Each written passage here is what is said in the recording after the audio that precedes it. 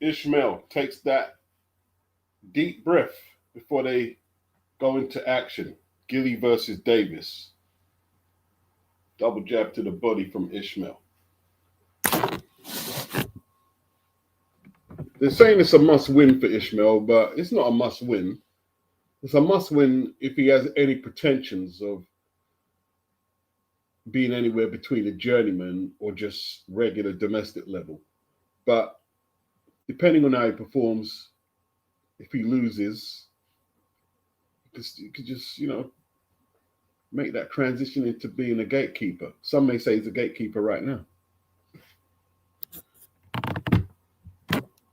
Gilly, Tottenham fan, getting away with that jab. He has the reach advantages. Good jabs from Ishmael Davis so far. Nice educated double jab. Gilly coming forward though, and Ishmael wants to stop that from early, but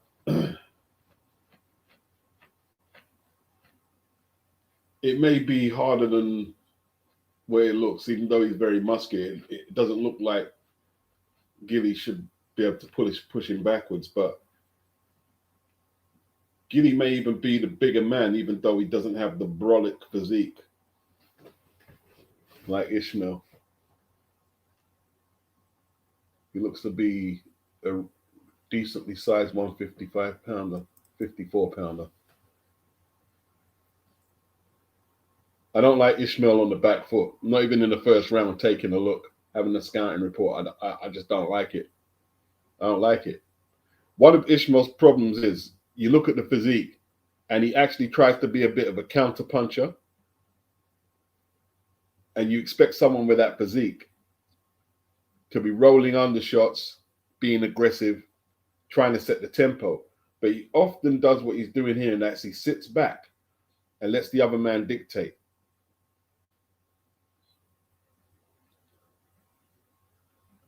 That is one of his issues.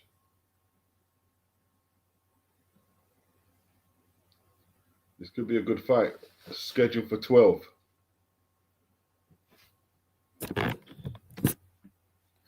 Yep, your boy beats very early in the game. Very early. Very early. Let's see if we can find the feed.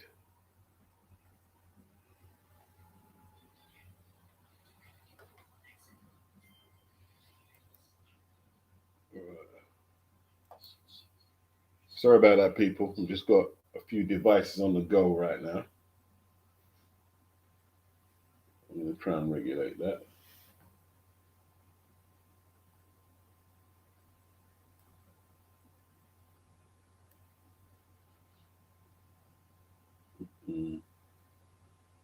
Upcoming press post conference. Don't want that really.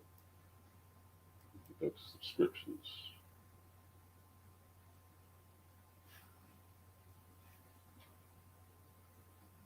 I saw the first fight between Talon and Shahid at flyweight.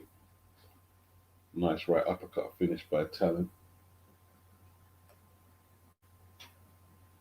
All right.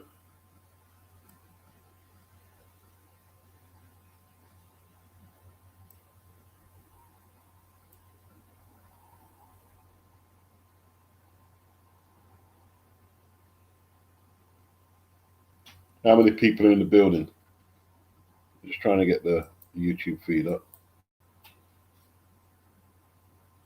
That's some good shots from Ishmael. Then he backs off.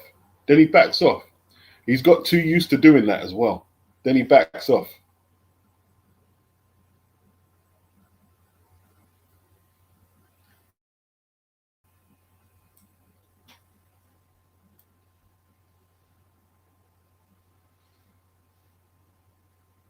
Okay. See, he's inside, and like he shouldn't be complaining to the referee. You should be roughing him up. But it looked like Gilly was roughing him up. Gilly got the Tottenham Hotspur shorts on.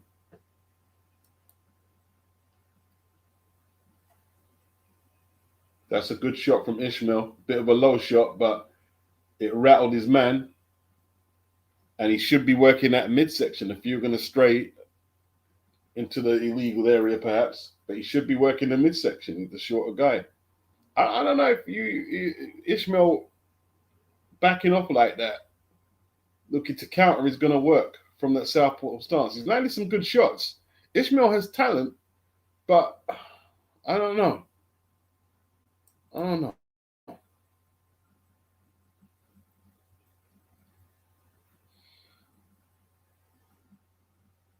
It's a vital win needed for Ishmael. It definitely is.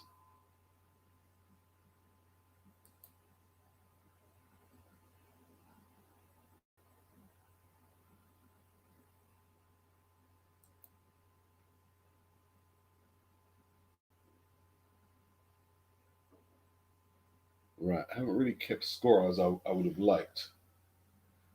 I think Ishmael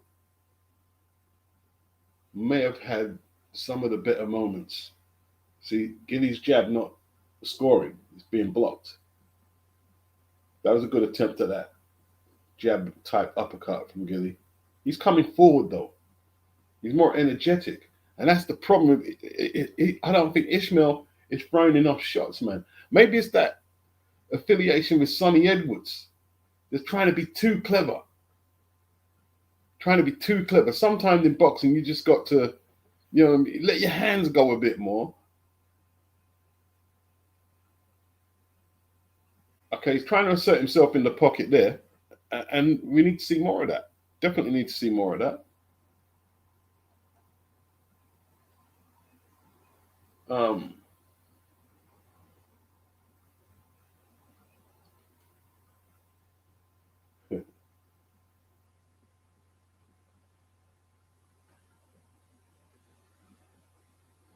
Wow. Just a big night of boxing here today, people. Just getting everything kind of like ship shape for the big uns. You know how it goes. Right, we're still in the prelim section. New magazine.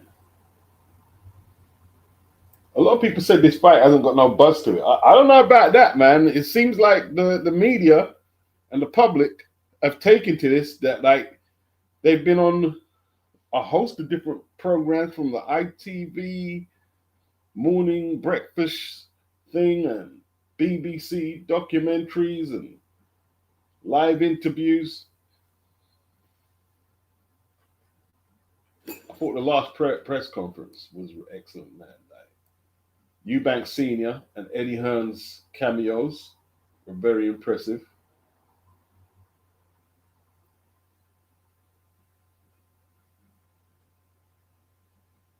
A lot of people covering it as well, from what I'm seeing. A lot of people covering it, going live.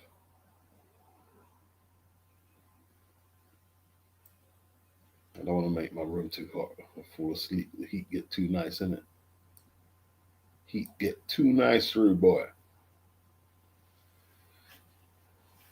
Okay, so we're in the third. Double jab by Ishe. Ishe open mouthed already. He's in the third. I have a feeling Ishe's gas tank might not be up to the type of fight you might expect his physique should be able to fight.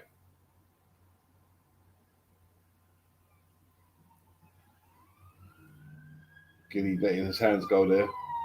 What it seems to me is like Gilly's got the volume, and the punch picker is Ishmael or Ishe. I call him Ishe. It's Ishmael. Combinations by Gilly. Gilly getting caught with that left hook there as he was letting his hands go. Gilly open mouthed as well. I mean, it's only the third. It's a good left hand from Ishe. There's a low shot from Gilly. The referee pulls him up about it. Ishe needs a little bit of recovery.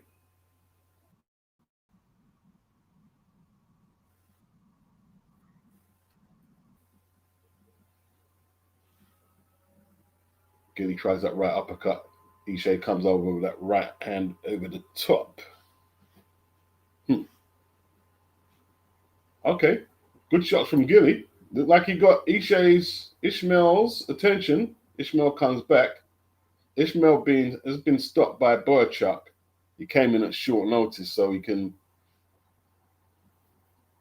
perhaps explain that one.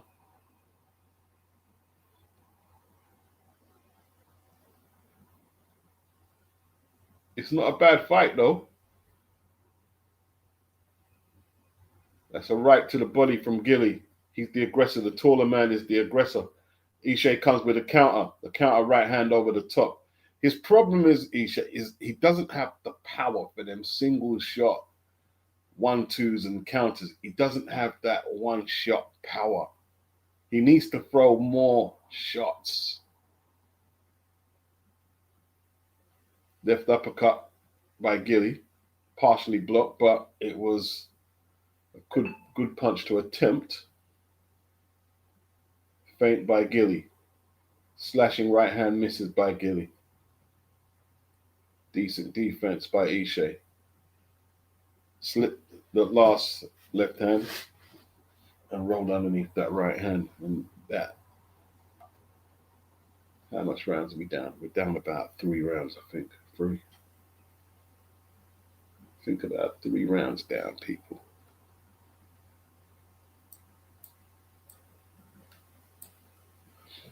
Okay.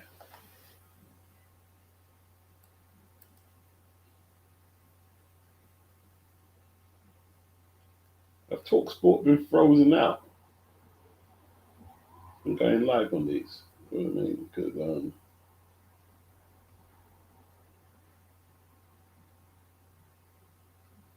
I don't seem to be involved.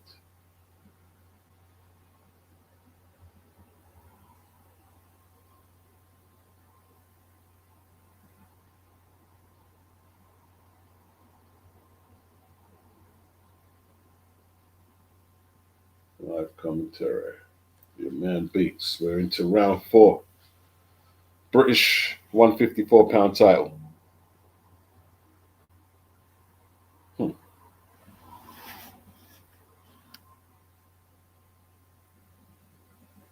Ishe, when's the last time Ishe scored a stoppage? It's been a while, isn't it? When you look at that physique. He's not pushing Gilly back. Gilly's just marauding after him.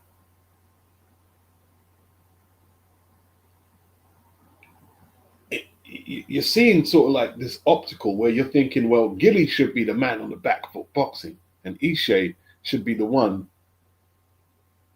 trying to get past the long jab, but it's actually vice versa.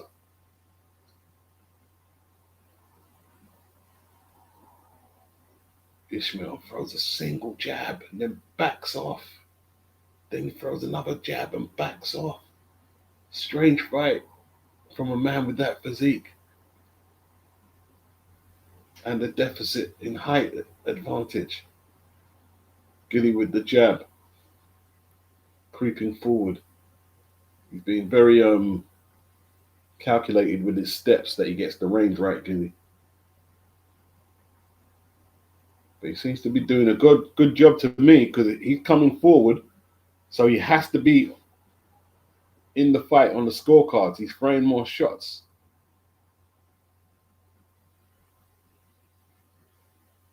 I'm not saying Ishmael hasn't countered well. Like, so he's going to the body well and throwing good uppercuts there. That's a good spell. Then he backs off. He backs off. Then he backs off.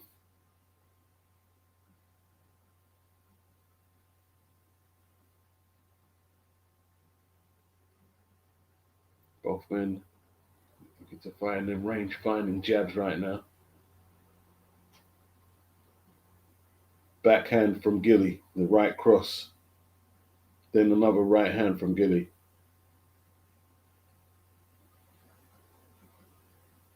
You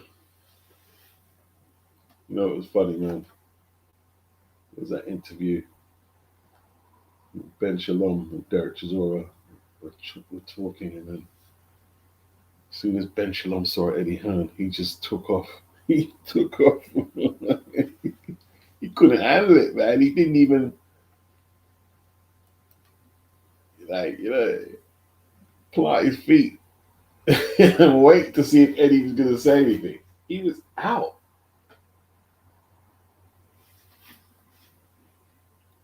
Okay, Gilly really going for it. That was a good round for Gilly. He was teeing off. He was really teeing off there, wasn't he?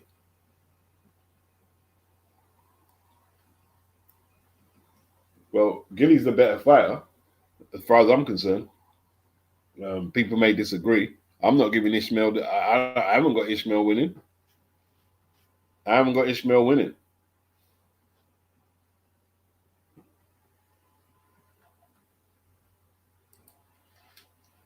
He's too lackadaisical, man. Like, why, like, you need a new coach. You need a new coach. You're not fighting according to your physique.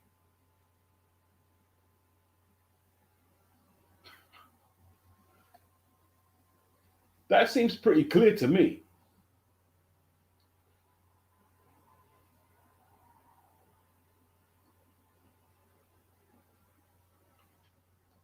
So we're going into the fifth. Gilly a little marked up around the left eye. He's trying that left uppercut now. And he's trying that right uppercut there. Has he seen something?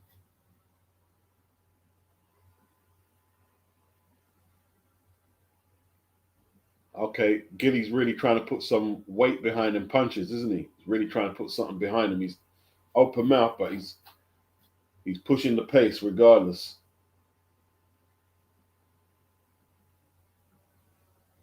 I don't know how they're scoring.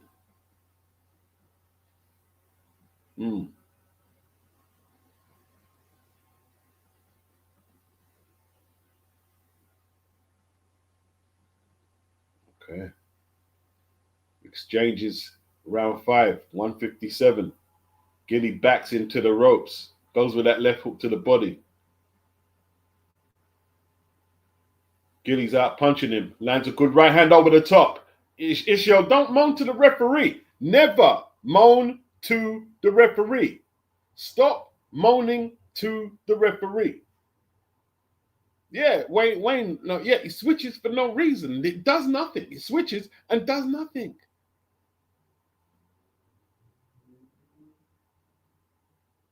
That's some good shots from Ishe. Good right hook and left uppercut. And another shot. Oh, Gilly comes back with some hard shots to the body. Gilly's quite rough, isn't it? Gilly's come for a scrap.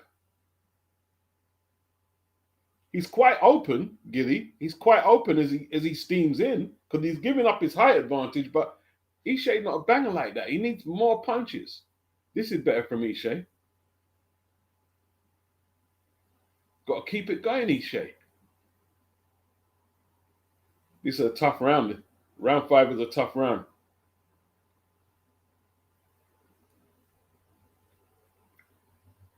Both in the ring center. Bit of posing from both men. Ishe goes for the body attack. It's smothered. This could be an Ishe round though. Good uppercuts from Ishe. Good shots. Gilly comes back. Gilly bearing his gum shield. Is he struggling to keep it in? His grill? Ishe trying to time him with that left hook, isn't he? Good round. Gilly feeling the pace, isn't he? He's trying some kidology, but he's feeling the pace a little. He's feeling the pace. No doubt about that.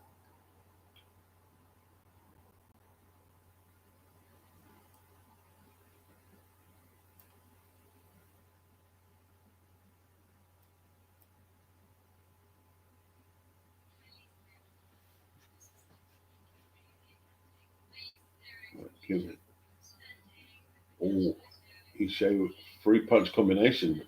Good stuff from Ishe in the slow-mo. It was a decent round for Ishe. A decent round.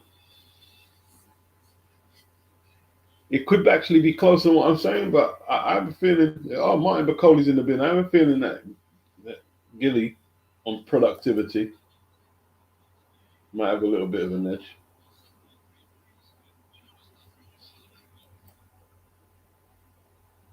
Just on productivity. Just on productivity.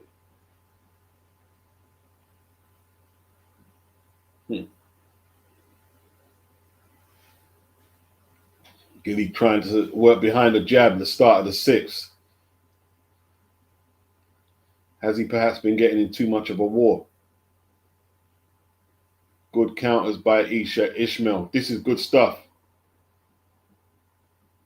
Gilly says, bring it on. And he comes back with his own shots. They're trading. Someone's going to go on the floor, I believe. They both know that this has got to be that watershed round that changes the fight. They know that. Boxers instinctively know. This is a good round for Ishmael. We've got to keep pushing it. Right? I mean, he's got to break his opponent's will. You've got to make him pay for fighting the wrong fight because he's a lot bigger, taller. He should be using his jab and using the range a little more. The referee not happy with them low punches, but he hasn't took a point from him.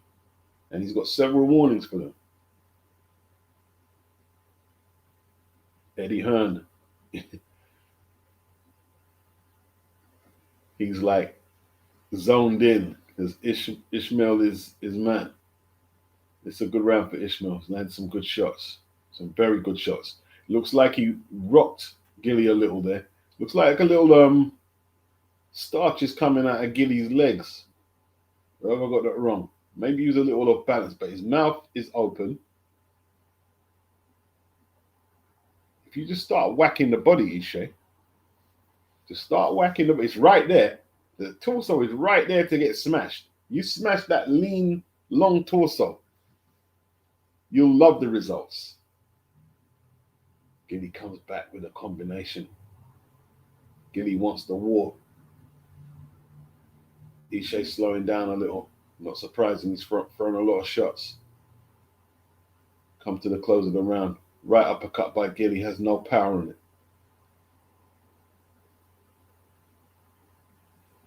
Missing from both men. Good jab from Ishe.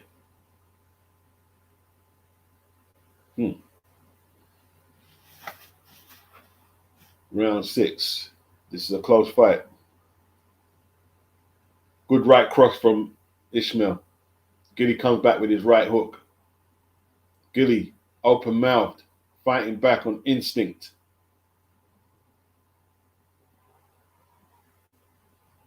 The second half is going to be a killer. Good body shot from Ishmael. More of them. Good defense from Ishmael. I'll give Ishmael that round. It's a very close one right now. Ishmael looks like he's worked his way back in.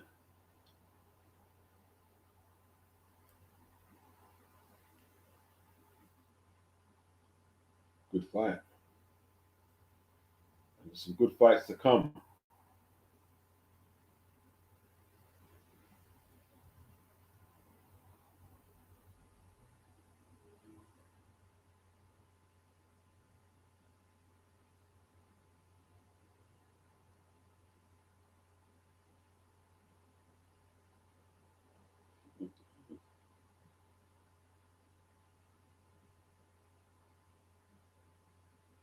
Oof. Slow motion. That's a good shot from Ishmael. Nice and good shots, you know.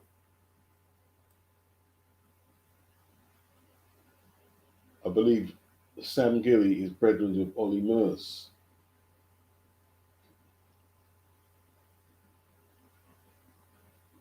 Not very interesting stat, but it's there, isn't it? Ishmael, this is where he needs to be. He's got his man on the ropes. Okay, they got it 58-56 to Gilly. That's Carl Frampton. So it's pretty close. Pretty close.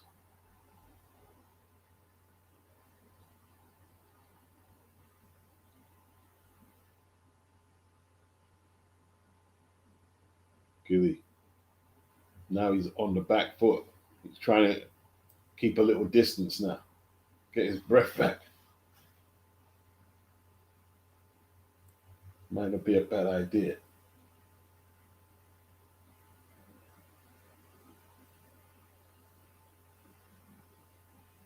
Tough round. Gilly's busting up a bit round the nose, but nothing dramatic. Isha is forcing the pace.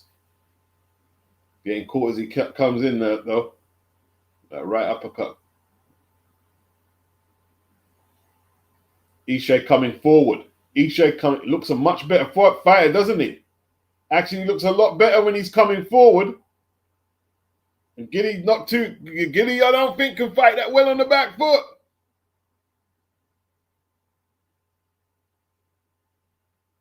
That nose is troubling Gilly. That nose is troubling him. He's struggling to breathe. He's struggling to breathe. Good body shot from Ishmael. Gilly digging down. Blood dripping on Ishmael's back. It's coming from Gilly's nose. This is a hard, hard battle. Eddie Hearn is totally engaged with what's going on in there. The arena still virtually empty.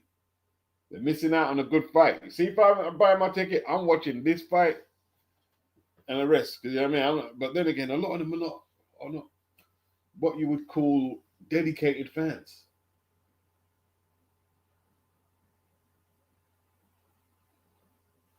It's an Ishmael round. Gilly on the back foot, and he's not looking too clever. He's holding on. He initiated that. His nose looks a mess. His eye looks a mess. He's falling apart. His defense is falling apart. Now, I think Ishmael has sensed it. Ishmael has sensed it, and he looks a much better fighter on that front foot. That's a good right hand from Gilly. He needs this. Ishmael is tired as well. Ishmael is tired. He's tired. He put a lot of effort into that round. You know what I mean? Ishmael is tired. All to play for. This is a big fight, man.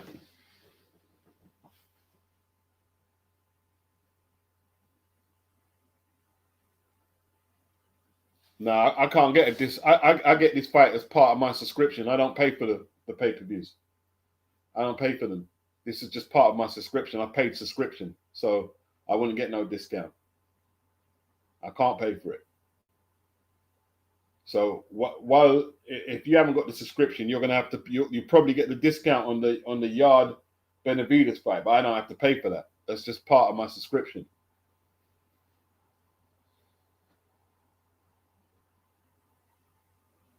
Okay, Gilly, he's trying to will himself on.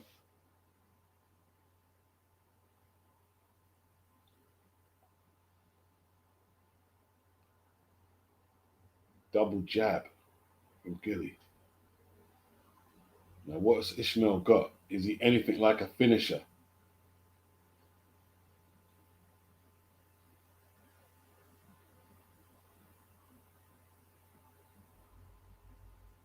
Gilly, he's back against the ropes. I don't think he's got much legs left to push Ishmael back. He's just fighting back, because he has to fight back.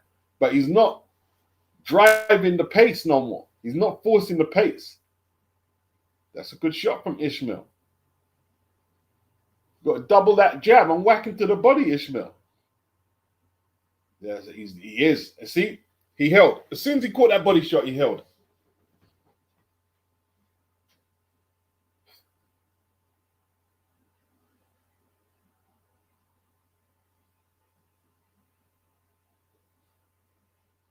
As soon as he caught that body shot, he held.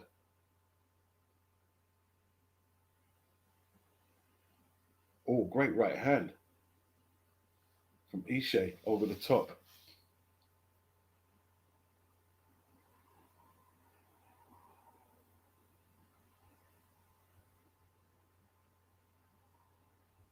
All to play for right now, man.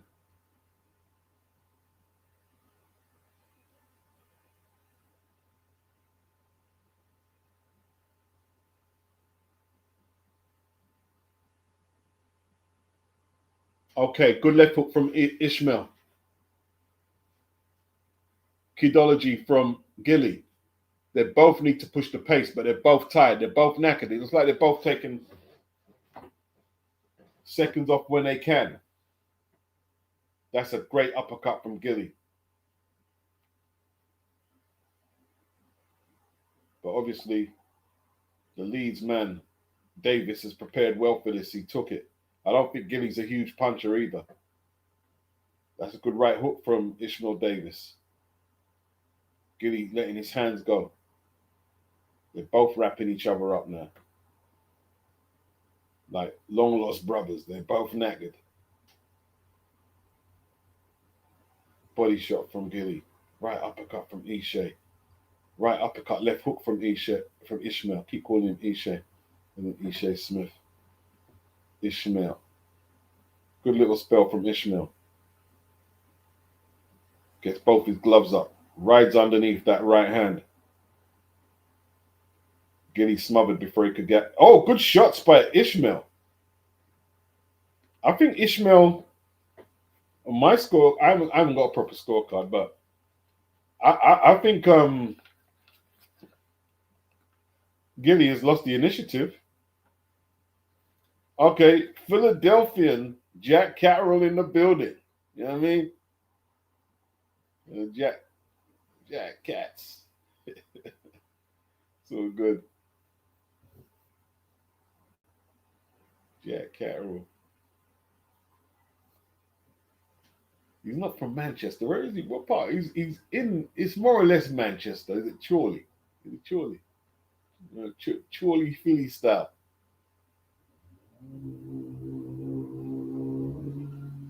Yeah, Echo Esserman in the building, bro. That fight's good. This is a good card. You know? It's a good card. We're in round 9 right now. This is a very good fight. Not a bad fight.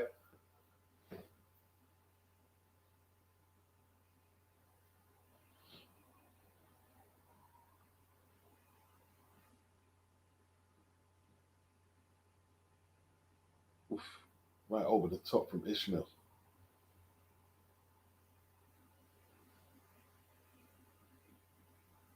Because I'm doping the fish mill. Ask my man Ishmael. Diamond D get props like a cop. Okay, they're slugging it out, people. Good jab from Ishmael. Very good shot. Then he follows up to the body. Good exchanges. I tell you what, Gilly showing a lot of heart. Showing a lot of heart. These men know it's the big stage. It's their big opportunity, and they're not letting themselves down. They're putting 100% in. Credit where credit's due. Good shots from Ishmael. I don't think Gilly liked them ones. Ishmael not a big hitter, is he? The physique tells you something that it's not.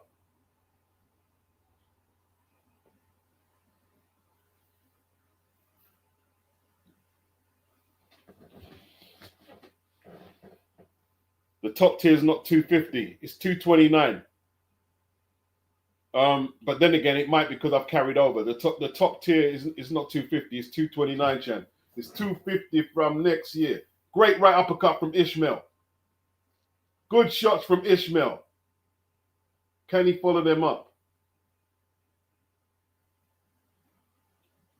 Gilly's taking a lot of punishment now.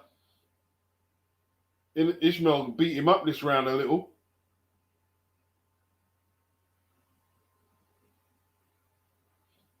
I think Ishmael's winning.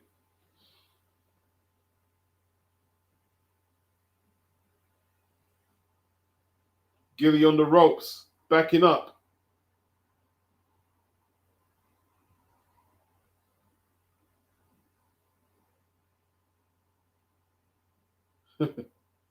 It's a good fight, bro. I tell you that now. Not a bad fight. Hit the like button. If 48 of you are watching, all 48 hit the like. That'd be great. Left uppercut from Gilly, but he took the worst of it this round. Free to go. To me, that title is slipping from Gilly. Ishmael has to throw it away from here. He's got to push on. He's got to push on. Every time you get tired, Ishmael, you got to look at Eddie Hearn and say, yo, my time as one of the top boys on Matchroom could be up. Eddie Hearn clapping him on, boy.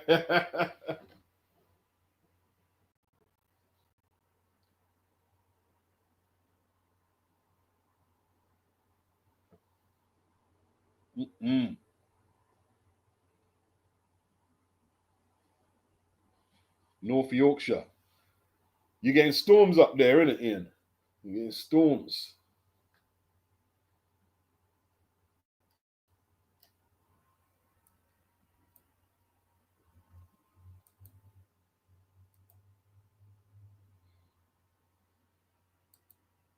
It's been a bit drizzly today, but it was relatively dry.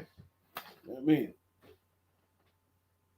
I was in the countryside riding my bike today, and it barely rained, really. You know what I mean? Barely rained. But the rest of the country, it didn't look too clever.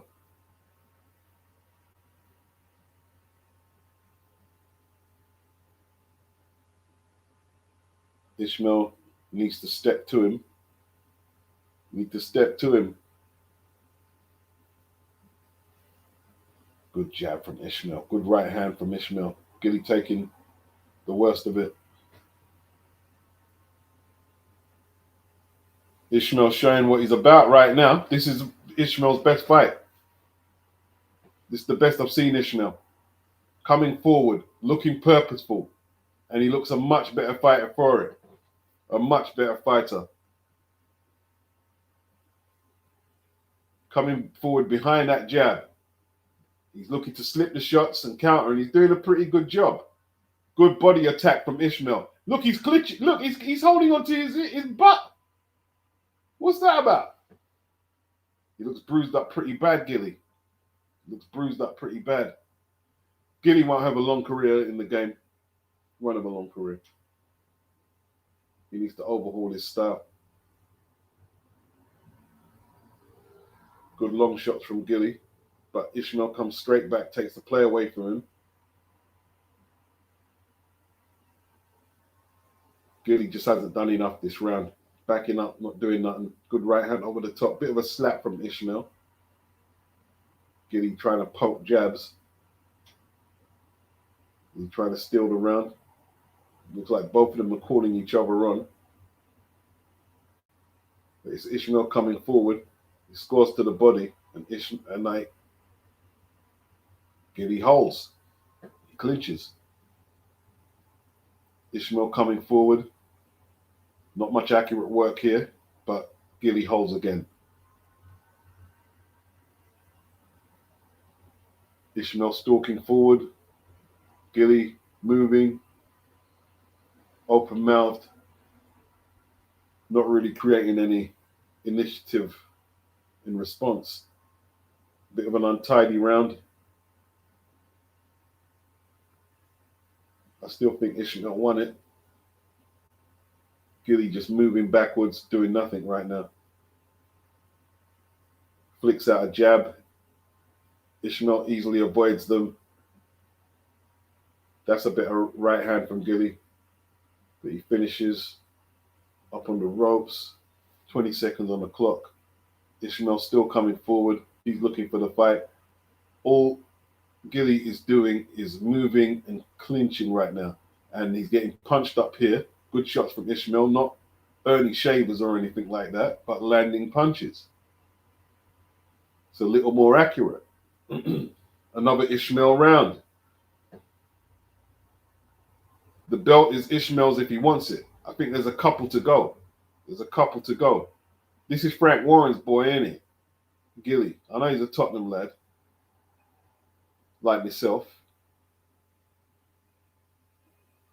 Oof, what a right hand from Ishmael. Beautiful shot.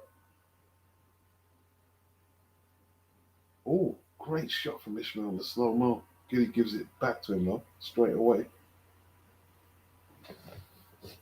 Tough battle. They're both as fit as anything. They need to be. They need to be.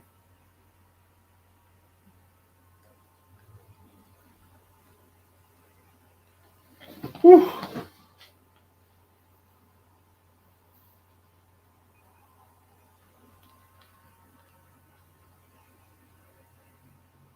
All right, look at Ishmael, bro. 11th round. Ishmael is fit as anything, though. He's trained very hard for this. There's no doubt. He's the older man, but he's not looking to take breaks. He's the one coming forward. Gilly looking all over the place, losing his shape, slowly but surely. He looks all arms and legs, doesn't he, on the back foot? All arms and legs. No quality coming back from Gilly right now, people. Ishmael on the attack, backing his man up. Backing his man up. Gilly tries to walk him onto a shot, then ends up holding. Ishmael not clinching, not looking for the clinch. Lands a left hand over the top. Slight swelling on Ishmael's right eye, but nothing that should bother him. Gilly tried that 1-2, but he missed wildly, losing his shape. What has Ishmael got in response? Hasn't really made him pay for the misses. It's a lot of holding, and you haven't told him anything, ref. He's holding a lot. He's spoiling the fight. Every time, Gilly is looking to hold. Referee hasn't said nothing to him. That's a good right uppercut from Gilly. And another one. Ishmael taking too much shots there. Ishmael, is he going to throw the fight away? Can Gilly pull it out? Ishmael's hurt, man. Ishmael is hurt. You see, you know what? That's his fault, though, you know. You see all that looking out for the referee when you get clipped? Never look out for the referee. Never. Never. Can Gilly finish him off? Ishmael's in trouble. He hasn't recovered. He hasn't recovered. If he puts him on the floor, I don't think Ishmael gets back up. Good round for Gilly. Ishmael trying to clear his head there. You see that? He's trying to tell himself he's okay, but he's still in a fog. Gilly hasn't got the strength to finish it, though. Gilly needs to find that wind. That right eye from Ishmael is closing. Gilly backing off, surprisingly. He definitely had him in trouble there. Let him off the hook there. Looked like Ishmael was waiting for the referee. Dude, this is not Savior's Day. This is boxing. Good jab from Ishmael. Showing a bit of a beard to weather that storm. He's in great shape, Ishmael. Okay. Good counter right hand from Gilly. It's a Gilly round. It's a Gilly round. It could all come down to this one here. It's probably that tight now. What's the scorecards? I don't know what the scorecards are. It's very close though. Ishmael needing attention to that right eye. That's swelling up. Here's the sequence. It was that right hand. Ishmael tried to grab. Got caught. Hold on to the ropes. Why is he? He was buzzed, didn't it? He buzzed. He was hurt. Bravado by Ishmael. Bravado. 1 to go.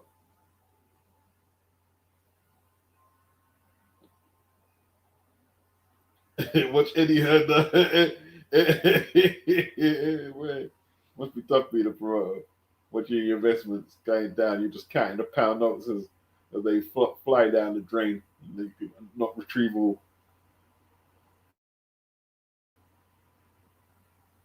Now, this is a crucial round.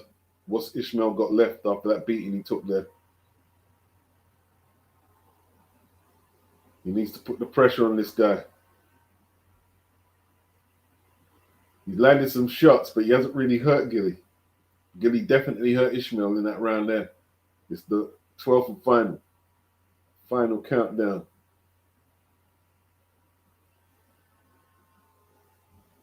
Whoa. Gilly's tired, man, and the eye's giving him issues. that knows is giving him issues, but he failed really to capitalize on that. He's coming forward, putting his man under pressure. That right uppercut from Gilly is his best weapon right now, and he's looking for it all the time. Ishmael's a bit open to it. He's a bit open. A bit open.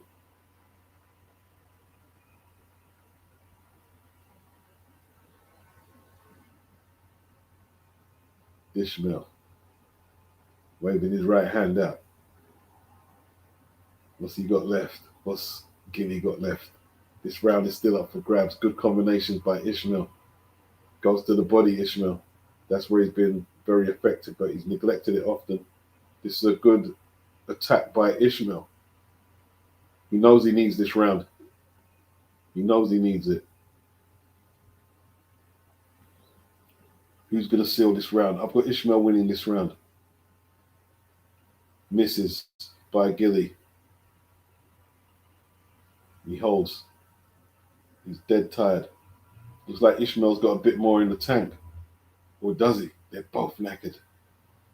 Ishmael coming forward, pushing himself on.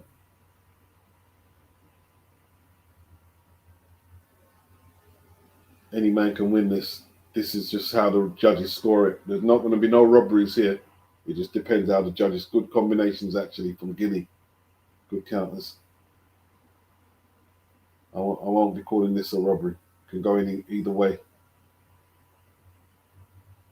This is a tough round. Go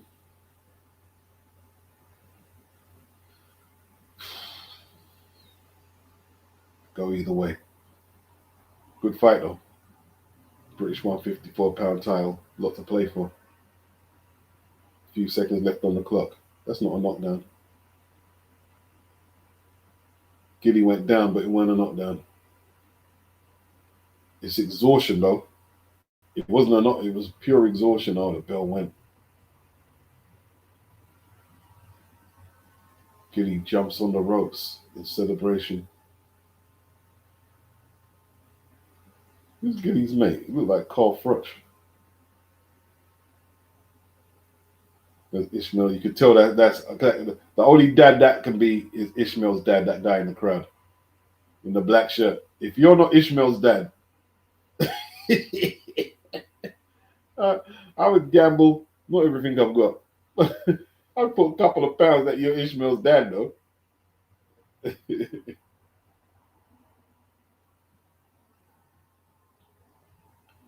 Ishmael really needs something out of the scorecards because he's not doing too well. He's not been doing too well. If we're talking about recent form, he lost last time out to was it Black Thunder? Coleman at Jacko, the Irish lad. Black Thunder. Black Thunder, the Irish lad. Coleman at Jacko. That wasn't a bad fight. That wasn't a bad fight.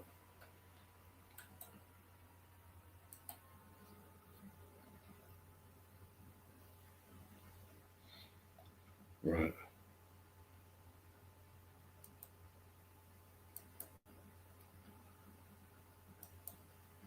Who we got next? Is it Richard? You know, the South London man, innit? Richard is a proper South London man, innit? You know, Richard used to rap. I mean, rap about trapping and everything there. Proper South Londoner. He weren't a bad rapper, you know. in that category of rapping, he weren't actually bad. He weren't bad. He weren't bad. I think you've got videos on YouTube.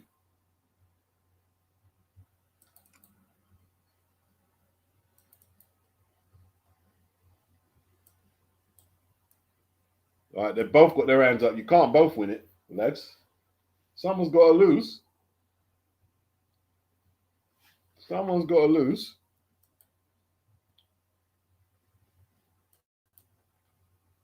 In 2 seconds, people.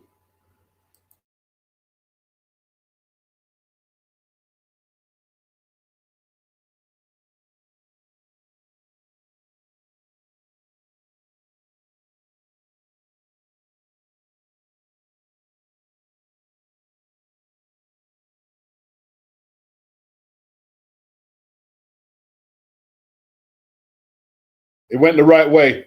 Unanimous decision to Ishmael. That was the right decision. Probably the right decision.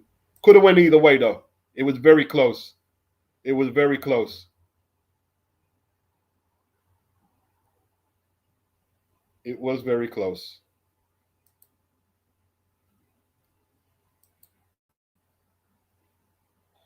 Ishmael Davis. Could have went either way. You can see what it means to him, boy. It's just like, wow. It just means like, it's like a stay of execution, literally. Because, hey, listen, you see, like right now, all them fighters on the zone is very competitive. Yeah. A loss is like damaging. A loss right now is damaging. Very, very damaging. Great fight, though. I really enjoyed that fight. I was quite impressed. Like at that level, they are very well matched. They're very well matched.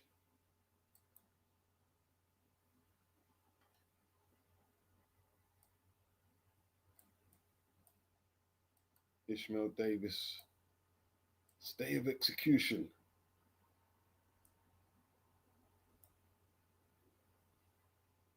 Yeah, man. Stay of execution for Ishe. Well done, lad. Big up the Yorkshireman. Right. Riakporhe. I think it's Riakporhe next.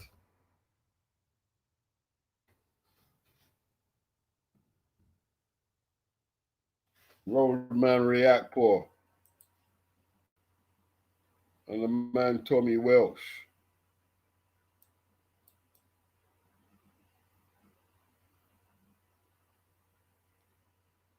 You know, you never know with Riakporhe, man. Like, I mean, doing the modeling, Madonna. You know what I mean, living the good life. I mean, is he still hungry? Still hungry, Richard? Still want it, son? You still want it? Or is you all Hollywooded that? We'll have to see. I tell you what, he looked horrible against what's his name again? Billion. Richard looked horrible. Richard looked ghastly. You know what I mean? That's a horrible performance, Richard. Yeah, because he's putting it down to he was tight at the weight. We're gonna see because this fight here, there's nowhere. Like, what are you gonna say? You don't perform this time. What are you gonna say? You can't say, "Oh, it was this, it was that." You're a heavyweight now. There is no tight at the weight now. There's no tight at the weight.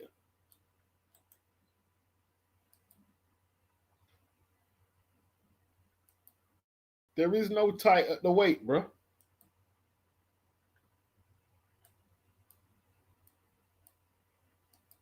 I ain't even got a decent fight poster for this fight. Riakporhe versus Welsh. Flip it now.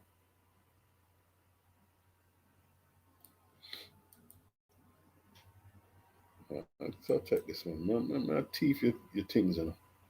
Teeth your fight poster then.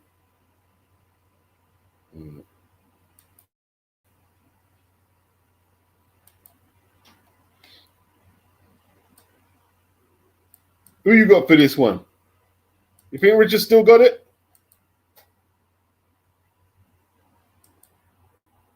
Do you think Richard has still got it?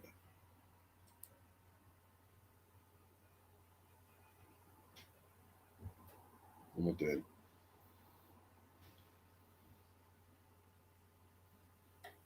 Windows won't close. It does now. Hello.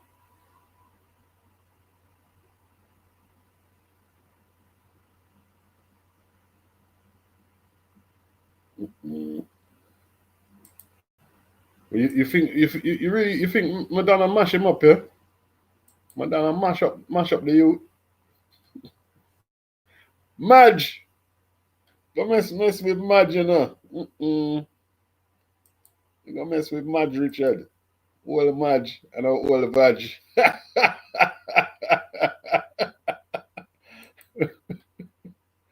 Oh dear. I won't repeat that one again. Don't worry, I won't repeat it.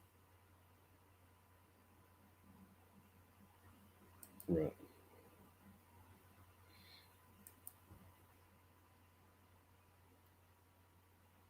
Right. Share screen.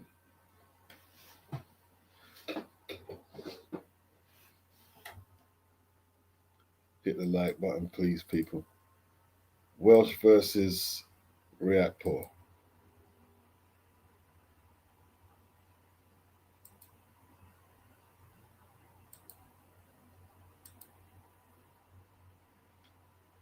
Right. You know, Scott's dad fought Henry Ackland one day for that WBO title back in the day. And he beat up Joe Bugner. He beat up an old Joe Bugner. Scott Welsh.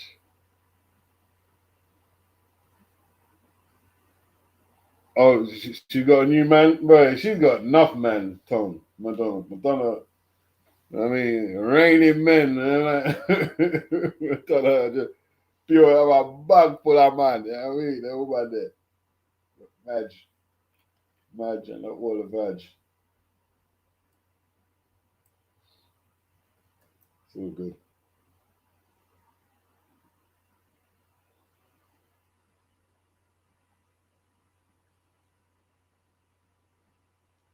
Right.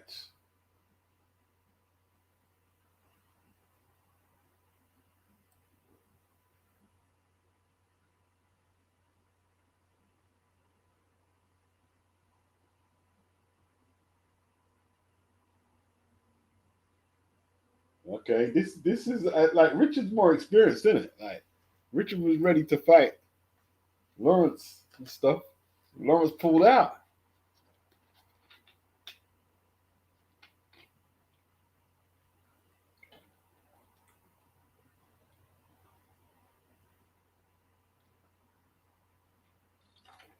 See, there's his old man, Scott Welsh.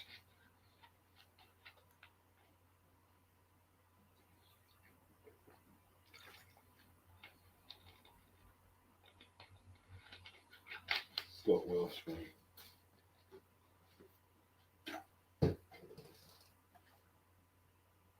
The fight he had with Akin one day was terrible, man. Horrible fight.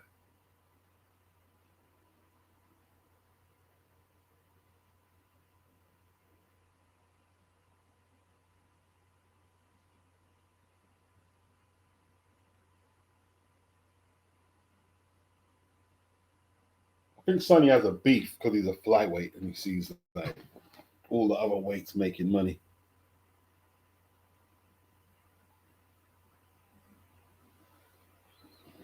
There's Richard. Richard the Riakporhe. Is he with Billy Nelson? Isn't there? Billy Nelson now. That's my mind, Bacoli. He's supporting Riakporhe. Maybe I don't know. You can't fight mine. Who's Billy gonna train?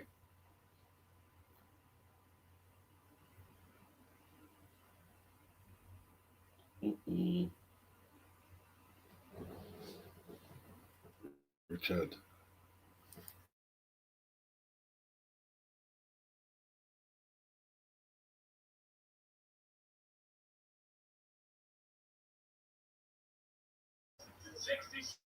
See, Richard got the trap drill beat in it. Come out to the trap and drill beat. You know what I mean? Try to go back to the Ellsbury days.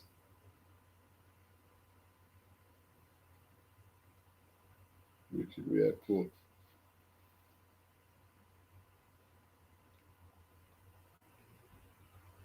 Right.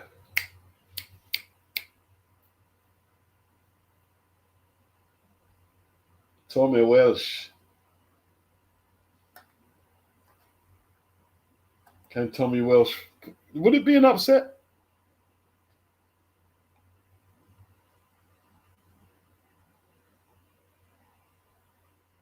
Would it be an upset? I don't know if it'd be an upset, really. Yeah, Richard's a unit, isn't it? Richard's a unit. Richard is a proper unit. But then he looks small. But everyone looks small to a Coley. A Coley boy. Coley eating well, man. Coley eating well. Jack casserole. This is Echo.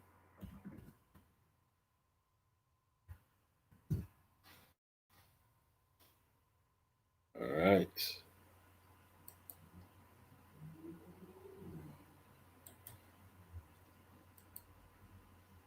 Is that going to be a good fight? Catterall's normally in stinkers, you know. Watch for Catterall to bust up the tempo of the card, you know. I mean, I don't care. Like, Bozy's going to be screaming at Jack, boy. Throw the hook like Frazier, Jack. Throw it like Joe Frazier. What are you doing?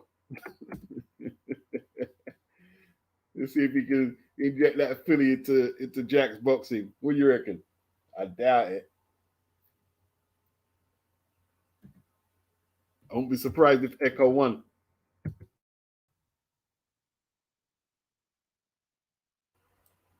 And then you got the other boy, innit? What's his name? Adam Azim. And the aggressive American youth, bro. Scooby.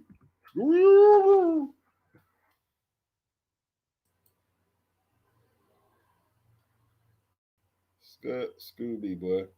Yeah. Kurt Scooby is his name.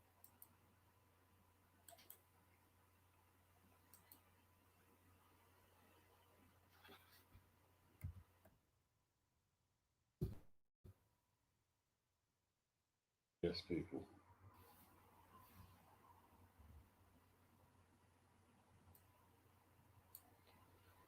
Stare down.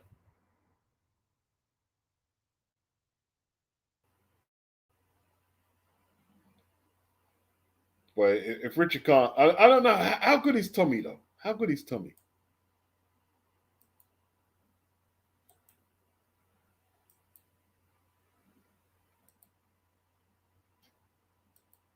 We're going to see now.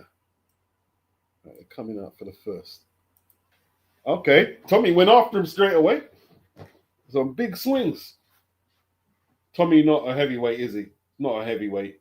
Look at his legs. You're not no heavyweight, guy.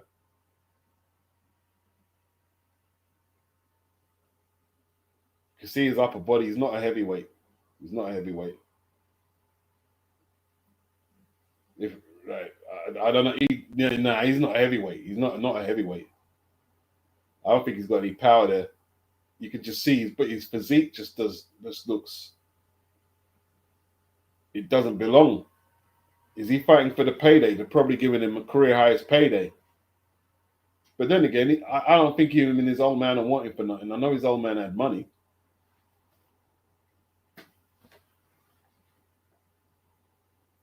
Look at his arms. He's not a heavyweight.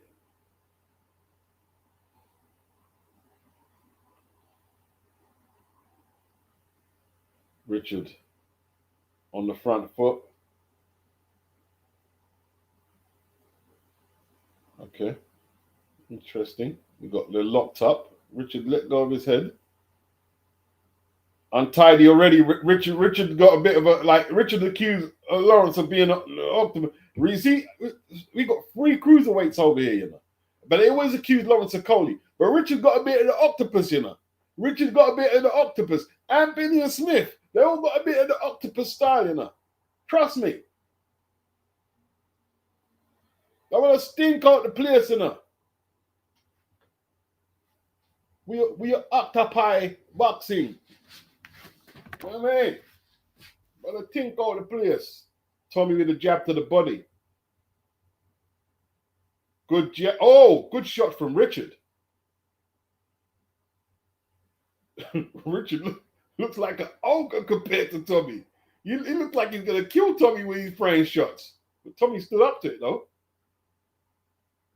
I don't think Tommy should trade too early, though. I think he should trade too early, Tommy. I don't know, man. I just got this feeling it ain't going to work. Richard targeted the body there. Needs more of that. Richard, what's one of these black dudes not throwing no punches, bro? You know what I mean? Throws a punch, Richard. It's only the first. He did this against Billiam. Remember, he followed Billiam around and didn't throw no punches. Then blamed it on the weight. One man have to study some Chris Eubank and Nigel Benn tape. Yeah. What do you need to do?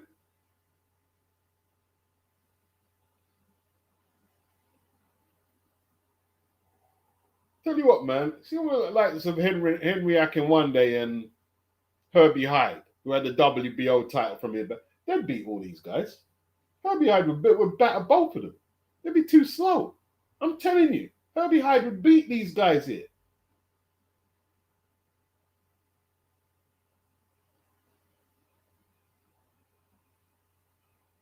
Akin one day is the guy who knocked out Tyson Fury's dad. For those who don't know.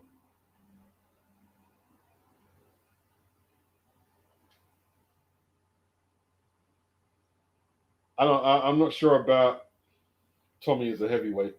I'm not sure. I think this is Richard's second fight as a heavy.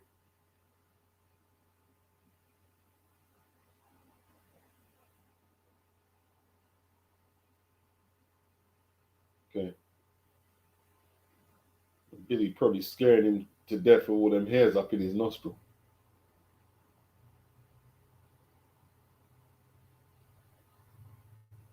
Second round.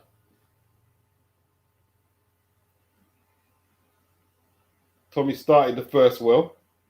Richard starts with that jab to the body. Richard's slow. He's just a slow guy. It's just what it is. Richard don't have the natural instincts. All right. Well, this is a strange fight, man. Tommy pouring that jab out. That's not, I mean, how are you going to win with a jab like that? Down goes Tommy. Down goes Tommy. Right hand over the top. Just stay down, Tommy. Stay down. Stay down, kid. Stay down. I mean, you're out your depth, Tommy. You know you're out your depth, Tommy. you know you're out your depth. This is with a turkey bag. Finish it off, Richard. Go and get him out of there. Tommy went down from that. What did he go down from? What are you doing? Tommy. Stop that. Punch didn't land. He's going to go down again. He's trying to cower away from him. Stick that jab in there, Richard.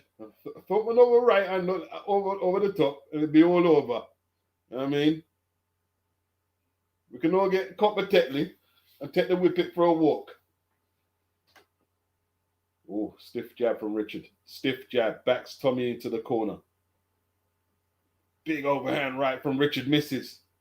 Tommy not looking very clever. Not looking very clever. Bit wild from Richard there. All Richard has to do is straighten that right hand. It wouldn't miss. Just straighten it. You don't have to arc it. But Richard can't throw a lot of punches. If he throws a lot of punches, his gas tank will just go on E.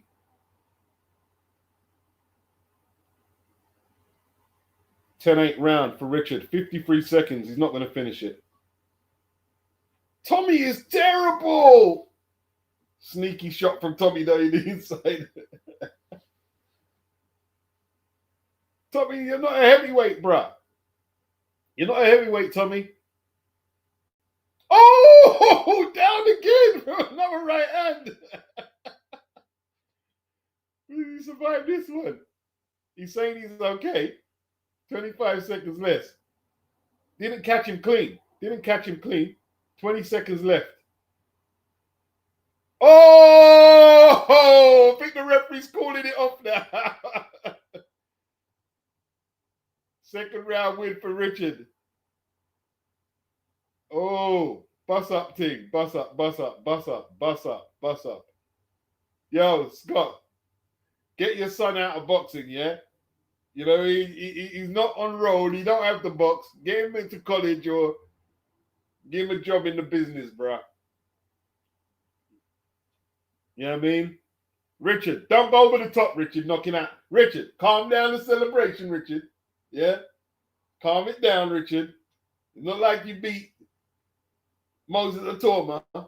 I mean, or even Derek Chisora or something. You beat Tommy Welsh. Calm it down, Richard. Calm it down. Calm it down. You beat a guy who's not supposed to be a heavyweight, and that was evident before a punch was thrown. You could see he weren't going to win. You could see. You could look at his body and see you're not winning the fight, bro. You're not conditioned to fight in this weight class here. You know that guy should be? He should be fighting Tommy Fury and Jake Paul. That's where he is. Yeah? Tommy Fury and Jake Paul, mate. Don't go over the top, Richard. Like you beat up some bad man. You never beat up no bad man.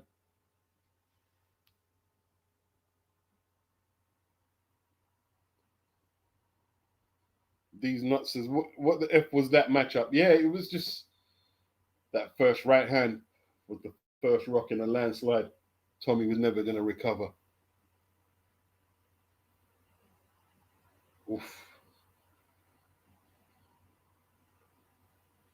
Once Richard started landing big shots, man, Tone said, what's the point of these mismatches? Well, he blagged his way into it with his dad. That's what it is. He blagged his way into the fight, Tone. Lady Chan, she's not sold on Richard. Not going to be a champ.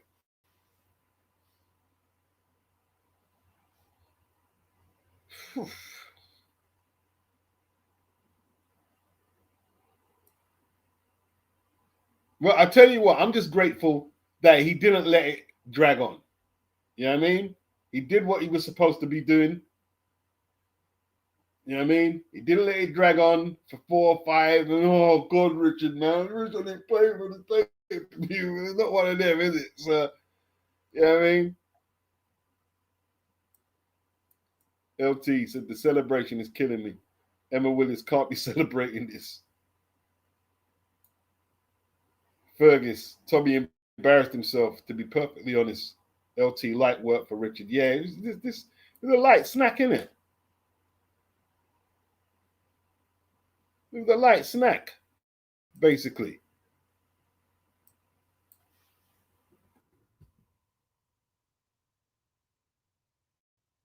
Light snack. That's all it was.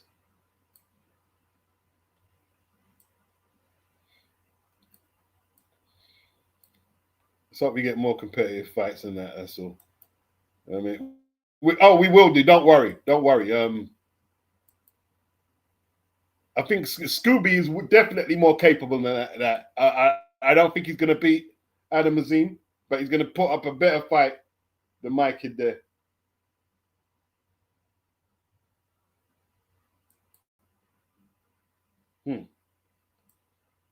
Yeah, I think Big Scott is going to have a word with his son and says, son, you've got to pack it. Because he speaks like that. Scott Welsh. Speaks like that. Son, are you going to pack it in tonight? Right? You're going to pack it in. You're going to put on that shirt I bought you, you don't wear. You're going to put on with a tie. You're going to work 9 to 5. I'm going to put you in there. You're going to answer calls. You're going to visit the customers. You do as I say, son. The boxing's done, mate. The boxing is done.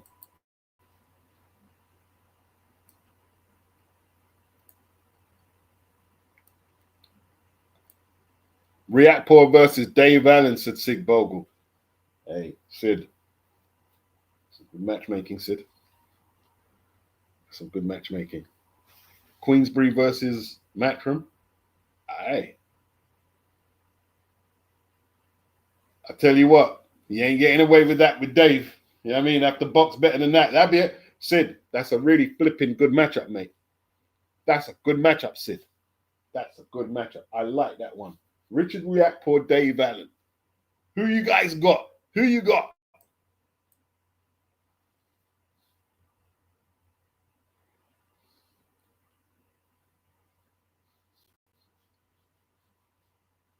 How good was Scott Welsh?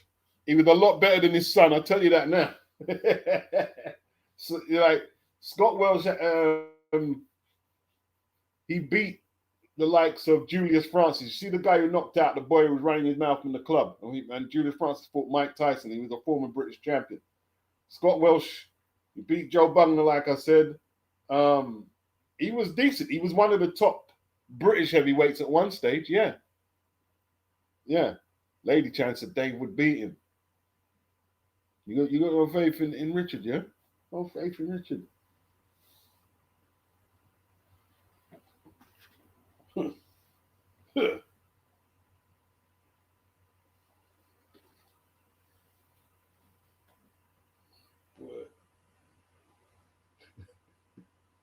Yeah, no post-fight interview for Tommy, bro. No post-fight. It's like that, yeah? Like that you're going on the zone. No post-fight interview for Tommy.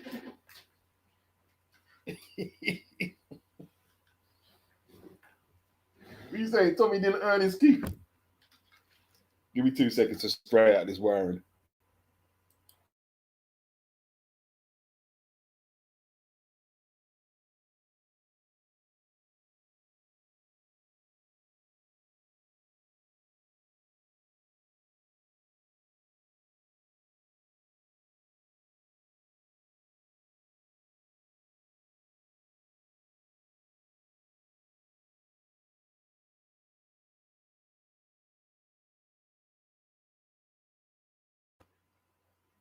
Yeah!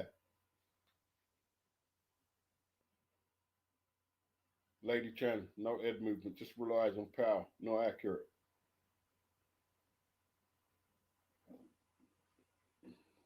Thomas don't have to cut off the ring against Dave Allen. He's got the footwork of a snail. Yeah. Lady Chan, not sold on Richard Riakporhe at all. These nuts is Shalom is a tool. Lee the ball guy. Anyone else see a poor early stoppage was given to Benn. Just set up the trilogy. Don't know, mate. I ain't started like that. All right. I'll tell you what, though. If Eubank loses, he's going to go into conspiracy theory. It's going to be like the assassination of Kennedy all over again. Pure conspiracies. Pure. You know what I mean? Yeah. Lee Harvey Oswald and what was the other guy's name? J. Edgar Hoover. Everybody's going to be involved. You know what I mean? You see Marilyn Monroe involved in shit. Anthony said, Riakporhe is not making noise at heavy.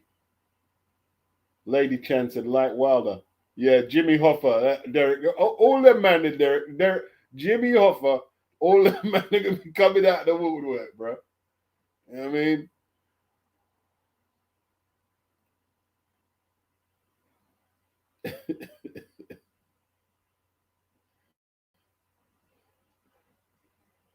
Yeah, but that's what I'm saying, Anthony. It's conspiracy in it. Lee Harvey, his name's going to come up, though. I'm saying if Eubank loses.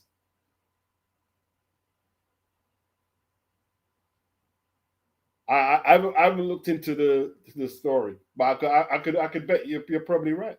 Probably didn't. Probably didn't. Oof.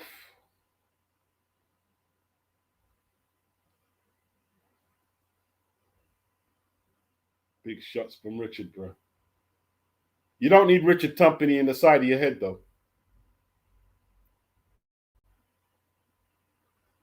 There's better things you can do with your Saturday night than Richard thumping you in your head. In all fairness, though, you know what I mean? Richard's a big dude.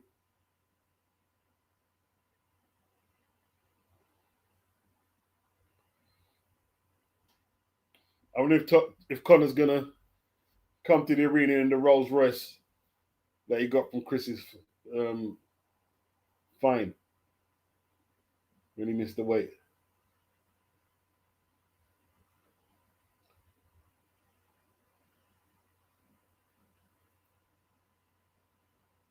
Boy, they gave Ben Shalom a touch on that fight there with Tommy, bro. You know what I mean?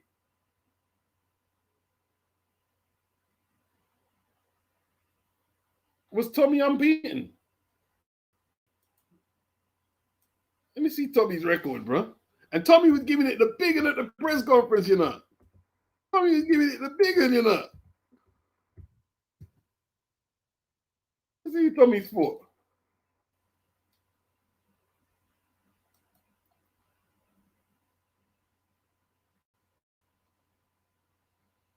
All right, this is first loss. 16 wins, 9 knockouts, 1 loss. This is first loss tonight. Boy. Yeah, that tells you all you need to know. I mean, his last opponent, his record was 24-19-0. The other one was 5-19-0. The one before that was 11-1-0.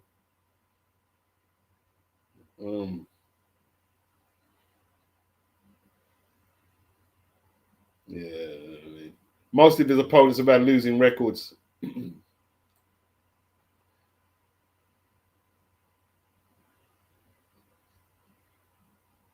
This is not his first fight at heavyweight, though. He's been fighting heavyweight his whole career. What are you doing at heavy, bruh? Is it Azim versus Scooby next, yeah?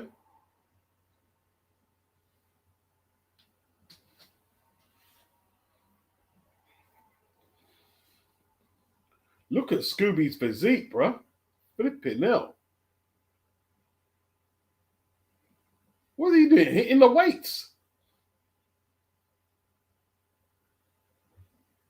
Is that next? Azim versus Scooby?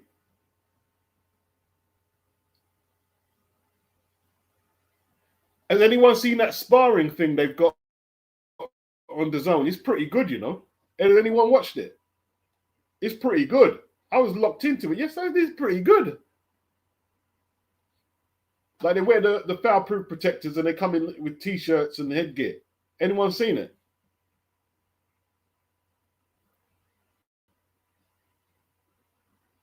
Fergus said he's too lazy for his crew. He's eating fast food. You can see his body. You're not training, bruh. I can see someone who ain't training. You're not training. If you were training, you would not be there. You'd probably be closer to light heavy than even cruiser. I don't think you make cruiser.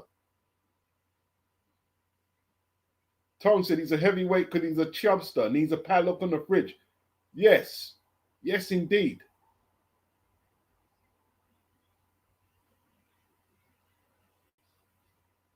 What are you talking about? They didn't allow headshots. They did. I saw headshots, Emma. I saw headshots. It's just big gloves. That's all. They were allowed headshots.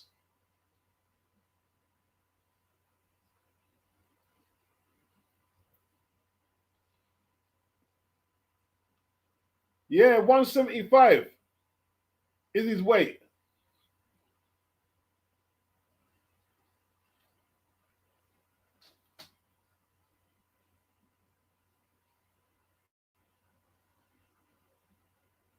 Oh, for the big guys, they didn't allow it, yeah? It was pretty good, you know. It was at the York. If I had known, I would have turned up. That was pretty good. It was. I was watching it and said, this is pretty interesting. This is what I'm saying, man. Like, sanctioning bodies are going to have to justify their existence because they're getting all these different formats and platforms of boxing. You know what I mean?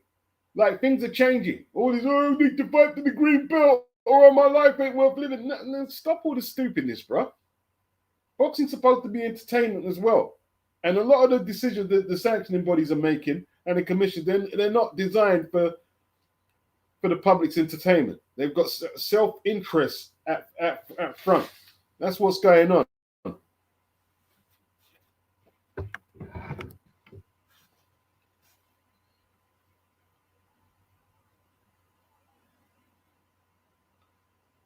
Did you watch the York Hall one, Emma? I didn't see the whole. You probably saw more of it than I did. I didn't see all of it.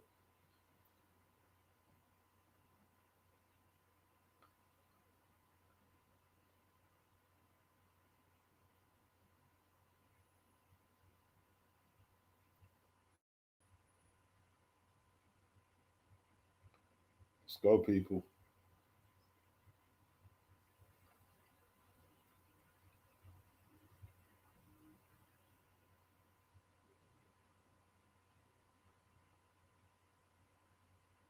They're saying Eubank had COVID in the last fight.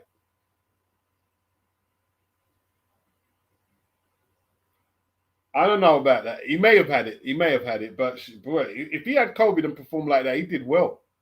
Because, you know what I mean? And if he did have COVID, that was a stupid decision.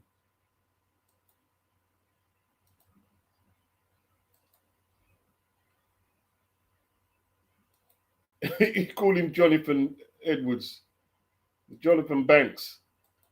Jonathan Banks was a yes man, innit? That's why he had to get him out of there.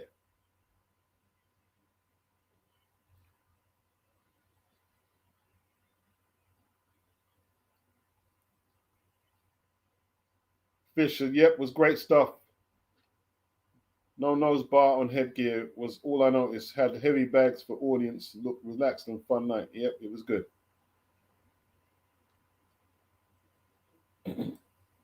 Well, he's saying he had COVID. Is there any proof of that? Where's the proof that he actually had it?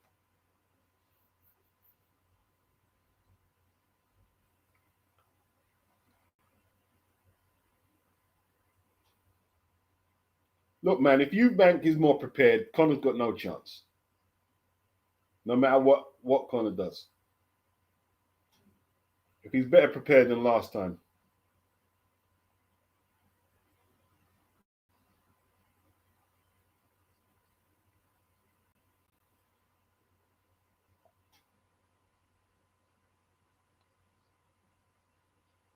Ferguson, maybe that's why his toenail fell off.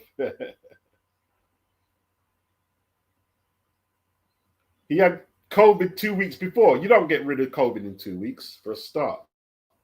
You can get rid of some of the symptoms, but it takes a lot longer to recover. So I don't believe that. He had 2 weeks before the fight.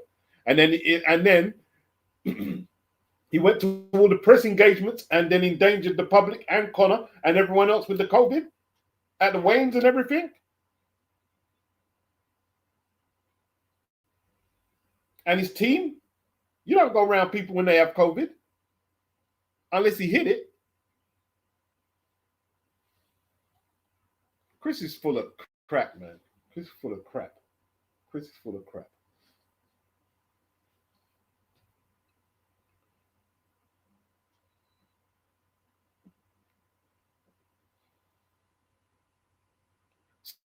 So how did he train for the whole camp? So he had COVID. So what? How did he train throughout the camp if he had COVID and make the weight in 2 weeks' time? Lies. I don't believe it. I don't believe that. I don't believe that.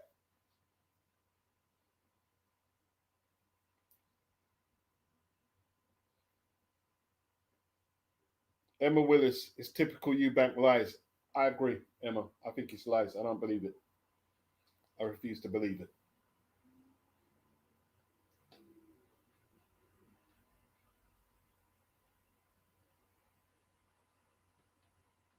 Yeah, they can say anything. They can say he went to hospital. They can say what they want. Where's the receipts?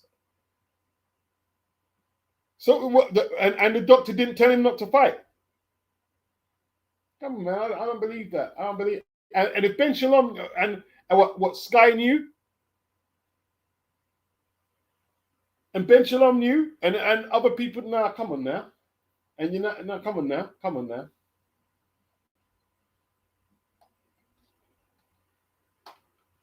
Don't believe it.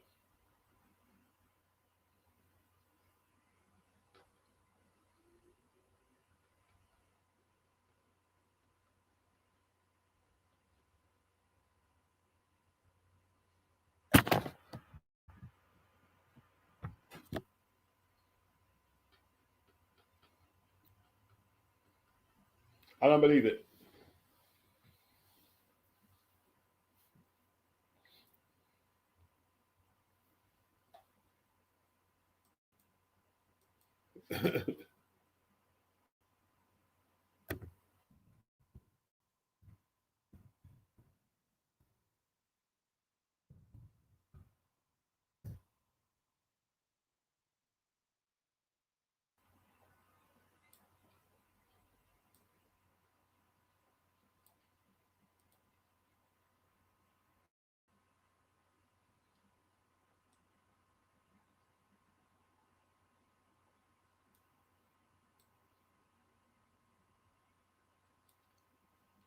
Eubank.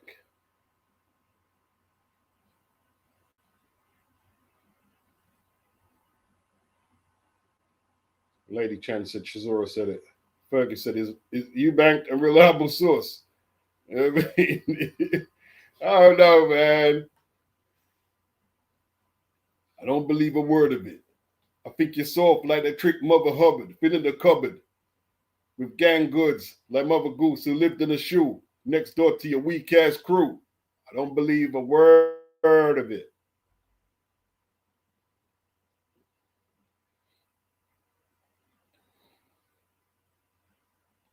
Jimmy says, man wouldn't have to. I can't read that with a face mask and a distance. So, yeah. Anthony says Adams being given up another setup fight. Well, he's a replacement for Abdullayev.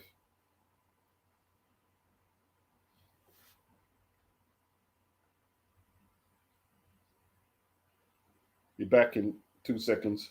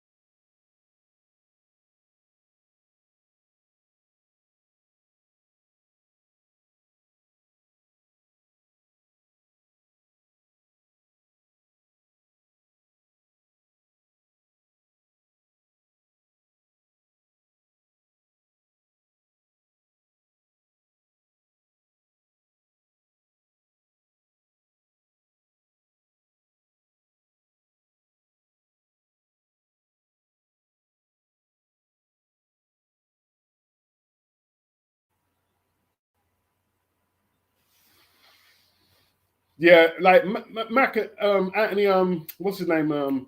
Scooby. Yeah, I mean, he's not going to be Adam Azim. I think people are more curious to see if he can get in Adam's head and, I mean, make more of a fight than most of his opponents have. What's Adam's best win so far? It's not O'Hara Davis. It's probably Sergei Lipinets, isn't it?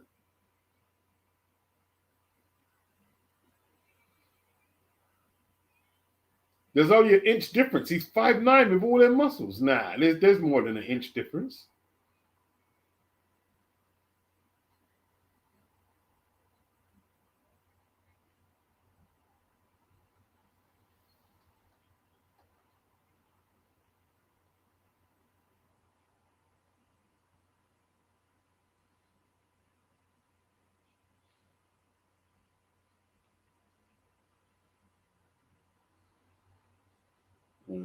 Scooby doing the boogie.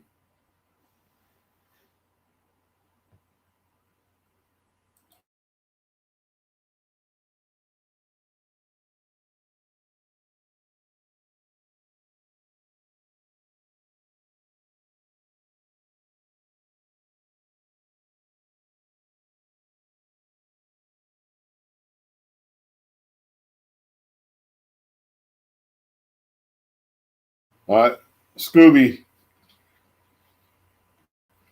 the West Coast. Scooby. He's tried to get in Adam Azim's head. Has it took any effect? LT, Scooby got stopped by Dakota Linga. Yeah, he's not going to beat Adam Azim.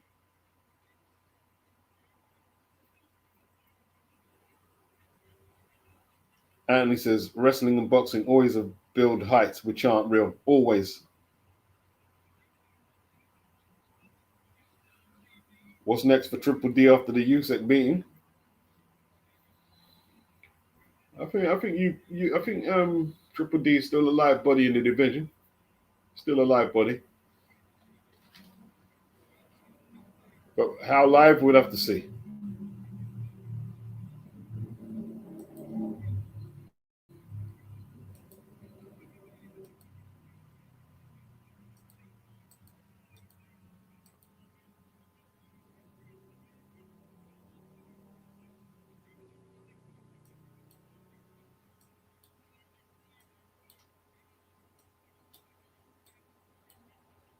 He's definitely tough though. Like, you know what I mean? Like, he survived the foster home system and he made something of himself. So he's gonna have that heart. I'll tell you that much. It's his big opportunity. Yeah, it's a great stadium. It's a great stadium. Tottenham Stadium is a great stadium.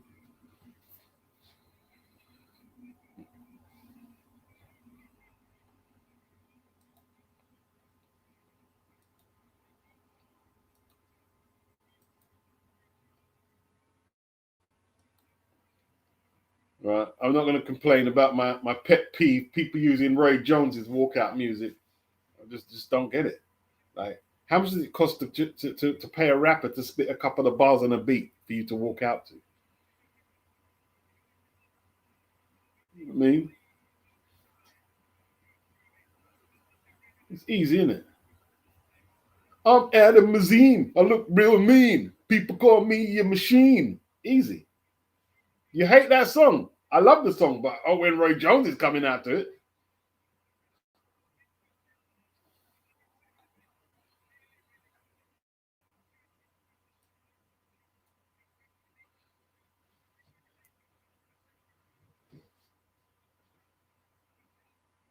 LT laughing at my bus. Big up ever. Listen,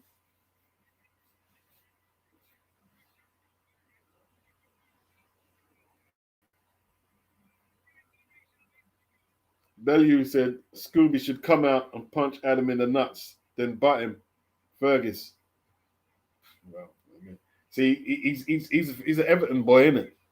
He's an Everton boy. That's why he thinks like that, and he's probably right. An Everton boy.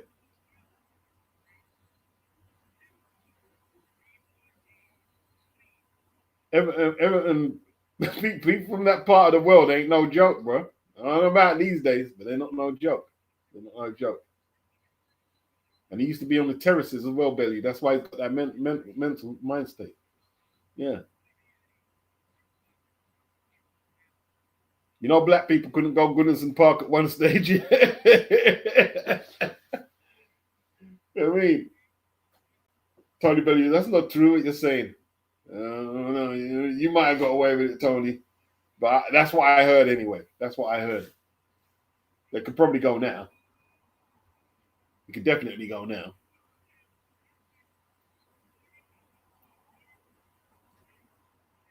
Jim has predicted an Azim win. Yeah, I think Azim should win. Should outbox this guy and systematically break him down.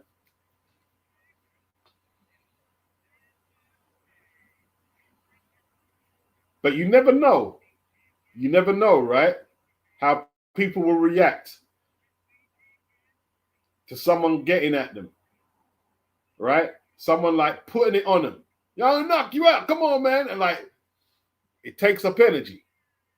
And then you've got the crowd. How's Adam Azim going to react to all that? We'll see. Because he's still young.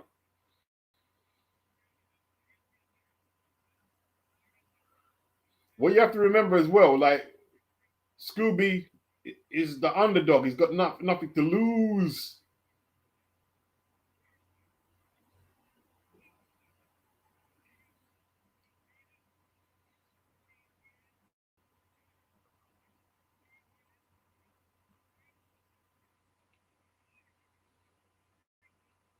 Oof.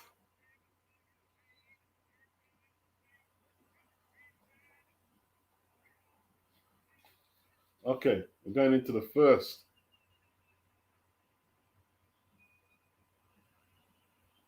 Right. The sinking with this is way behind. Azim comes out fast as he should do. Not reckless, but fast. Seeing what's available.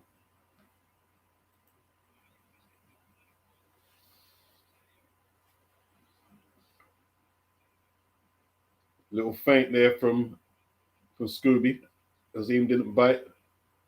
Boy, Azim looks like a light heavyweight compared to him, man.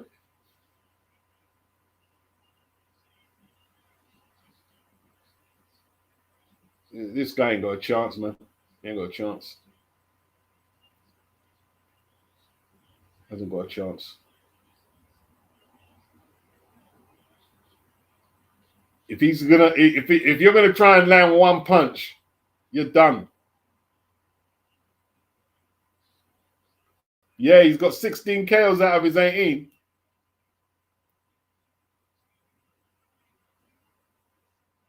And you can see he's got the power there, but throwing one punch at a time, if you don't throw no punches, you can have all the power you want.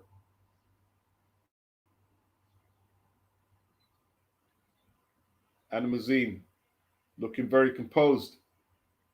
Very composed. That's because his opponent isn't doing nothing. All that talk, and he started very slow. Looks like I'll give him credit though, Scooby. I mean, he's using his feet pretty well, and he's gonna have to keep doing that. If he's gonna plan to try and warm into it, he's using his feet pretty well.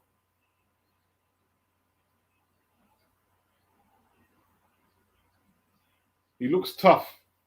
Scooby looks tough. That's a good right cross. Chopped it down, did Azim.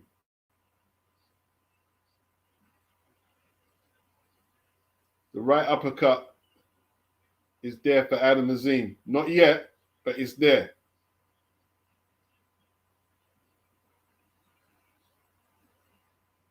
He's got to feint him. Feint him, make him go left, and then rock him with that uppercut.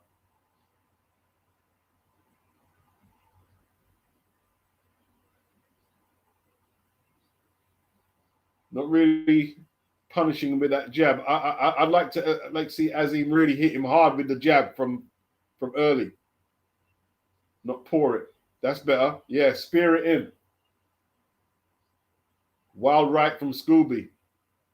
He should really be attacking the body, so wasting energy. Whack him to the body ASAP.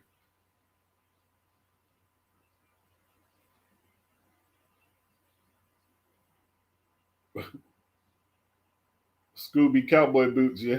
Yeah, it's not very impressive, I have to admit that. Fergus.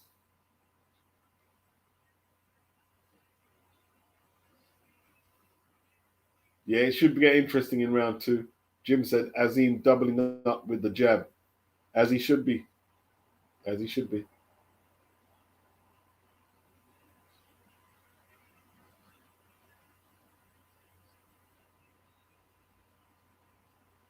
Round two coming up, people. Round two.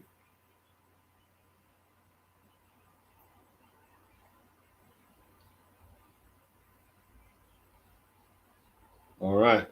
Shane gives him the final instructions for this round.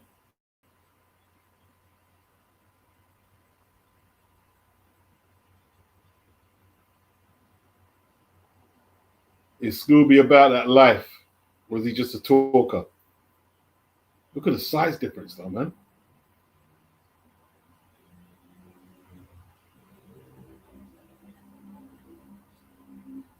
Scooby went for that right hand that time. He's going to try and get a bit more ambitious. That should leave a lot of room for Adam to counter. And then we'll see what he's about. Benn Shalom, nervous, man. Traumatized. Good right hand from Azim. Like Scooby just like languishing, moving around the ring, doing nothing. Azim got the ring center, pumping out jabs, throwing little 1-2s.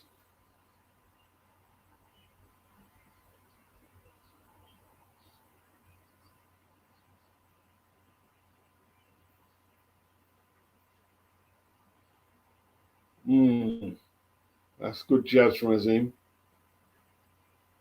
There's nothing to count him because my guy's just high guarding, not throwing nothing. He's not really trying. Left hook by Adam Azim. Right cross by Adam Azim. Lot of talk, Scooby, and we haven't seen anything. Lot of talk.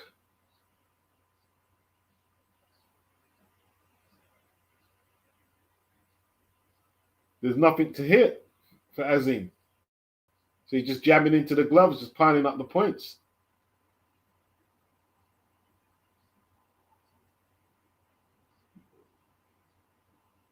You're not impressed now, and you think as soon as he boxes someone at fourth gear, he'll be out like a fish out of water. He hasn't really fought a live body yet, though, has he? That's a good right hand from Adam Azim. Did he hurt Scooby? That looked like it hurt Scooby. Looks like Scooby wants to hold on. What is Scooby doing?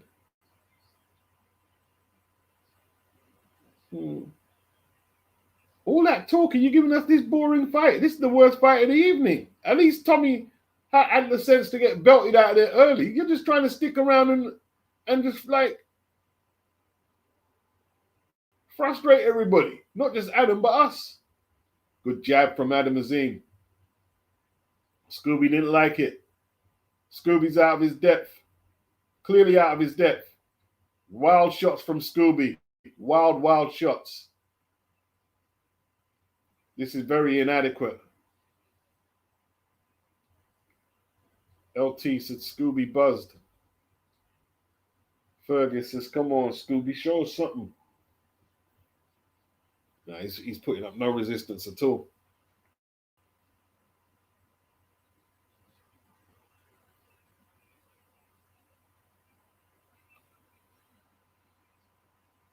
LT, he says Scooby is another YANK who does more talking than fighting. Is that true? Yeah, so far he's done nothing. Jimmy says Scooby doing a lot of looking at the ref. Yeah, his head's knotting up as well, having to put the ice pack on his head. All right, we're going into round 3.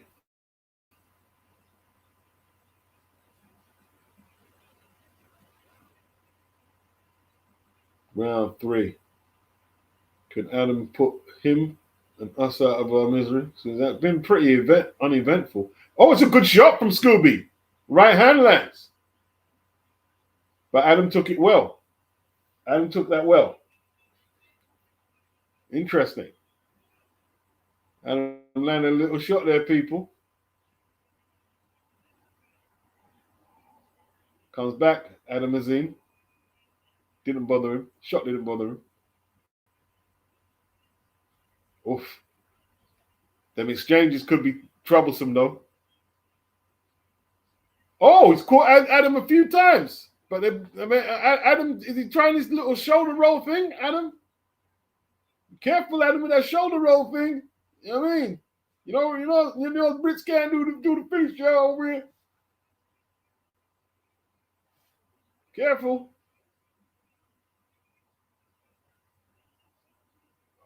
Kurt looks like he wants to throw some shots now. He's chopping down that right hand. Okay, this is interesting now. We're getting some exchanges now. Getting some exchanges. Good jab from Azim. Scooby going back into his shell for a minute, it looks like.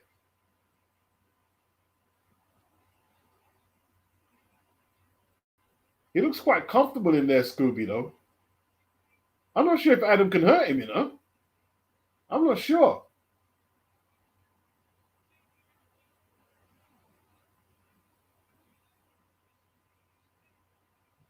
Third round, man. High guard by Scooby. Azim not really getting much target to hit. But he's throwing that jab out there. He's probably just winning by throwing more punches, but he hasn't really landed anything of any consequence, in all truth. Heating up a bit. Gone cold a bit. Gonna get cold now. Heat it up for a minute.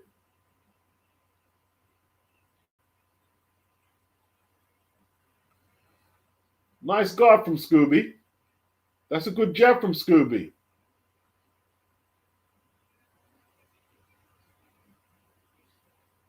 Good exchanges now.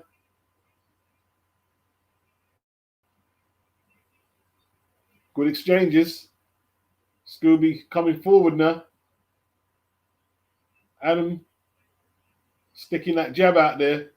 Moves to his left, then to his right.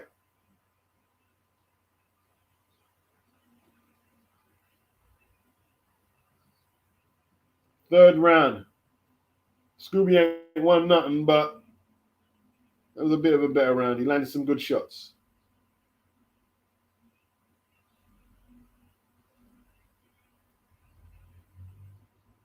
That was a little better.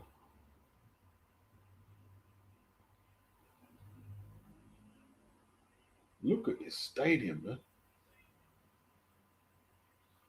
Flip it now.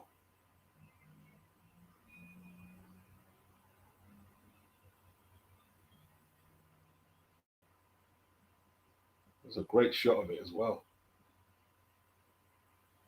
A great shot of the stadium, man. Overhead view.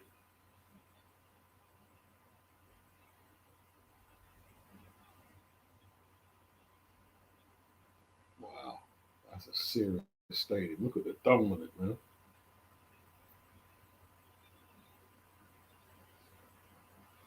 Anthony says Adam should be stopping this guy. Vegetable versus Scooby Dooby Doo. Fergus, Adam is going to set up the trap for the liver punch. Sylvester says Adam is going to knock him out, Beats. Nah, he's not going to knock him out. He could stop him, he's not knocking him out. He won't knock him out.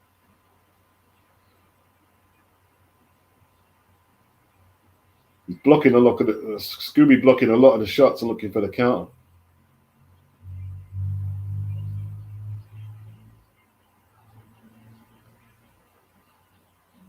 He's not going to knock this guy out. Could stop him, but knockout, I'm not sure.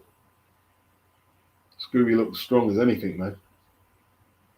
Looks strong as anything. He's not even breathing, Scooby. He's just lazy. Because he ain't giving Adam no target.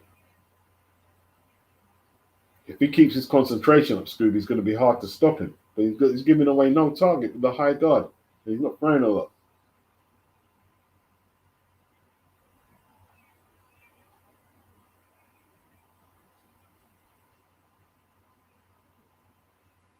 A lot of Adam's jabs are catching gloves. A lot of them are catching gloves. But he's ahead.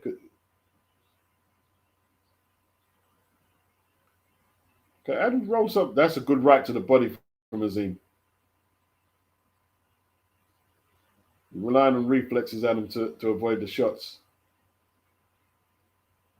Dirty from Scooby. Illegal usage of the head from Scooby. Yeah, that was dirty. That was dirty. You're trying to cut my guy. Trying to cut him. Illegal usage of the head. That was dirty. Adam leads with the jab. Scooby with that high guard. Off. Launching that big left hook, Scooby. Adam saw it coming from a mile off. Need more than that. You're going to need to work the body. Try and bring the hands down to land a shot like that. Big left hook from Scooby misses.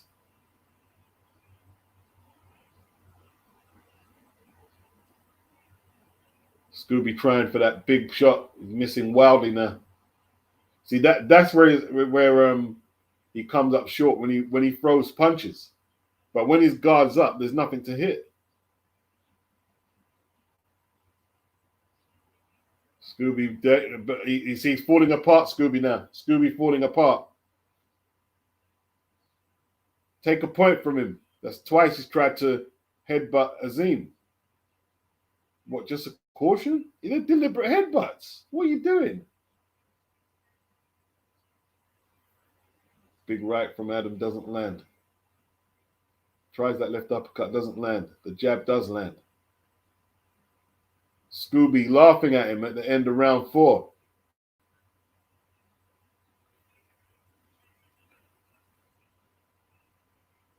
Anthony Mackin says Azim put a lot into that round. He is putting a lot more work than Scooby, so Scooby might be looking to take it late and drown him.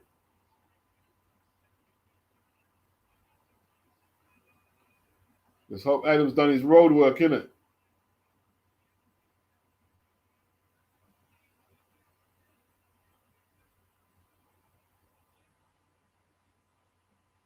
Good body shot from Azim. That left hook to the body is a good punch. In the slow motion replay. Right hook to the body, I should say.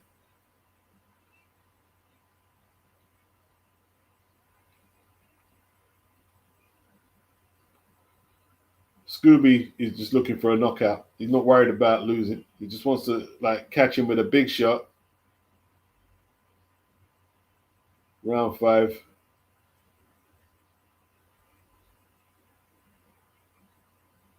Is this a 10-rounder? 12-rounder.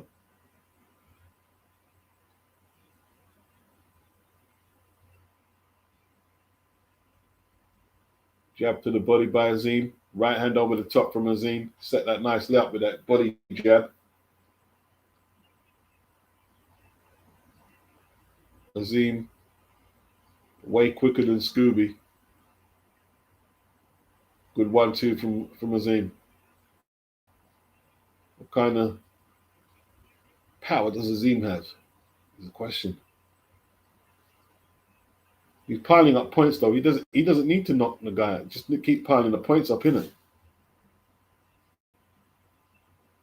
Yeah, he relies on his reflexes for defense. That you can see, when the left hook's coming, you can see him just trying to roll it with his head. The problem with that style is when you fight a combination puncher, you're not going to be able to use your reflexes to stop a 4-punch combination, and especially if they set it up with the body first, but they have a jab. Left hook to the body from Azim. Can Azim fight inside? Can Scooby force him to fight inside? And can Scooby do anything if he gets him in a position like that?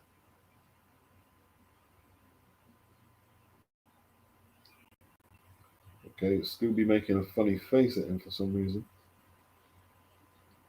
Not exactly a barn burner, this one. Scooby looking for one shot.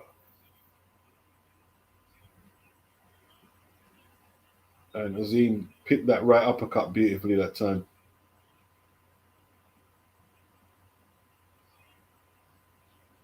Popping that jab nice there, Azim.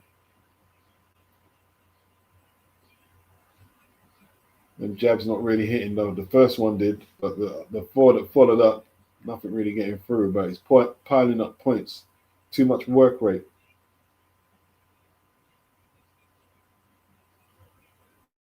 Azim keeping range wisely because he's only got one way to win the fight, Scooby, and that's to land a big counter shot. Nothing else.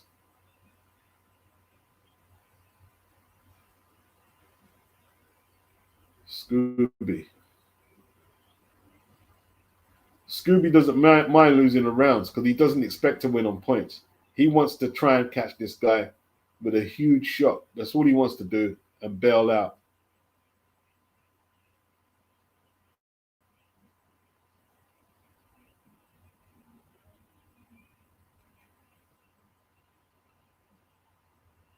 Well, looks like a 12-rounder this at the moment. It's like he's going the full distance. Won't be too bad for Azim. He hasn't had many fights recently, so probably won't be a bad thing if he does a couple of rounds.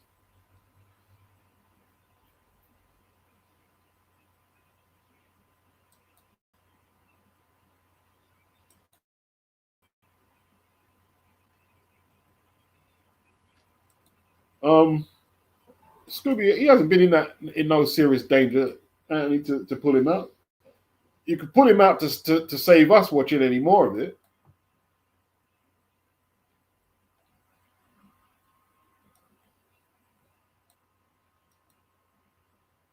This is an easy win for Adam Azim right now. Easy win.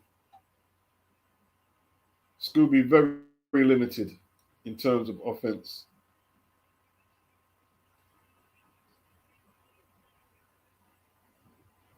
Right. Only a couple more fights left, so this one could finish nice and early. It's not even 8 o'clock, so if this one ends inside the distance, we just got Esso and Jack Catterall, then the mains. They want to get everyone out by 10.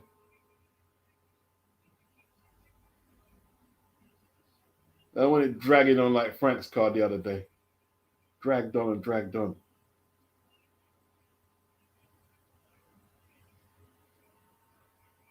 Right hook to the body by Adam, then pivots to his left. Comes back with that jab. Not very accurate. See, he's moving before he lands the shots at him a lot of times. That's why he's not really getting the power behind his jab. He's just throwing them and moving as he trying to get away before it lands squarely.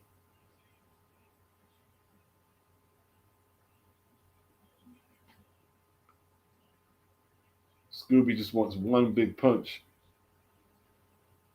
Scooby's making a difficult target for Adam Azim. The only thing Azim's got to look out for is him getting frustrated. Referee's calling him, hitting on the break from Scooby there with that right hand.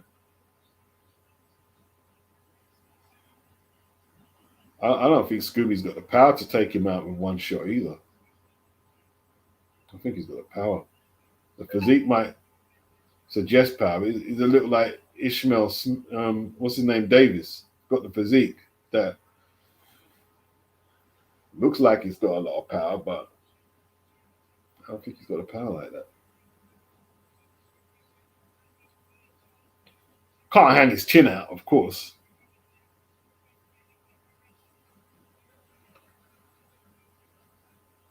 Scooby hasn't won a round yet, hasn't come close to winning a round. Body shots from Azim.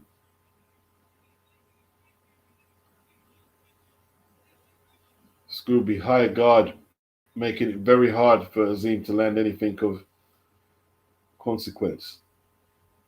Doubles up the jab, Scooby, for once there, but there's nothing behind it.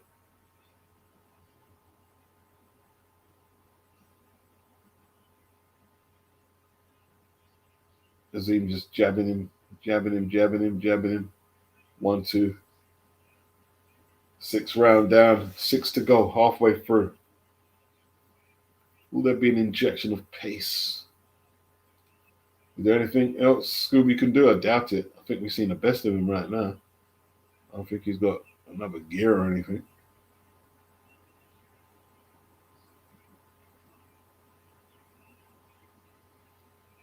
I think we've seen the best of him.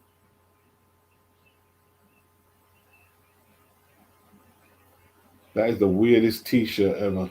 The Team Scooby t-shirt. Half of Scooby-Doo's face and half of Scooby's face with an afro. My lord.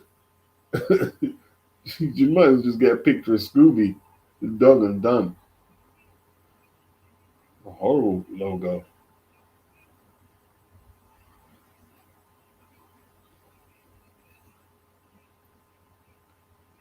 Kurt Scooby comes out, throws a few tentative jabs.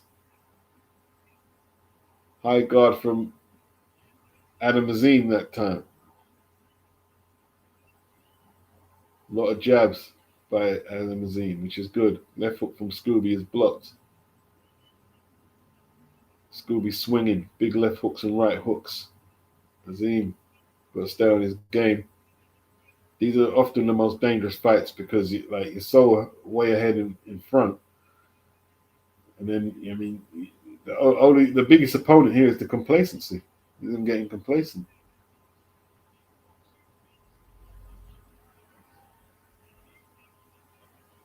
Right hand from Adam Azim misses. Left hook to the body from Scooby, no power in it. Good left hook to the body from Azim. Good right hand over the top from Azim. Scooby didn't like that. Complained to the referee. Why is he complaining? The referee admonishes Scooby. What for? What was that for?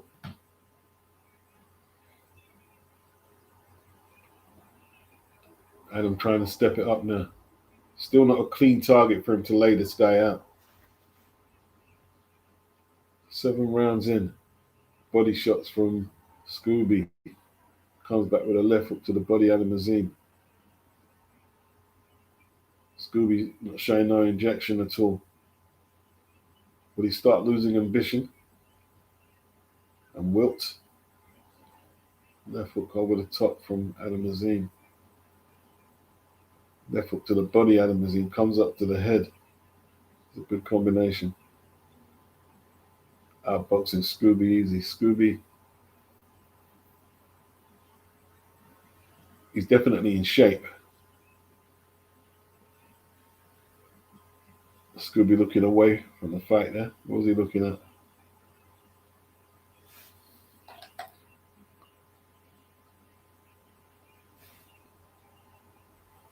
Is Azim breaking him down? It's one of Azim's best rounds. Scooby on the ropes. Good left hook to the body from Azim. Right uppercuts from Azim. Scooby could fold. Is he going to fold? If it gets too one-sided, might pull Scooby out because it's getting a bit pointless now, isn't it? Oh, what was that? Was that a legit body shot or a low shot? Azim didn't like it.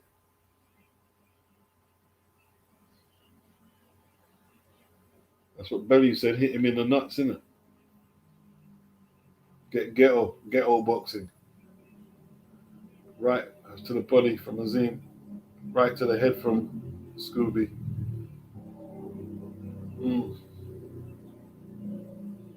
7 down.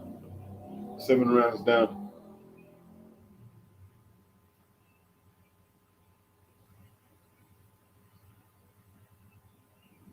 What did he admonish Scooby for? Was it a low blow?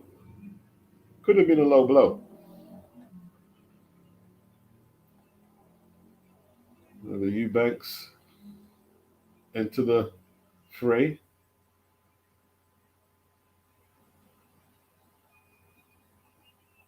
And here we go.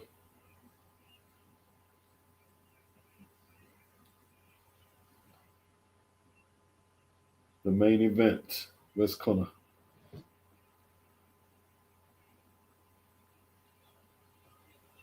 Where's his man? There's Connor.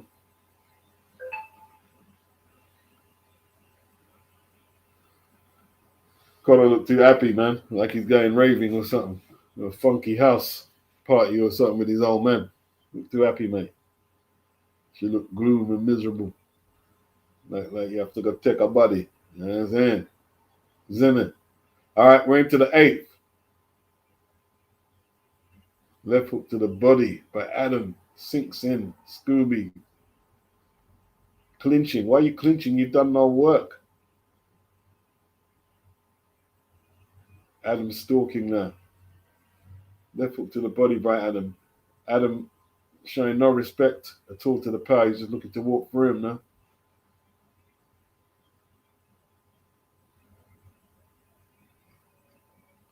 Good left hook. Come uppercut from Adam Azim. This fight is getting untidy now. Howard Foster breaks them up. They're back into action. tie each other up again. It's very octopus-like right now. Left to the off. That's a good right uppercut from Azim. That's the type of shots that will open him up. Azim needs to really impress Turkey, though, don't he? A stunning stoppage. A stunning stoppage.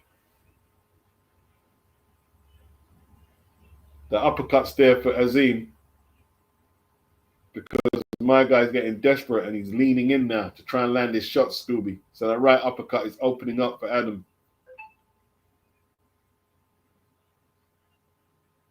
Oof, got caught himself though, Adam. Right hand. He's fighting in his wheelhouse really here. One of them wild shots catch him. You never know, but I'm not sure if Scooby has the power to really turn Adam over like that. Adam just walked through one of his right hooks there. Good left hook from Adam to the body. But Scooby's built like a brick S-house. So that right uppercut's a good shot from Adam. Scooby taking quite a few now. Well, you got him where you want, Scooby, but you're doing nothing.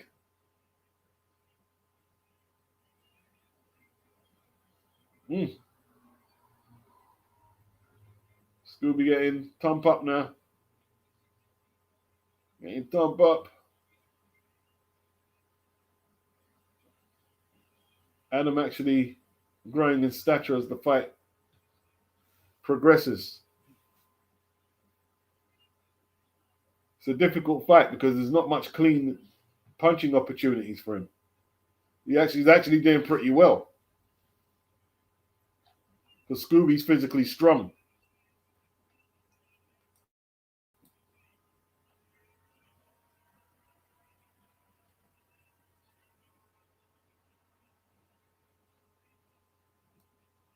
Oof. Where are we going? Round 9? 3 more to go? Jack Catterall better not stink out the place, you know. Better not stink out the place, Catterall. Well, I want, Jack. Well, I want, rude boy. Well, stink out the thing.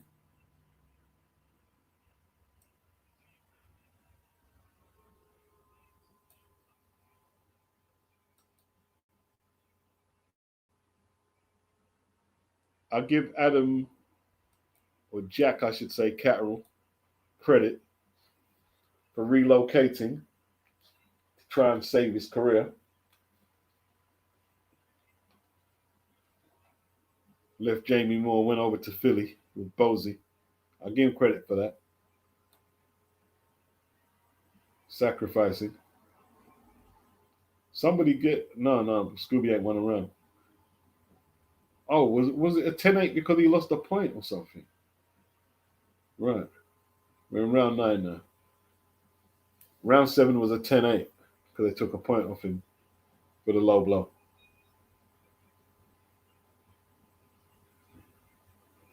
Can Azim finish it?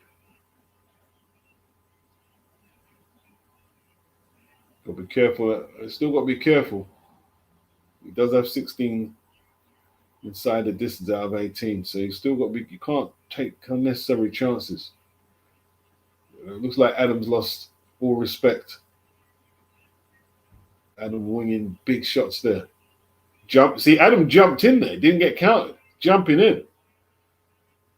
Stick to the boxing. Just stay behind the jab and work it off the jab. Don't leap in like that.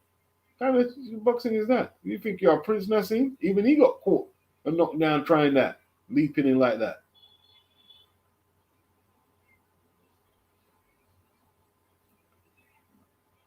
Scooby, very tough though. Credit due to him. Very tough. Will he wilt? Adam doesn't really hurt him. He doesn't really hurt him.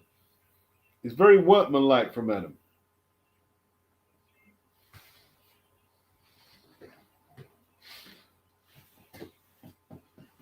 Azim has to throw it away from there, really, though. He literally has to throw the fight away. He's not going to throw this away, is he?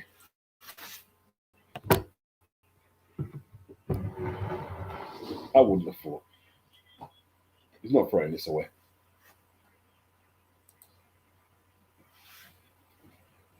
Emma, pathetic performance from Scooby. Don't be sorry, Emma, you're right. It's a totally inept performance from the guy.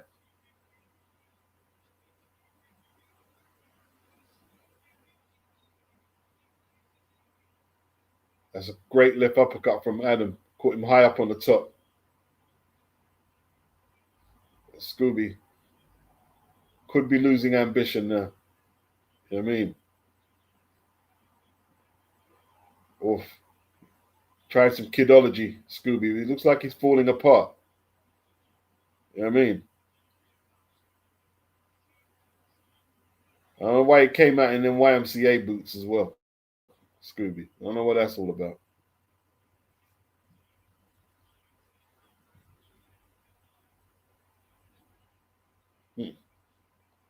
Going into the 10th. It's as one-sided as you'll see in any ring, any time, any place, anywhere. That's for sure. Very one-sided. Hit the like button, people. Hit the like. Do that for your boy Beats. Hit the like button.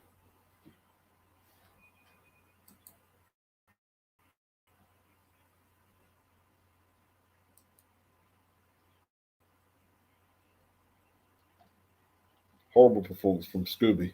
Horrible. Is he just trying to go the distance, or is he really trying to do something? Just out of his depth, isn't it?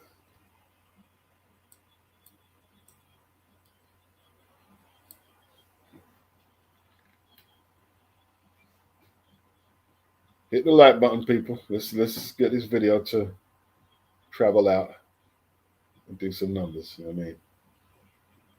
More likes, more likes. Hit the likes, hit the likes.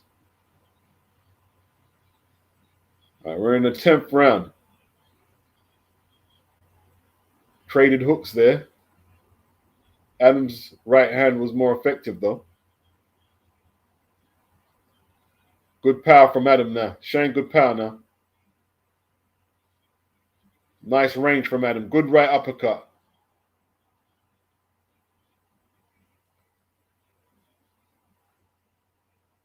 Scooby.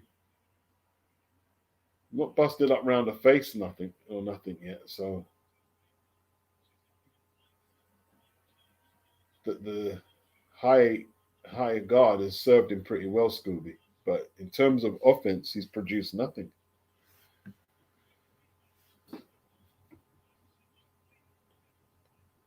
Azim showing good punch rate. Credit due. He's stuck with the task. Without much clean openings, he's stuck with it. There's a good left hook to the body from Adam. I don't think Adam is a huge puncher like that either. He's a good puncher, but not huge.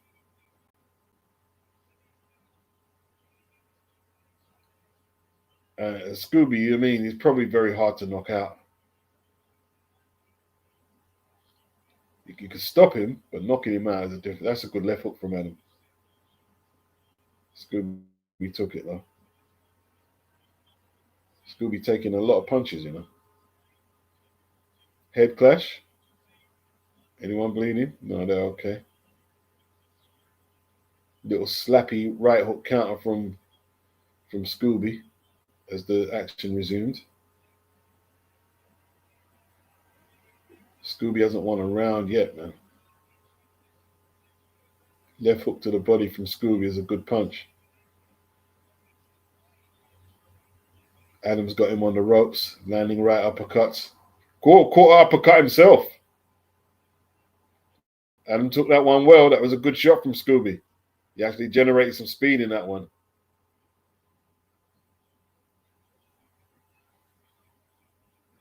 "15 seconds left.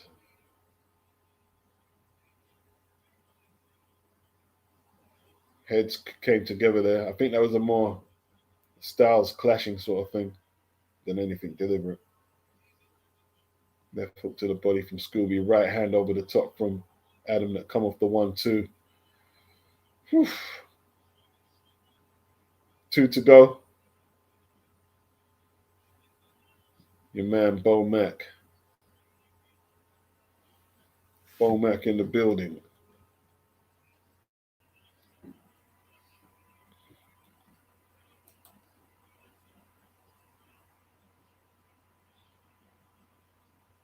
Cut is pretty tough, isn't it? It's pretty durable. It's giving that Azim some good rounds though. Good rounds without actually being a threat. It's giving him some good rounds. So we head into the 11th.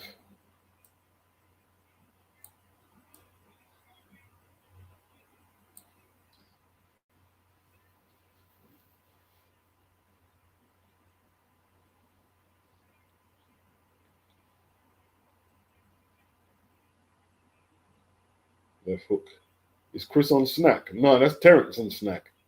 Because Bo Mac had the snack hat on. That's Terrence's thing, isn't it? It's a snack. Victor just passed, isn't it? It's a shutout. 100 to 89. That's what Frampton has it. We're in the 11th.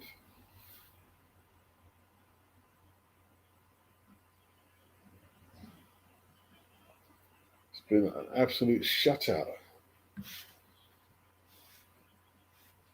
6 minutes to go for Adam Azim.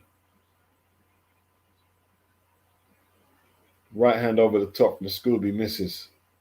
Another right hand over the top misses.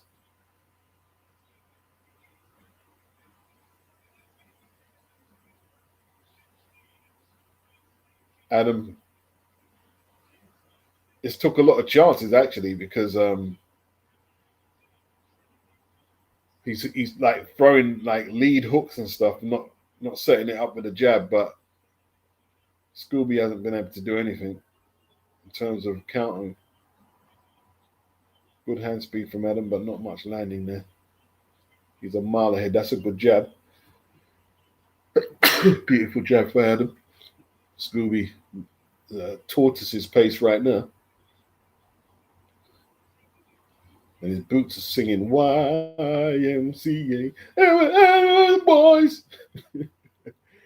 Right on over the top from Scooby is countered by Adam's own right hook. Scooby probably get through another round here. Probably go the distance. Scooby's one of them guys who's just happy to go the distance and get his check in it.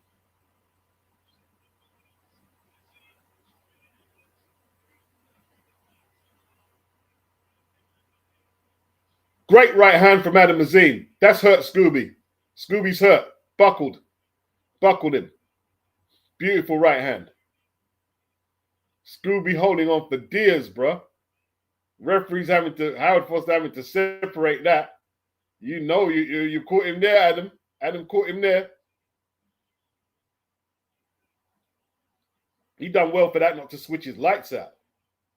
Scooby saying it didn't hurt, but it certainly did. He's done. Great right hand.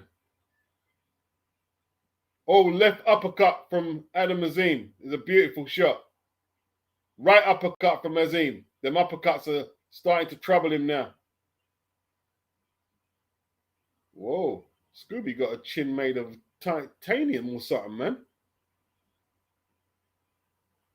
What kind of chin is that, bro? How did he take them shots? How did he take them shots there? They could pull him out now because he hasn't won a round, man. And like, could just pull him out. Send the fight. He ain't winning this, man. The beautiful right hand from Adam. That's the best punch of the fight.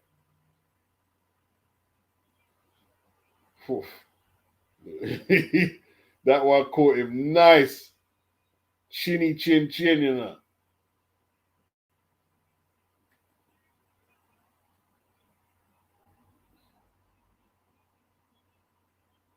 Yeah. Yeah. Does he survive the 12th? Or do they pull him out? No, you see, he's skipping up and down like so. He's ready to go. He's got a great chin. I'll tell you that now. Tell you that for nothing. Way behind on points. And he still wants it for the 12th. Got to give him credit. I'll give Scooby credit.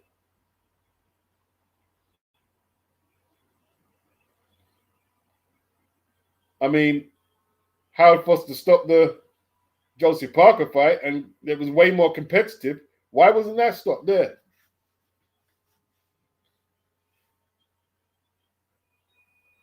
Adam teeing off. He fancies that right hand.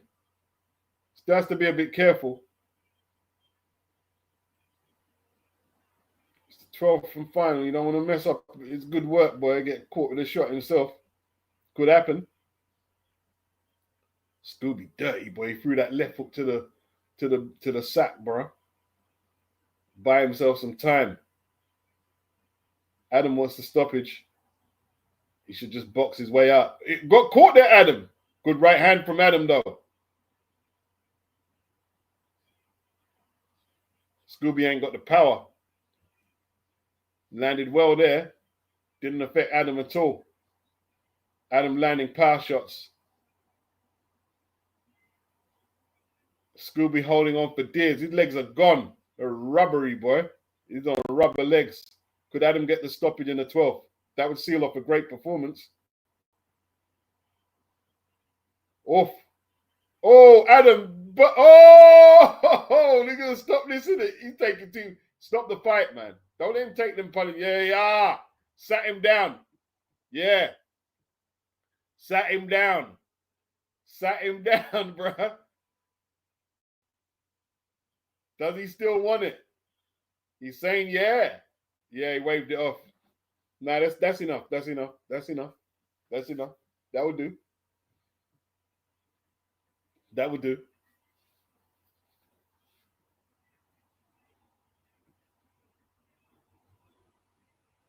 Anthony Mack said they've got to keep the KO record going. You think that's a bad stoppage? I think they stopped it at the right time. He wasn't coming back with anything. Took a knee. I'm not sure if he wanted to carry on either.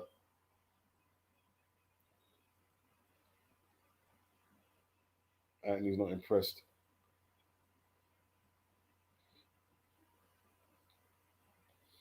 They could have let him carry on. I mean, make it more conclusive, but he wasn't winning, though. That's the thing, Anthony. He wasn't winning the thing. He wasn't landing.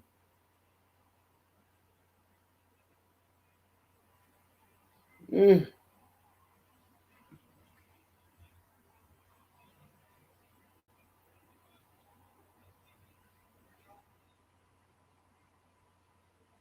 Yeah, I can't got too much complaints because he didn't really contribute in terms of offense to the fight, did he? Vegetable wife said that's not a stoppage. Come on. But he was taking punishment, though. He was just taking punishment.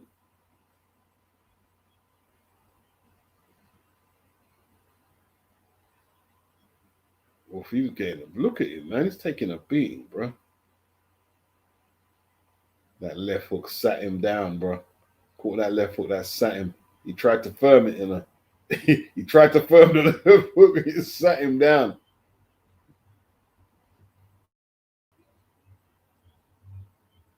Yeah.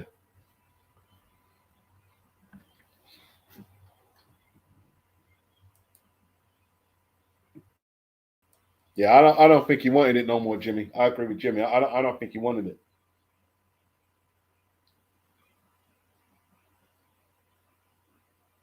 I think even his cornerman was telling him to sit it out there.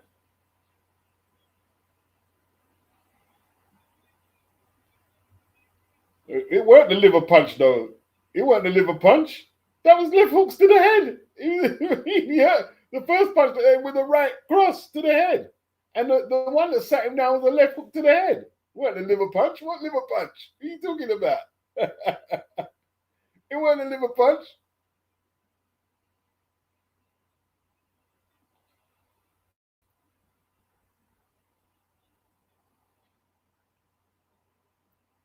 Yeah, he didn't want no more. He didn't want no more. Jim said Scooby quit. How did he quit? He didn't quit. Stop it, right? He didn't quit. He didn't quit. The referee stopped it. He didn't quit. When I say he didn't want no more, he didn't have nothing more to give. He didn't quit. Don't say he quit. He didn't quit.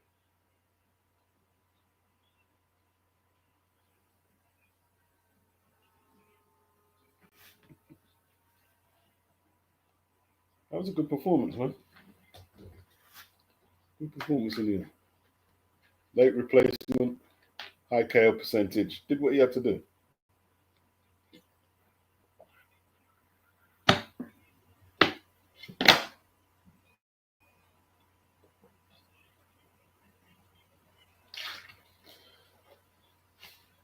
Who would you like to see Adam Azim fight next?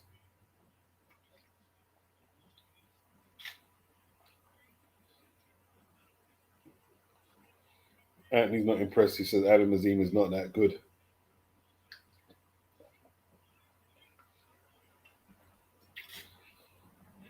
Who would you like to see him fight?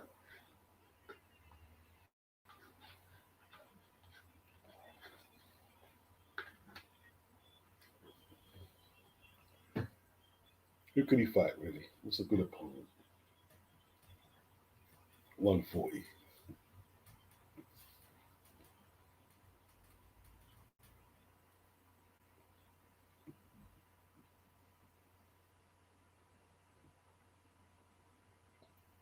Hitchens. What, for the title? Is he worthy of a title shot yet? You think? Hitchens would school him, man. Hitchens would school Adam. Not school him. I think Hitchens would beat him.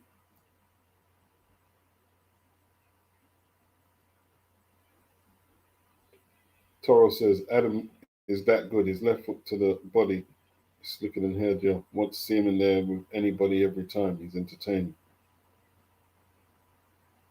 A lot of people agree with Anthony. Ferguson agrees with Anthony that Adam isn't that.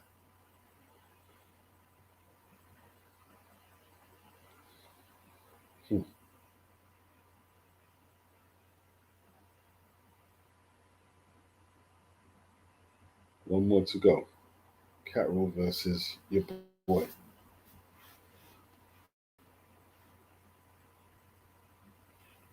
Jack Casserole.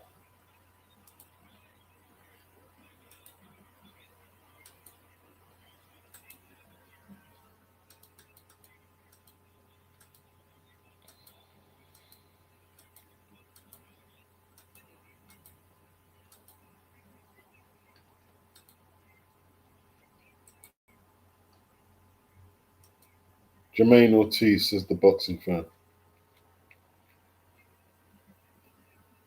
Anthony says, I'd say that even Tank Davis with his issue wipes out Azim.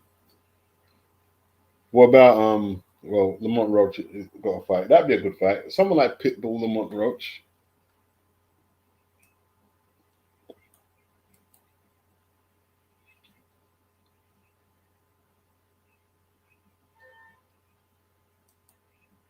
I think he'd beat Jermaine Ortiz, man. Don't rate Jermaine Ortiz.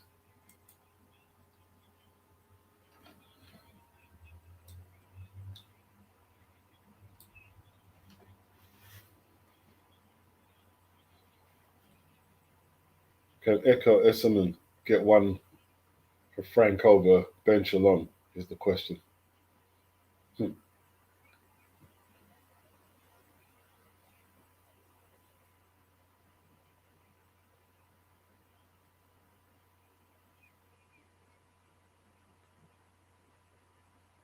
Barry McGuinn says that Adam Azim is going to be the world light welterweight champion. Well, that's to be seen. Jury's still out. I didn't think Kurt was going to beat him, so.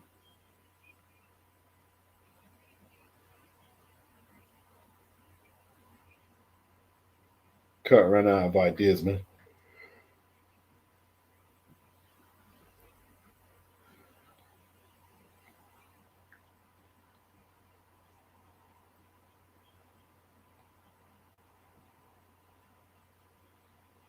Go to the chief support soon.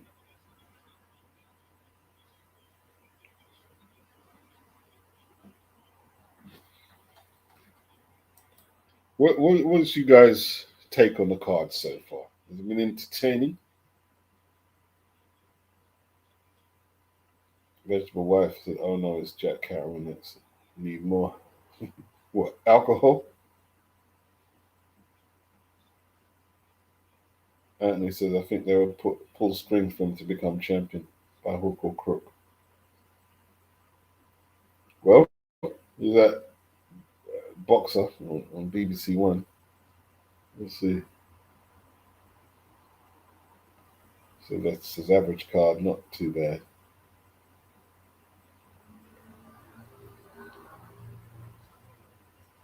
Next week, bro. Oh man. And the yard. See what yard can do.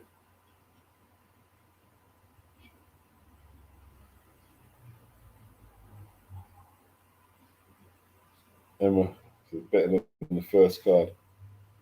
She'll give it a 5 out of 10.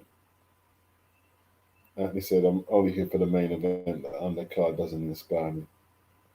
Me and your brethren, me and you. It's not the greatest. It's not the greatest of them.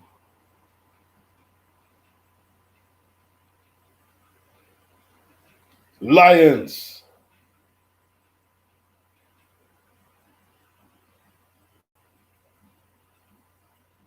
Yeah, next week in the States.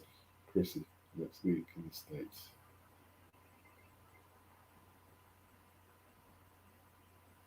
Can Yard beat David Benavides? It'd be a huge win if he does.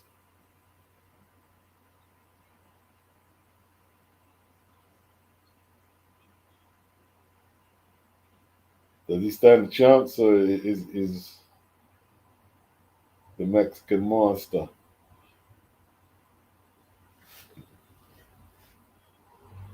a monster mutilating mimics with much madness? Is he going to do damage? Take Yard out.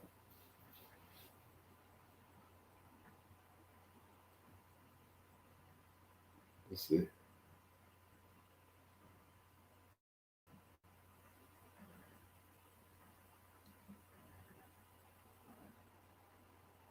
When is Devin and Brian Norman on?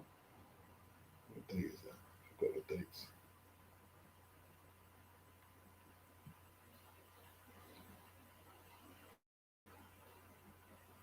These nuts. He's not getting up for that one. I'll catch the highlights.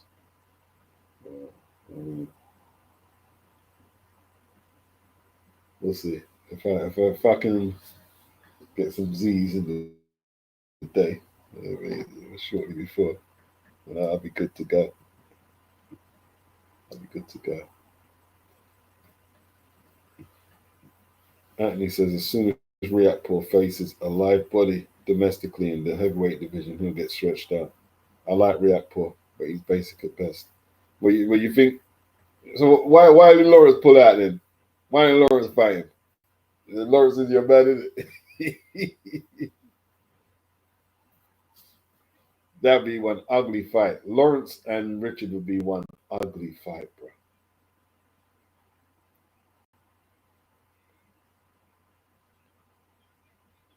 Wow.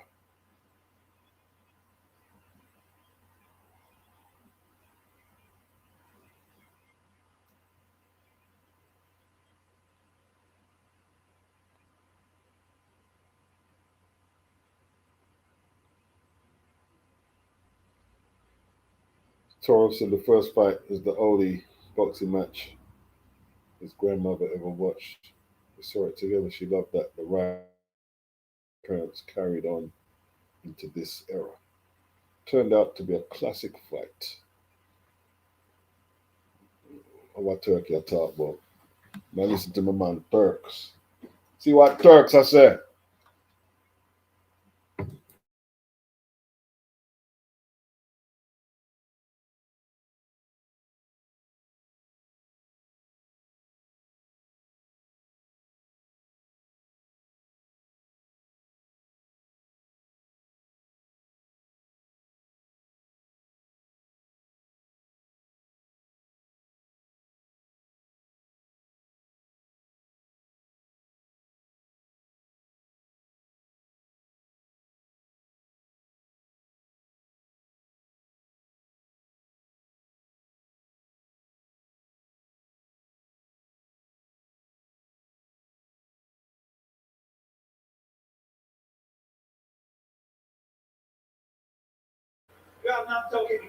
You know, like Lawrence, yeah.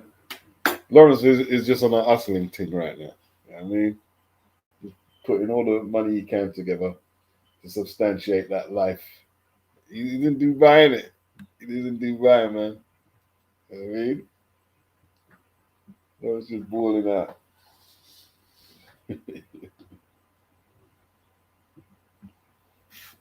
Lawrence ain't in no hurry to take on no killers.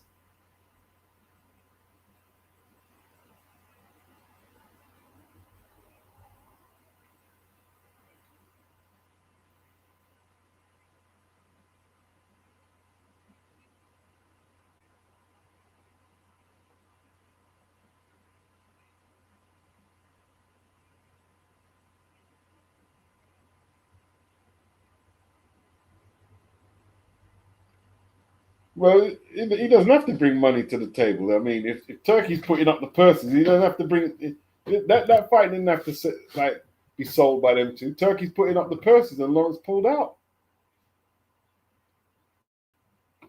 What card was that supposed to be on? It was on a Riyadh season card, and he pulled out. Lawrence pulled out, injured. You don't have to sell the gate.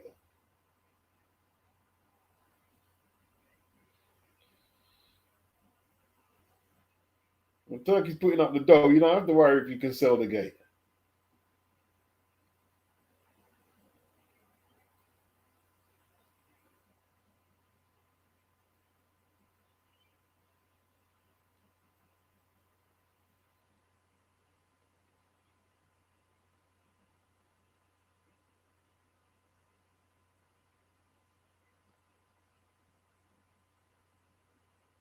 Who's that? Barry Hearn talking. Barry Hearn and Gareth Davis.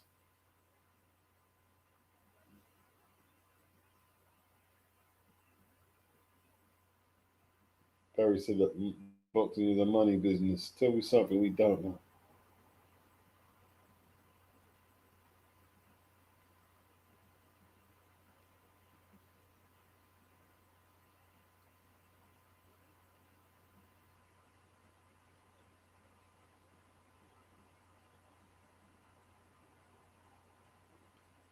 Catterall versus Esserman is on its way, people.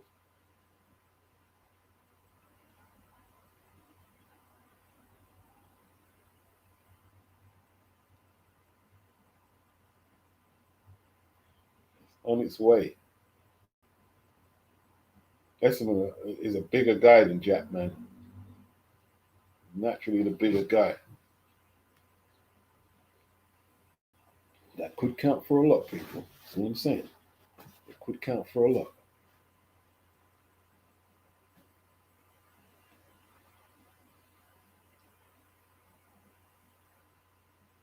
It's still early, bro. Still pretty early.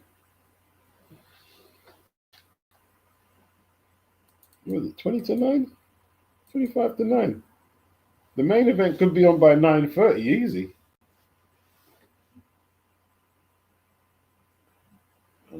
Echo come with his grill. Come for war. What kind of master Echo?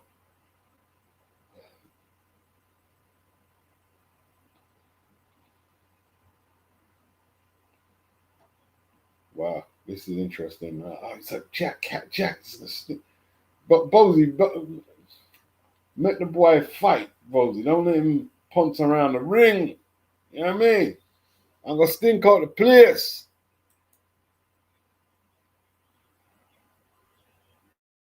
Like he did against Barboza. Don't come and stink out the place, Jack. Not with it now. You know what I'm saying? Proper fight. Get me. Get me, Jack. Get me.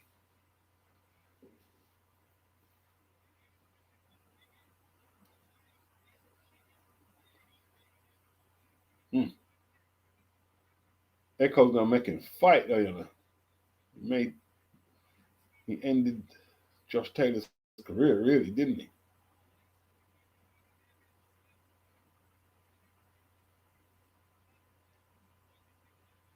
Listen, Echo's a lot better than Harlem Eubank. Let me tell you that now. This ain't gonna be like the Harlem Eubank fight. Echo's a lot better.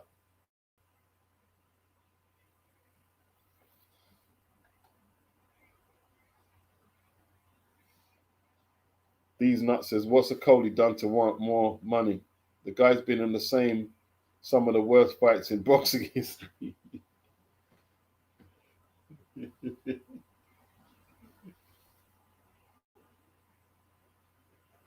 probably got a bit of a point there.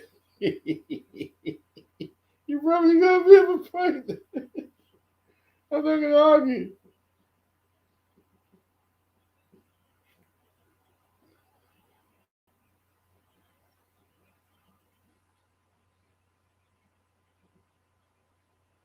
That fight could happen next. Is a Coley and Richard? Why not?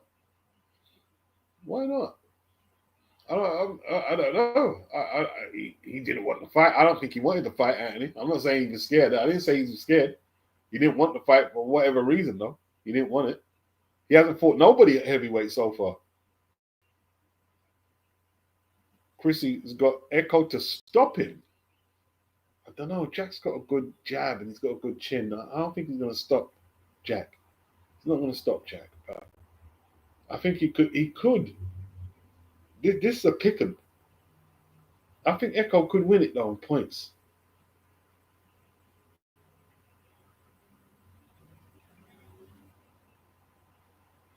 Tavares says Cody breathes life into boxing. Kofi says, yeah, they're disrespecting Echo big time. Well, this is Echo's big opportunity. Let's see what he can do. Let's see what Jack can do. There's big fights ahead of the winner. I tell you that right now. There's big fights.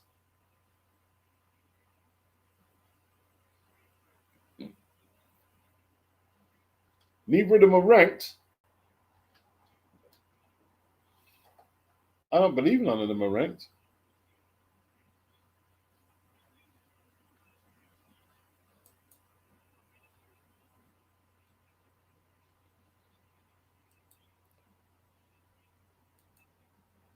$147, yeah.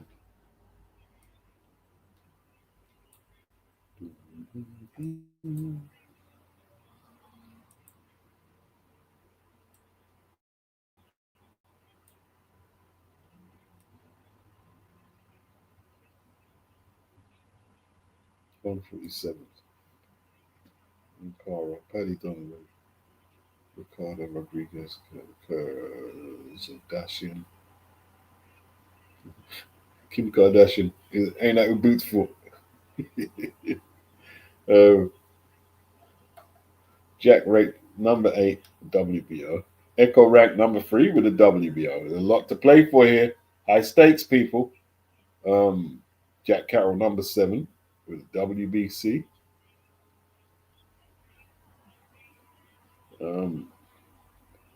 Echo number 9 with the WBA. Jack Carroll number 7 WBA. This is very high stakes. Jack Carroll number 11 IBF. And Echo number 14. So they're ranked amongst the players right there. They're ranked. So whoever can win this will move up into position to fight the winner out of Haney, Norman, the likes of Barrios, Rowley, Lewis Crocker.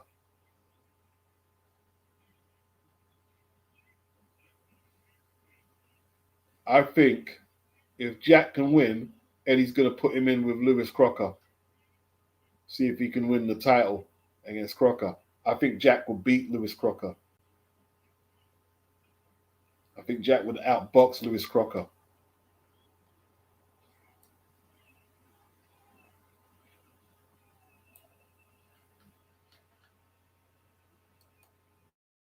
But he's got a big task here. This is a good fight.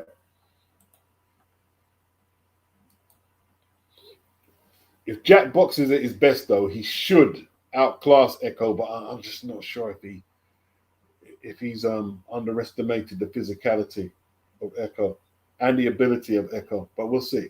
This is a good fight.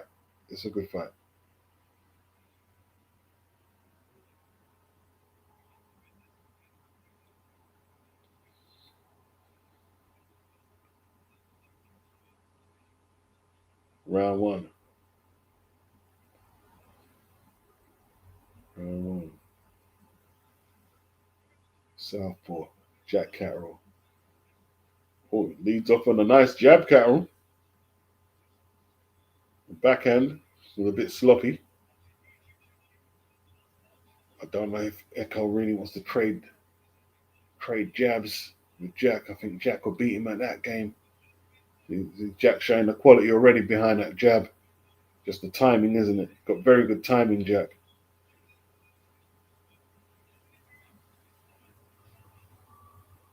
Oof. Jack outboxing him already. Jack looking pretty sharp.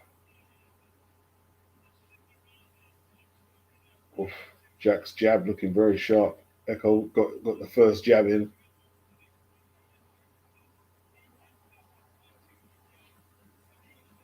Early days, though. Early days. It's not a good range for Echo to box Jack from. Jack loves this. Jack loves this range. He loves it.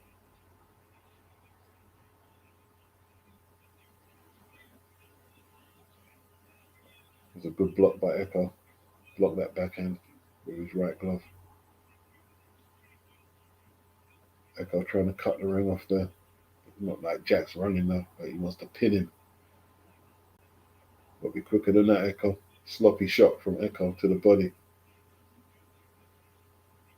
Sloppy right hand from Jack in return. Jack trying to range find with the lead hand there. Good combination from Jack down to the body as well.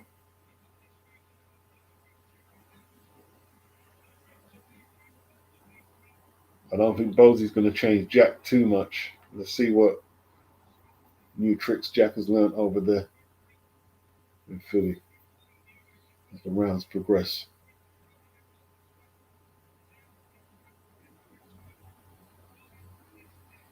Echo, too slow to counter there. Jack's on the right hand from miles off. It's a Jack Carroll round.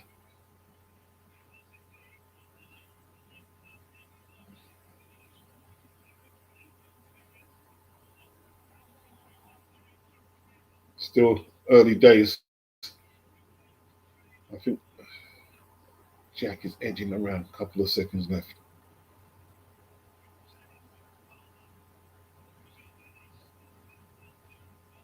Jack kind of sucks the life out of the cards lower, doesn't he? With his style. He's got that life-sucking style. I mean, to be honest, he's lucky to get back on Riyadh season after that Barboza fight. Both stunk out of place, man. Kofi, big yourself up.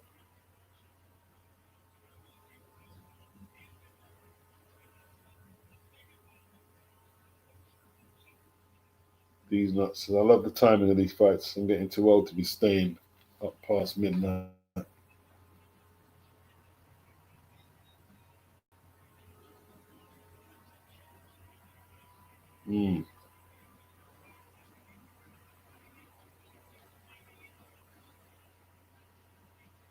Oh, Thierry Henry is in the building. Thierry Henry.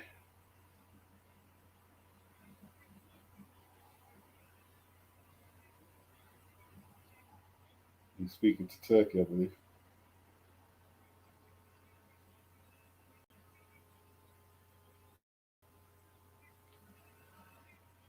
But I think most people are just waiting for the grand finale because there's still people who ain't took their seats yet. They just want to see Benn and Eubank.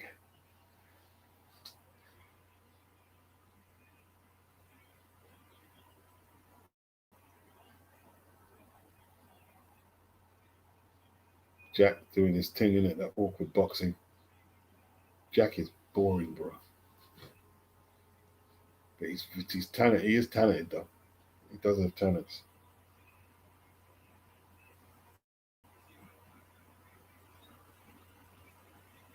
Without boxing Echo, it's just not exciting. Just got him on the lead. Echo can't even set He doesn't even know how to see. He doesn't know how to box Jack at all. Never got a clue. This is like Jack's picking him apart. Without busting him up, he's just poking him up. You know what I mean? It's like sparring for Jack. Jack is sparring this guy. It's two different levels, isn't it? Can Echo do anything to change the rhythm of the fight? What can he do? I don't think there's much he can do. He's just outclassed.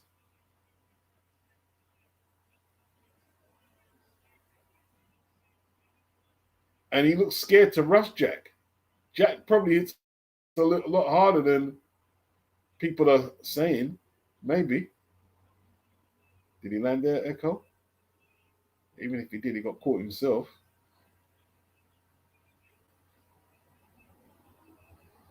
No real huge punches going in from either way, but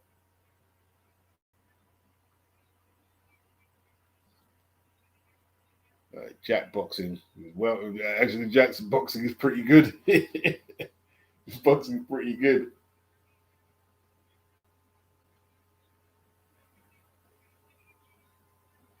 Nice little groove for Carroll.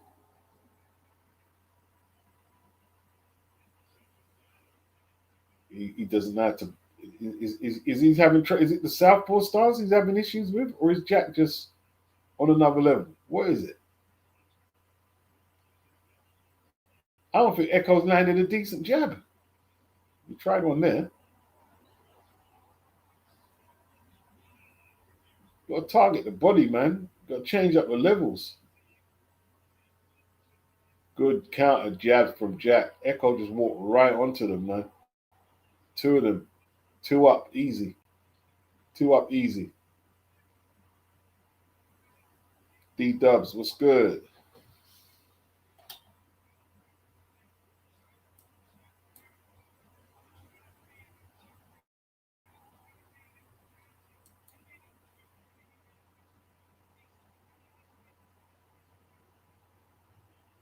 Hit the likes, people. Not enough likes still. Still not impressed with the amount of likes.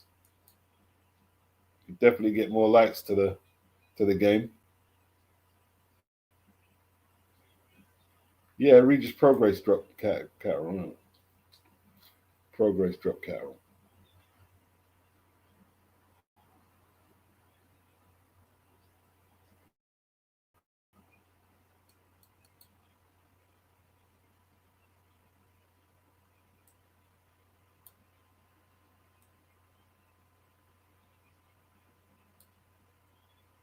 Easy work so far. 2-0 going into the third.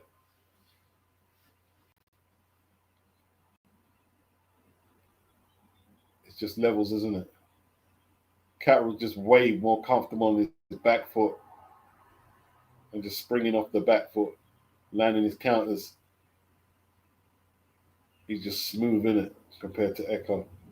Just two different levels of boxing in.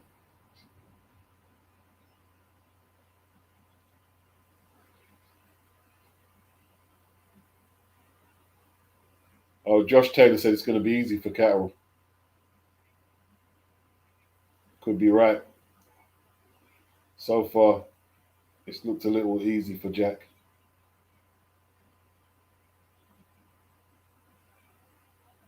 Echo can't get close to him, man. He looks a little intimidated, but I don't know what bite, because Jack's not exactly Pepino Cuevas at 147. But he looks a little intimidated. Oh, good left uppercut. Maybe he just can't deal with the skills, can he?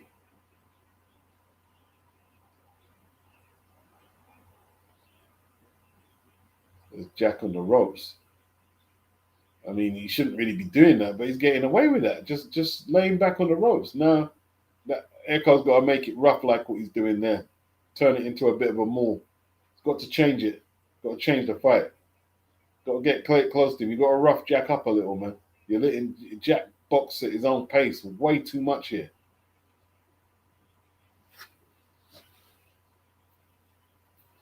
Can't box with him, Echo. Can't box with him. Cannot box with him. You could see that from the first 30 seconds of the fight starting. Can't box with him.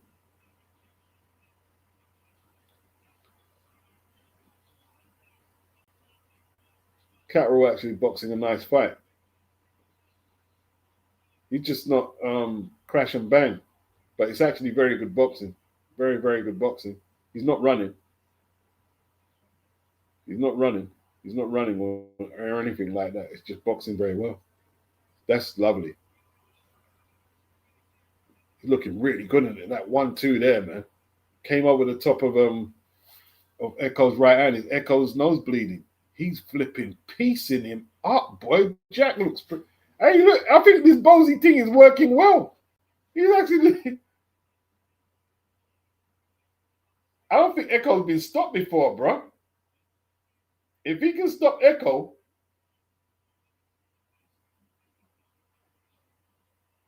Echo looks like minor league.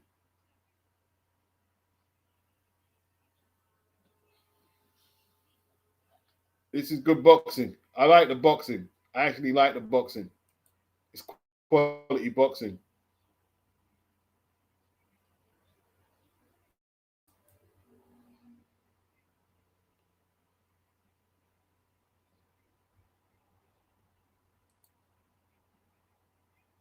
Hit the like button, people. Hit the like. Sylvester said he's out of his depth. Yeah, he's a little out of his depth. I'm enjoying Jack's boxing though.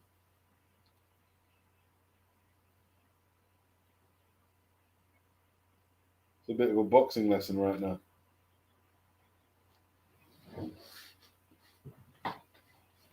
What can Echo do to change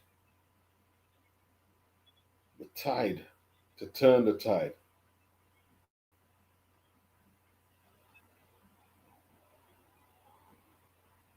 Good jab from Jack. Echo just following him around the ring. It's just too basic, isn't it? Jack can outbox that style anytime. See, what Echo needs to do is force Jack to come off his back foot and make Jack lead, but he just hasn't got a clue how to do it. Jack just piecing him up. Good uppercut from Jack. Look at that. That's beautiful boxing from Jack. It's actually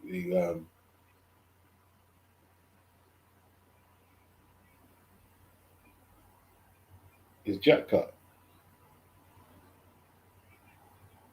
Echo busted up round her face. I don't think Jack's cut.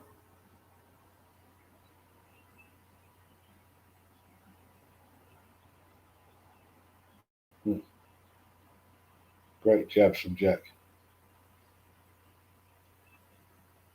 Jack enjoyed himself in there.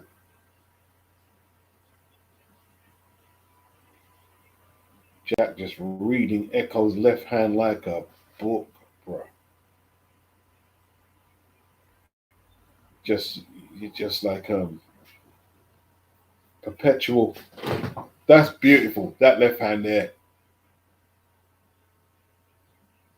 Little Philly shell from Jack as well. Are you with that, Boise? You bring back turn Jack into. Oh, uppercut from Jack, letting his hands. Jack actually letting his hands go, man. Jack letting his hands go. Look at the state of Echo's nose, man.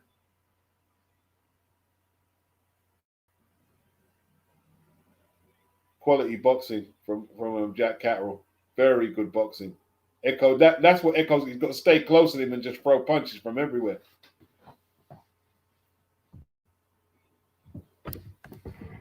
Wow. Oh! I've never seen Echo go down like that. I've never seen Echo go down like that. What was that? A left uppercut? Look at the state of Echo's face. This is Jack's best performance, bro. Jack looking well class in there, bro. Jack looking well class. I can't no one say. This is Jack.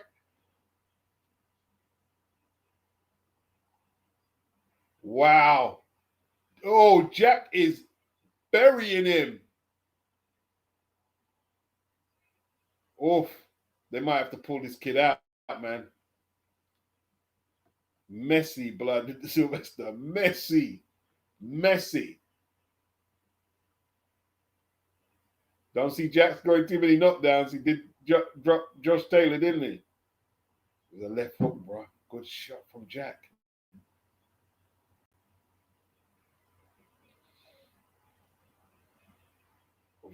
I don't know if they let him out.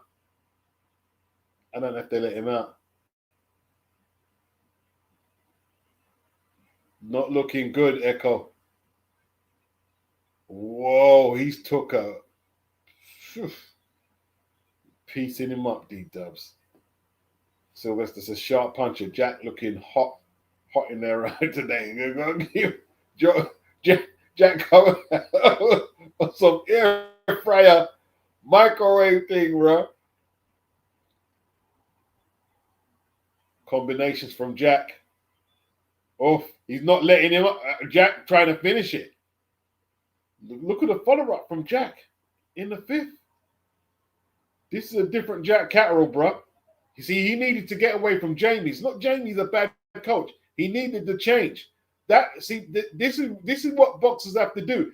That move to Philly has made all the difference, bro. It's made all the difference.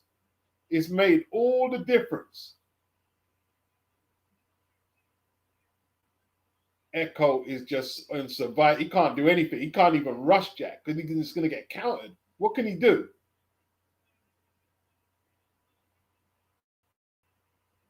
Good left hand from Jack. Echo just got his glove up in time. Oh, he's going for that left uppercut again. Oh, he's looking horrible, Echo. He's looking horrible in there.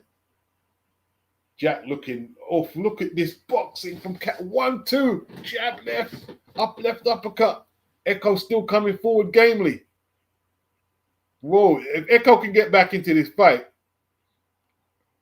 Jack pushed the referee out of the way. He said, you're stopping the poetry. You know what I mean? You're blocking my exit. Get out of the way. That's a mass of blood.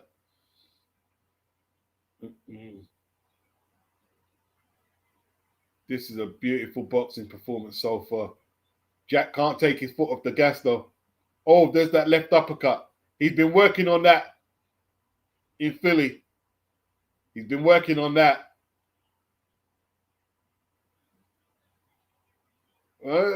Jack fighting like boots.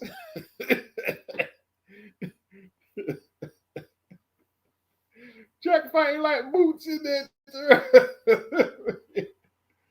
That's a good left hand from Jack. Backhand. Echo showing a lot of heart though, bro. Big up Echo. Big up Echo. Totally outclassed. Look at the blood. Oof. Beautiful pivot from Jack. Lovely stuff. Absolutely classy stuff. This is great boxing. I love it. Then he done a little Philly shell move there. Woo! You that Jack Catterall. Well, that casserole, bro. I cook up man tonight. Yeah.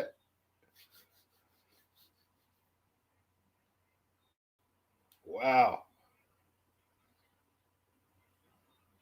Quality stuff. Another round to Jack. Echo hasn't won a minute of the fight. Hasn't won a minute.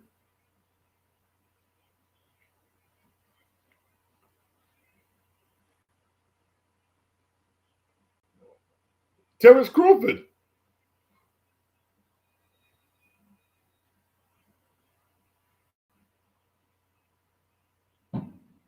I ain't know Crawford was in the building.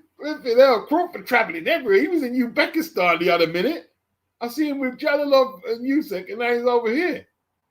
Okay, he's with Chris. He's with Chris and Bomac, innit?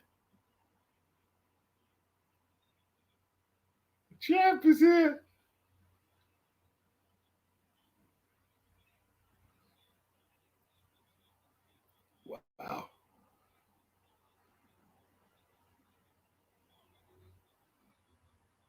I mean, Crawford can't fight for you, though. Yeah, Terence is in the building, bro. Terence is in London.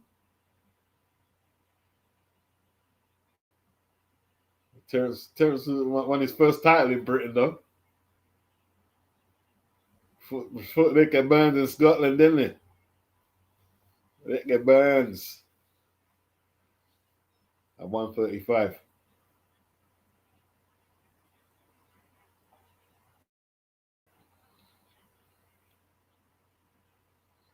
Wow. Let's see what Jack does in the second half of the fight. It's been a brilliant start.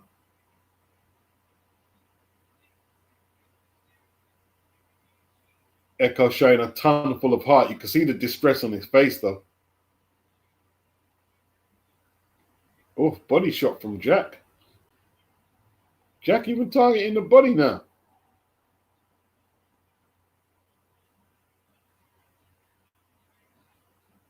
Jack, I mean, Echo's trained very hard for this, so he's still going to try and push it. He's going to give it all he's got. I think he's did that. Off. Good shots from Jack. Echo putting the pressure on him now, though. The bigger man, Echo, the bigger man, is going to try and put that pressure on Jack. Running into big shots. Echo took a big right uppercut there. They're tied up.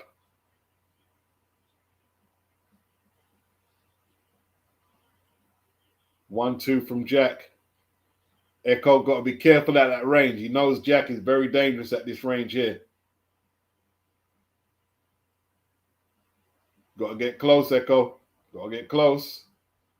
Got to get close. He's tried that, hasn't he? He's tried all that. Good jab from Jack. Is he cut around the eyes now, Echo? Look at the state of his face, man. His nose just like leaking. All the blood's coming from Echo. Even Jack's covered with his blood.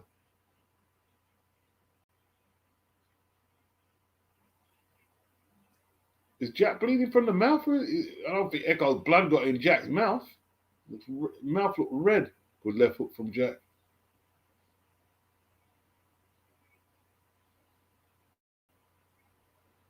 Is Jack going to fade down the stretch? That was a good jab from Jack. Oof.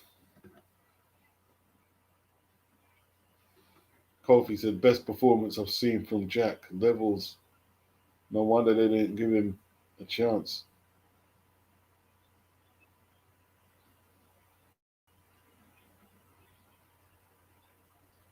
Wow. Big up Virtual also.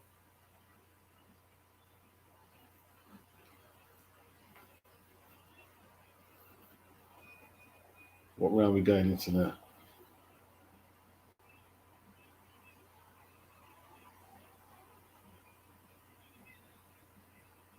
Oh, look at that left hook from Jack, man. In the slow-mo.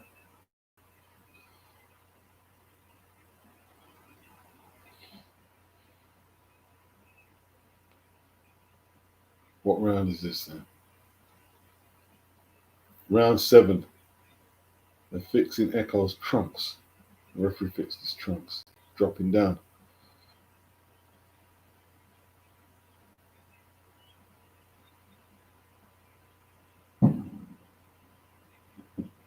Jack trying to time him. Coming out for the 7th. Echo at the wrong distance to fight Jack. Stood at the wrong distance. Just too far. Landed a good left hand there, though. Jack back with that jab. Very one-sided. Double jab from Jack. He blocks Echo's jab. That's what Echo needs to do, throwing combinations like that. Just keep the punching, just throw. Just throw. Just throw and throw. Just throw and throw. This is better from Echo, actually. Jack slowed down a little.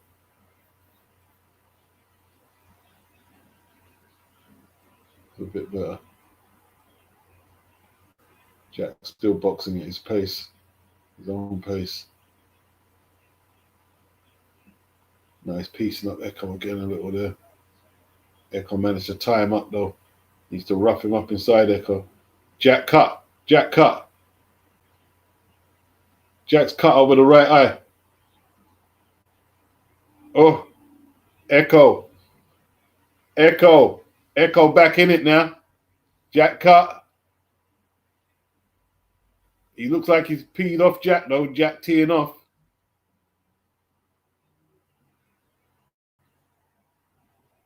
Jack looks disturbed by the cut, man. Eddie Hearn's worried about Eddie Hearn not pleased.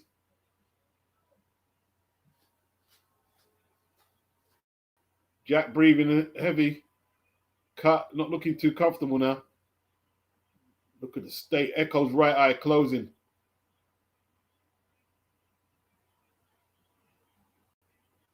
Echo's right eye closing. Jack bleeding from the right. Echo tough, you know. Echo tough as old boots, bro. Echo getting the boxing lesson and coming back.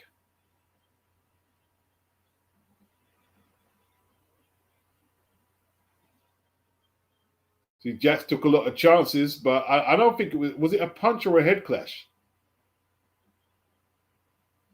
That right eye looking bad for Echo.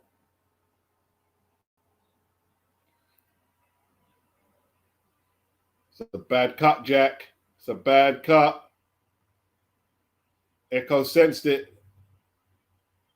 And Jack, you know what I mean? You can tell Jack has been thrown off. Kerry Kays is a good cutsman, but is that Kerry? No, that's not Kerry.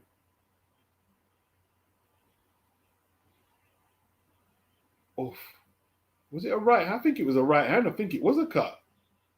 I think it was a cut. It was a punch, man. It was a punch. The great right hand. It was a right hand. It's a legal punch, people, if it gets stopped. So it's a legal punch. It's a legal punch. Whoa. Weren't a head clash. So if it gets stopped, it's a legit stoppage for Echo.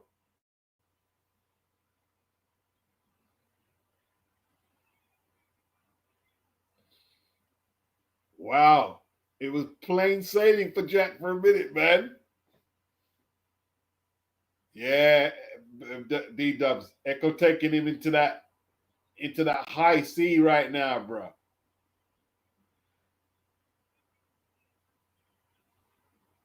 It was a definite punch. Wasn't no head clash.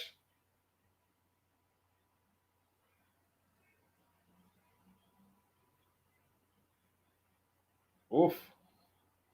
Jack showing a lot of physical strength there. He just threw Echo down like a ragdoll. This is a different Jack Catterall. Okay, this fight is up for grabs, bro. Echo way down. Look at the Echo's eye, though, man. Echo's eye.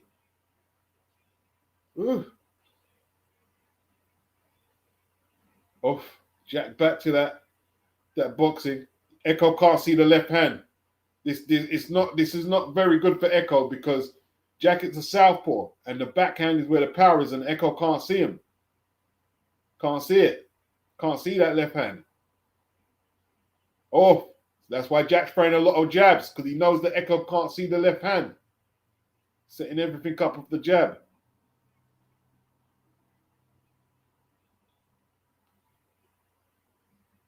Echo don't give up though, bro. Echo got the heart of a warrior. This is a good fight, bro. Telling you, this is what you call a war. It's a war.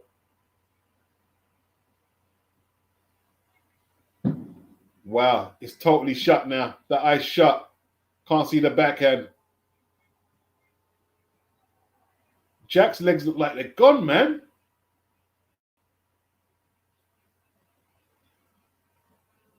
I think the pressure's getting to Jack a little, you know.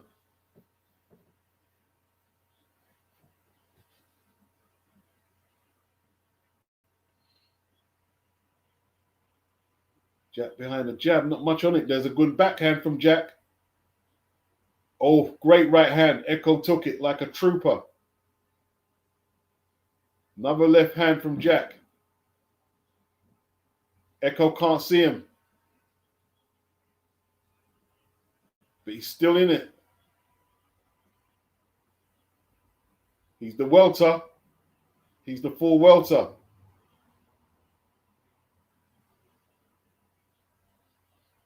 Can he get another left hand like what cut Jack?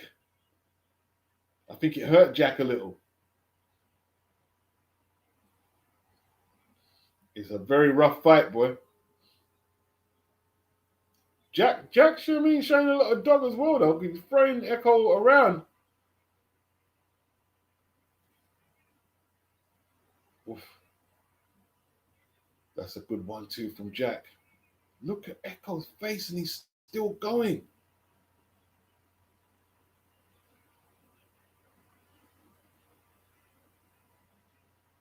It's Nigel Benn. Dangerous. What's he saying? What's Nigel saying?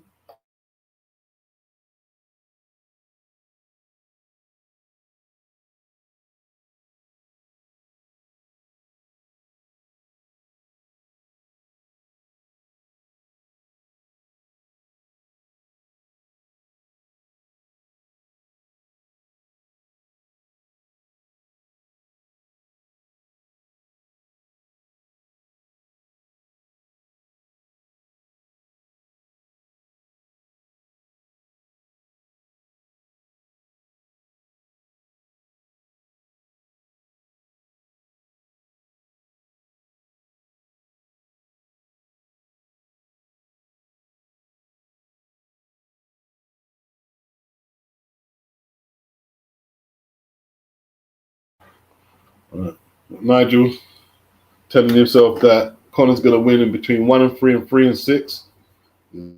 Dedicated trainer. He's basically had enough of Eubank Senior. He wants to shut him up.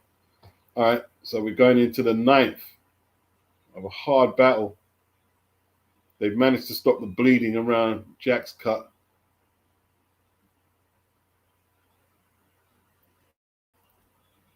Not much on Jack's jabs right now. Echo managed to walk through him now and rough him up.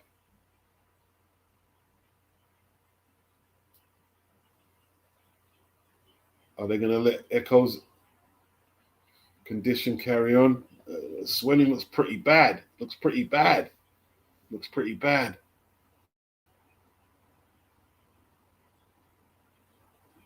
I don't like the look of that eye, Echo. I don't like the look of that eye. Jack just put so much jabs into his face, bro. Jack leaking again. Cuts spurted back open. They're both leaking. Holy the blood in there. This is like Hammer House of Horrors, bro.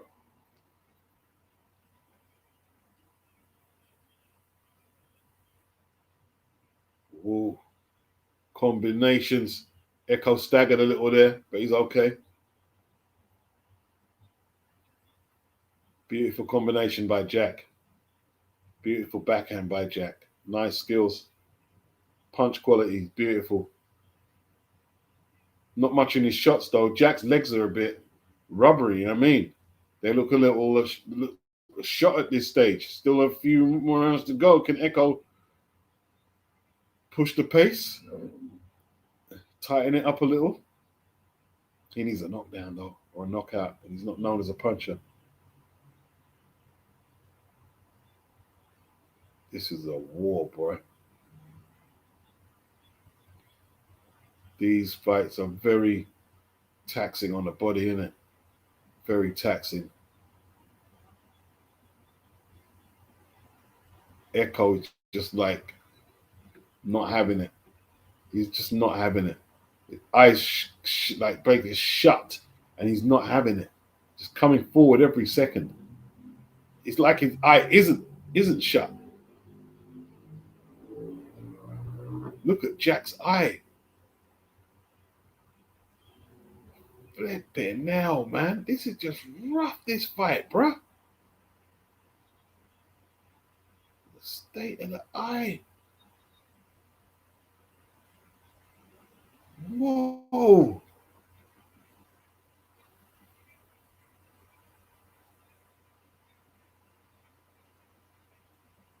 I tell you what, bro. I don't know where Echo's getting it from. Where's Echo getting that from, bro?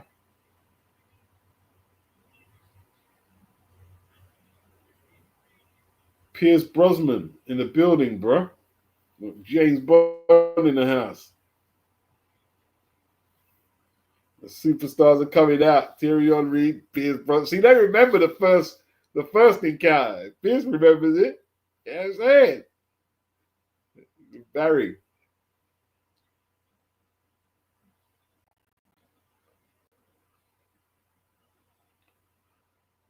Wow.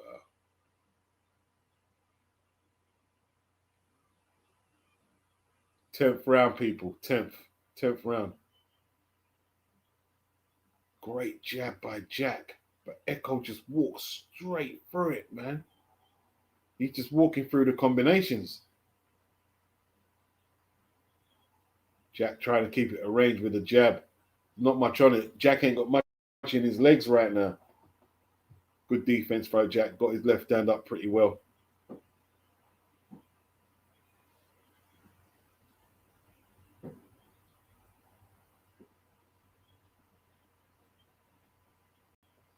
Oof. Wow.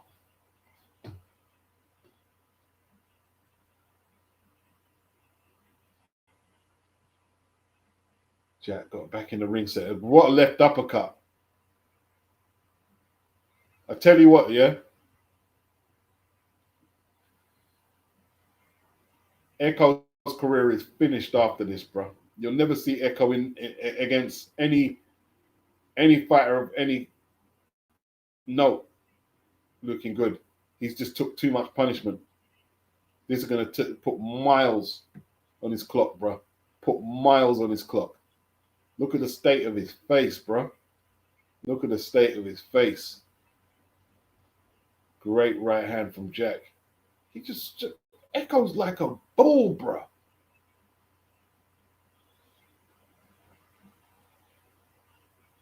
Great backhand from Jack. Jack just got too much skill in it when it comes down to it. Oh, Echo just walking through. What was that? That wasn't a punch, was it? Jack's damaged up bad, man. Jack is damaged up. He just balled him through the ropes, Echo.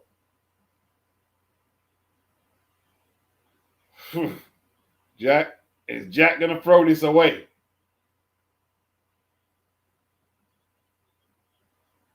There's still a long way to go. Still a long way to go. Still a long way to go. This is a war. And I reckon there was a punch landed in that where Jack went down. I think there was a punch landed.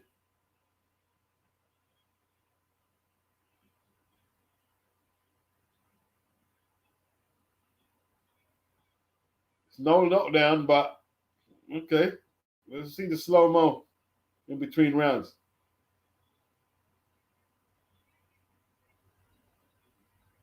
Echo still wants it, bro. Is Echo on OnlyFans? He's advertising OnlyFans on his trunks.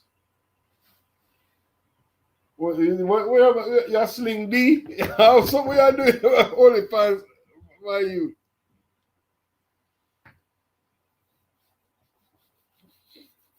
Whoa. Going into round 11 next, people. Jimmy said the bread don't stop going forward. These nuts as Turkey isn't as big a fan as some make out.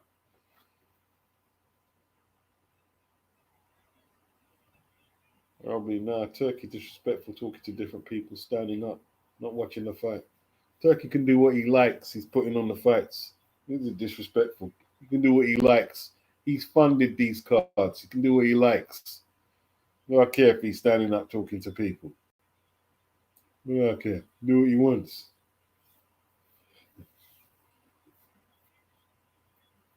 Turkey don't have to be no bookworm boxing. Oh, I'm glued into the fact. He can do what he likes.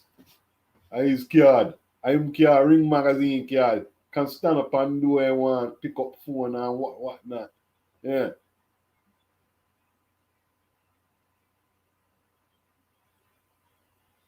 Good backhand from Jack. Oh, Echo's down again. Oh, he's down. That's a knockdown. Echo is in serious trouble. Whoa, you're not pulling him out. His corner ain't pulling him out, bro. If he sustains some serious damage, we're gonna have to look. We're gonna have to look at the corner. Oh, Echo's done, man. Can't take no more. Oh, he knocked him out the ropes. That's it. It's over. It's over. It's over.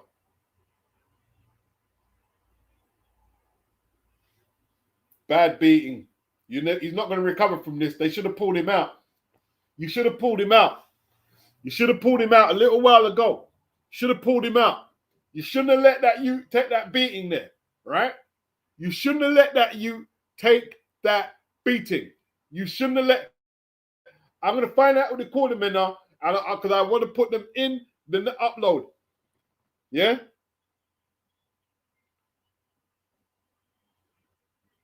You shouldn't have let him take that beating there.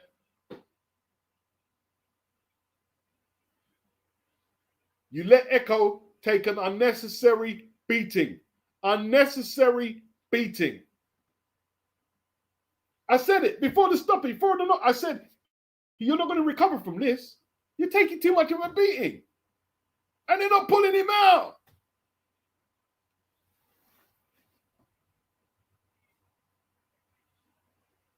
Mad things, bruh. You're just letting Echo get beat up like that.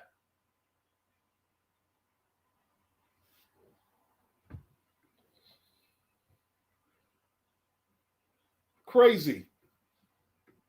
Crazy.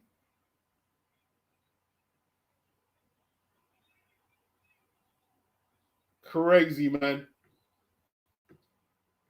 Too much of a beating. Took too much. Didn't throw the towel in or nothing. They would have probably if Echo got up, they would have let him carry on.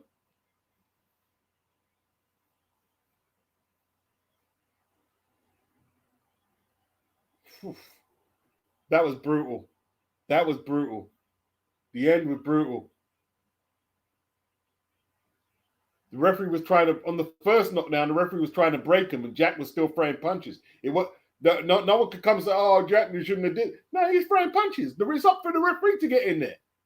They're bleeding from everywhere, both of them. You got to get, if you want to break them up, you've got to get in there and physically break them up.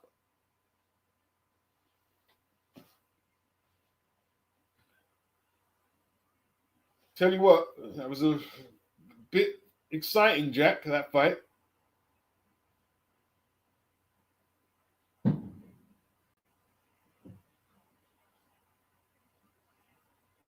And they've got him back up on his feet, but they had to use the oxygen, though.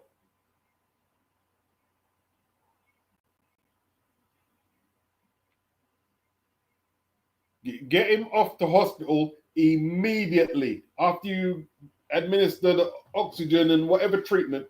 Get Echo off to hospital. Make sure Echo is okay. Yeah? Man and man has to live their life after the fight finished. Barrington Brown. All right. All right, your name, Barrington. All right, know your name. All right, know your name, Barrington. I mean, I'm not impressed. Barrington Brown, yeah? Not impressed, rude boy. Not impressed. Not impressed, Barrington.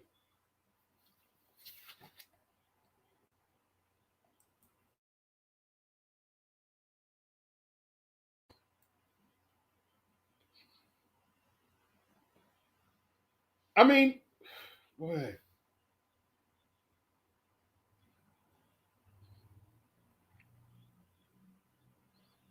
I think that's the first time Echo's been stopped, you know.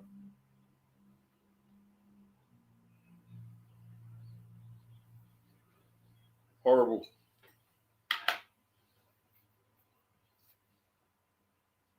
Mm-mm. Just taking unnecessary punishment there.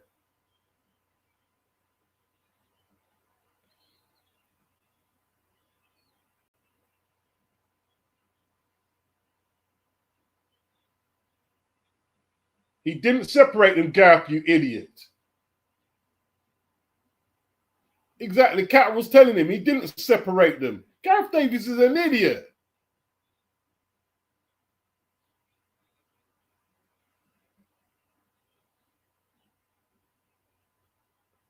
What you want him to do? Stop punching and let the other man thump him up. Jack had to keep punching. That's why someone's got to stop. But pull it. Come on, man. Gareth, shut up, Gareth.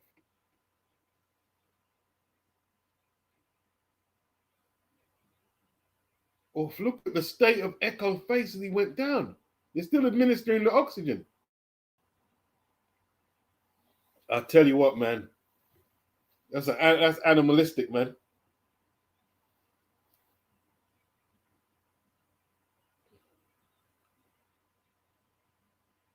Why are you even letting him, like, you should be rushing Echo off the hospital, surely. Maybe they're happy with what the doctor checked him over. Should be taking him to hospital.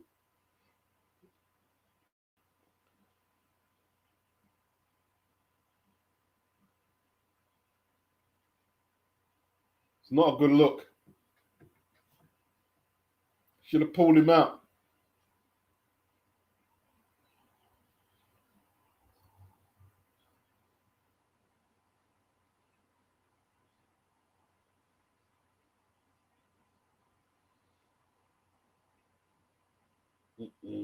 Not bad.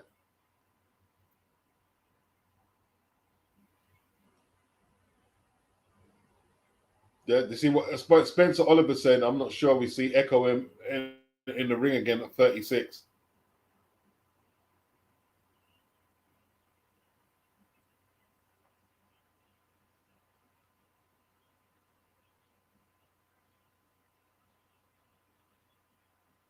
Boxing is a tough sport, bro.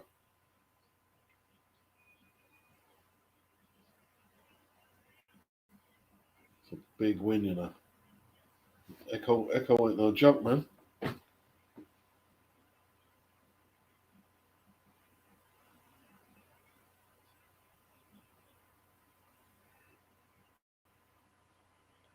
Mm-mm.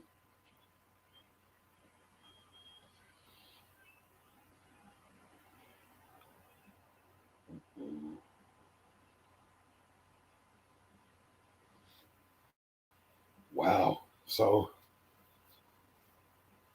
I tell you what, that warms up the mains. Forgot about Chris and Connor for a minute, but that warms it up, bro.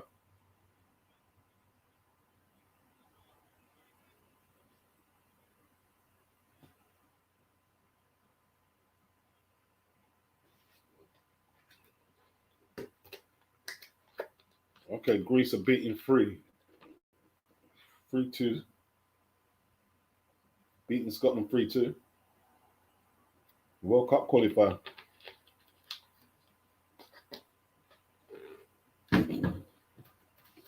Is it 3-2? Yeah, flipping hell.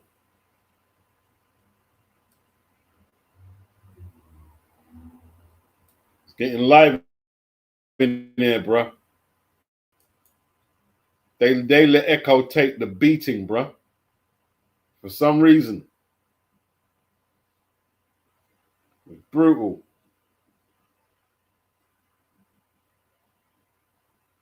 Brutal, man. Brutal, brutal, brutal, brutal.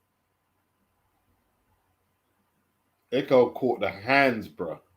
What's Eddie saying?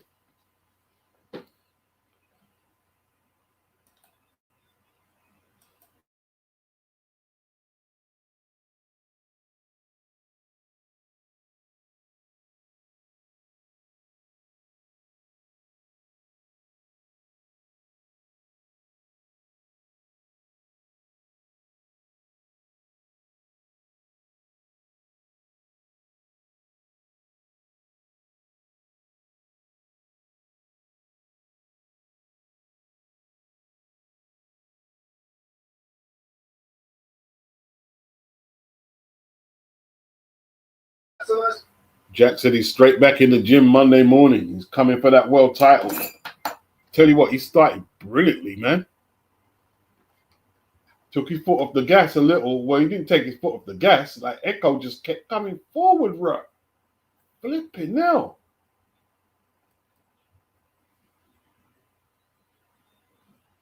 Wow. Echo was the perfect opponent for Jack, though, to have an exciting fight. Because that weren't a doubt. Normally, saying, oh, that was another Jack Carroll fight. That was, yeah, worth the entrance fee, man.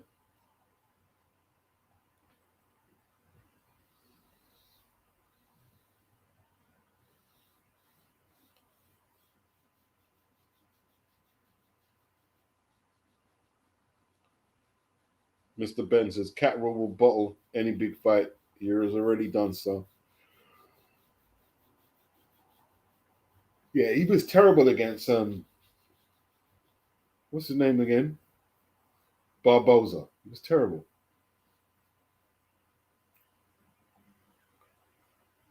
I wasn't impressed at all.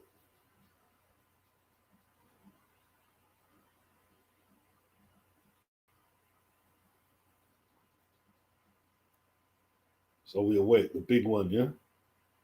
The big boy fight now.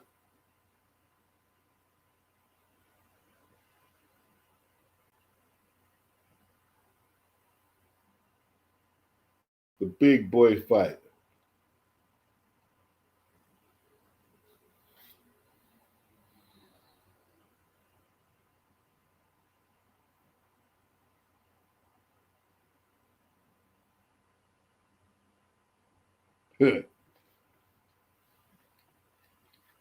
What film?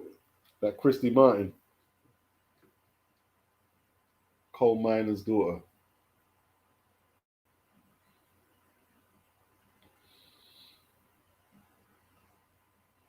Oh, Sydney Sweeney's playing Christy Martin.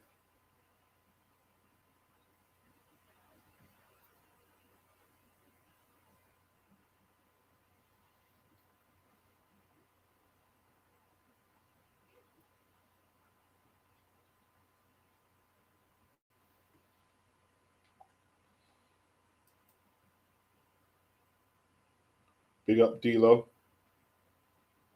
for the super chat. D-Lo Boxing in the building. Much appreciated.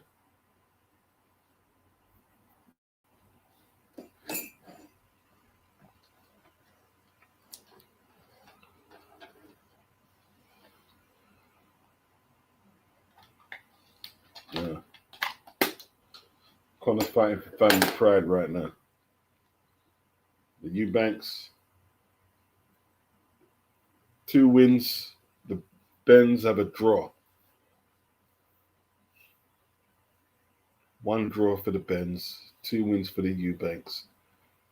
1 win apiece for senior and junior.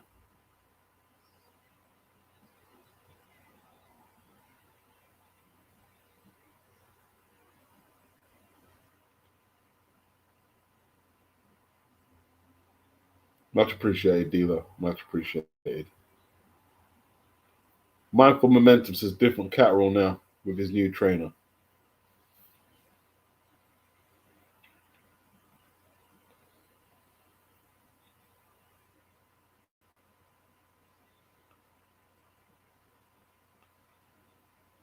Whoa.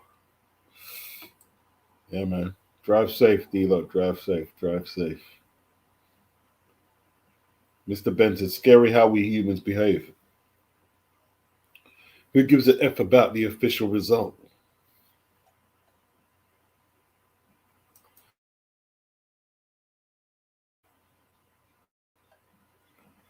Are they playing Tina Turner? Simply the best.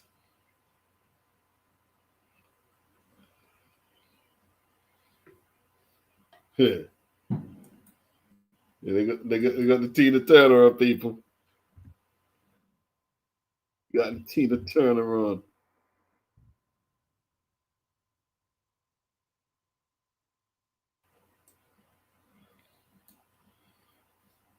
Better than all the rest.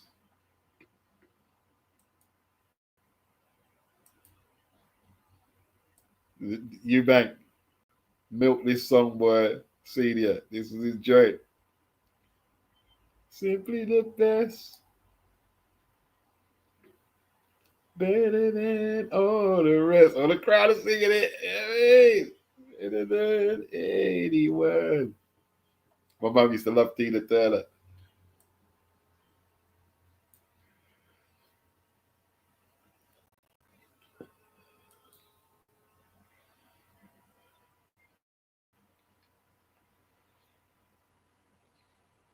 Can we get a poll in the chat? I don't know how to do no poll.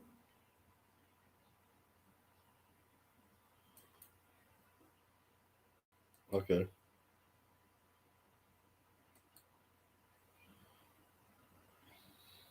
Create a poll. Ask a question.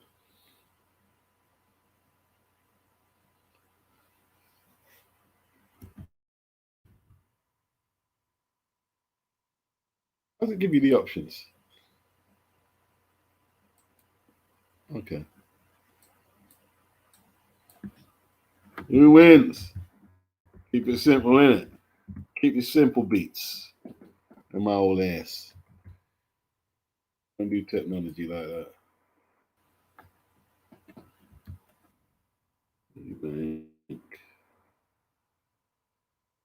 Maybe even spell it correctly would be good.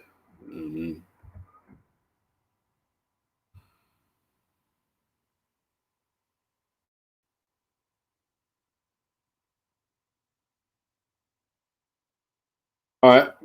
I don't know if that's gone through.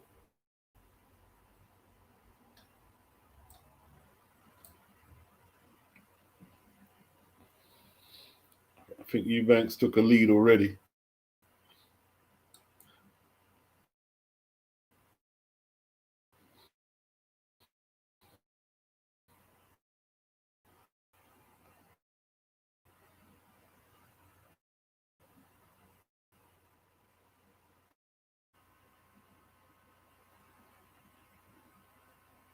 Okay.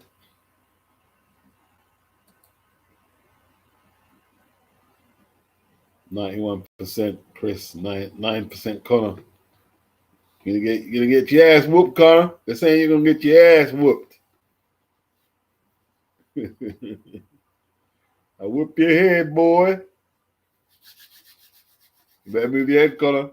Chris got Bo Mack and Terrence Crawford there. You know what I mean? That man gonna teach Chris off and line you up. Line you up, bro. Like Fitzrider Barber in Finsbury Park. Line you up nicely, mate. But you see, with Connor, right? What Chris, you know what's dangerous for Chris? Connor's been living the life more. He's younger, and he's been with the one trainer. Connor's more powerful than last time. They're going for the power. They're going to knock Chris out. They're going to try and it's a dangerous strategy, but you can see that's why they've come in bigger. They're going to try and knock Chris out. Dizzy Rascal, Michael Venom, Page. Star-studded, man. Star-studded. See, say what you like, yeah? Say what you people say, oh, I'm not going to come watch this. It was Simon Jordan. The stars have come out. Look at this. Look at this. He's going for a world title. Neither of them have won a world title. Look at this. It's an event. Do you know how long the result of this fight is going to trend for? Listen.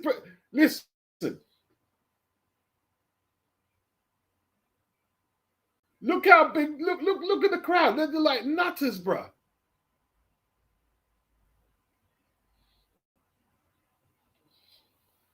Only Crawford and Canelo is the bigger fight than this year.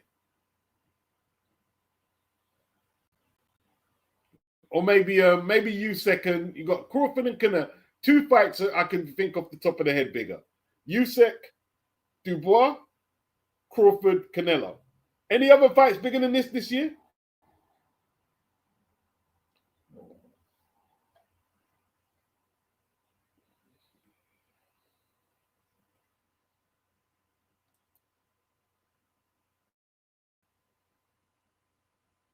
Wow.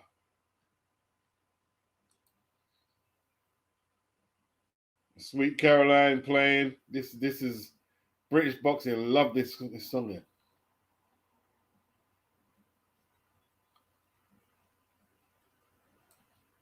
Yeah, big up Dizzy Rascal, man. Big up Dizzy. Big up Dizzy. I like Dizzy Rascal. Big up KBR for the idea. Jimmy said at lunchtime you could still get tickets for 59. You'd be in the flipping. You'd have to be watching it from the dome. A £59 ticket.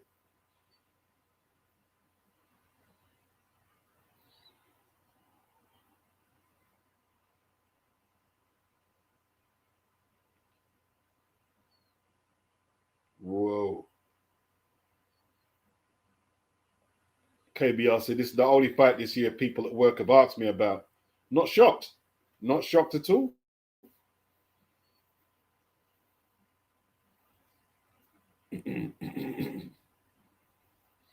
Mr. Benn is trying to separate from big event to big fight. How do you do that? That doesn't make sense. Huh? Big event, yes, but not a big fight. How's that, man? I'm wondering, okay. Doesn't make sense. KBR said due to the you're factoring in things that I didn't say. Like, what does that matter? You can say we know why that is. There's no need for you to say that. I'm just saying the fight. It's a big fight. You guys are trying to like negate that, but it's not a big fight. It's a big event, and then it's because of their dads. Huh? We know it's because of their dads. It's still a huge fight. The fight's huge. The fight is, no matter what you want to say, the fight is huge. The fight is huge. I know you guys don't like that shit. You know what I mean?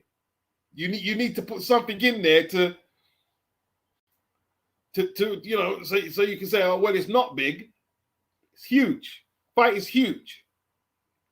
I said beforehand that they ain't won a world title, so it wasn't like I was trying to say, look, they're world-class fighters. It's Hagler versus Hearns. It's Hearns versus Lynn. I'm not saying that. I'm just saying this is a huge fight. And it's on the back. You can say it's because of their fathers. The first fight was down to their fathers. The quality of the fight has led to the rematch. Come on, man. I mean, huge fight, huge event.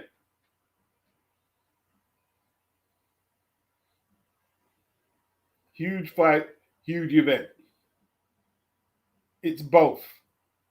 It's both.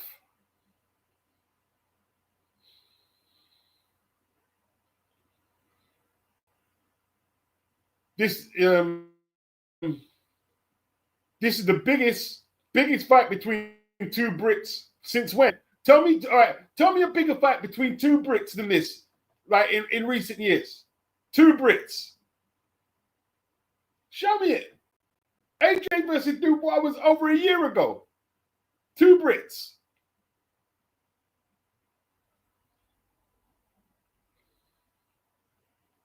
Fight is huge. Exactly, Sylvester, since AJ versus Triple D. Exactly.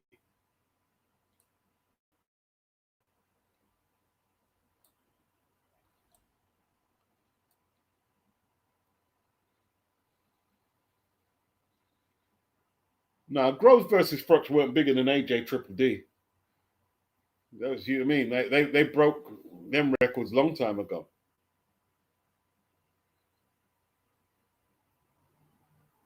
Partridge ain't gonna fight AJ. I'm not sure if Partridge is gonna fight AJ. Partridge is annoying.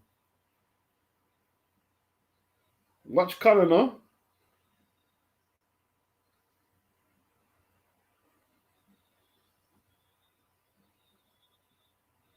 Conor, this ain't a rock concert, you know.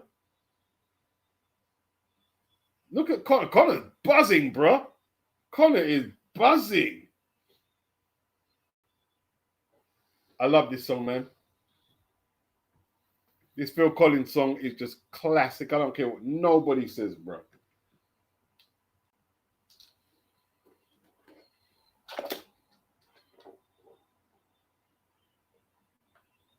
Sylvester says no British fight can top this right now. There isn't a British fight. That's exactly it. There's not a British fight that can top this, unless Fury and AJ sign the contracts. I tell you what, right? See Phil Collins, yeah? Phil Collins.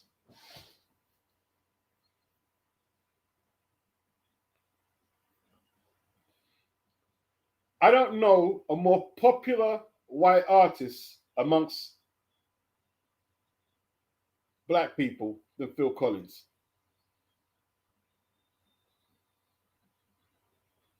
I don't know what it is about his music.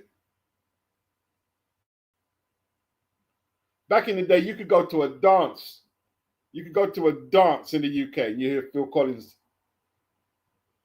play Phil Collins. Phil Collins is bad music.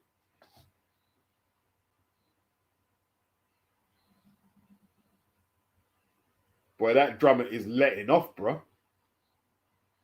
That's bad, bro. That's bad.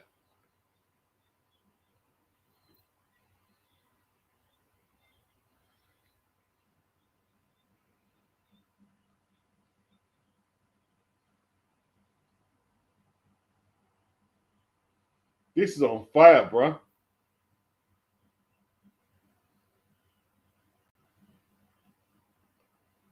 Boy, Benn come out like a rock star. Is he too hyped up? Quick toilet break before it all goes down. Let me do that quickly.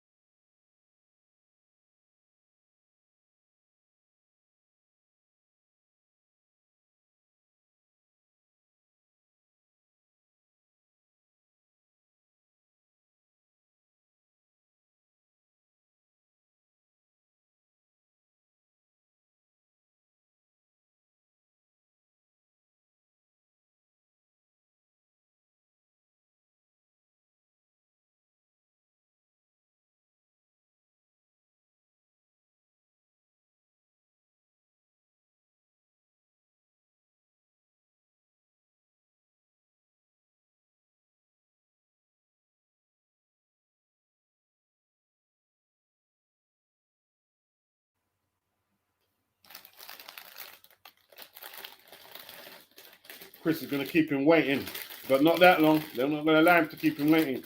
Yeah. Yeah. Let's see Chris's entrance now.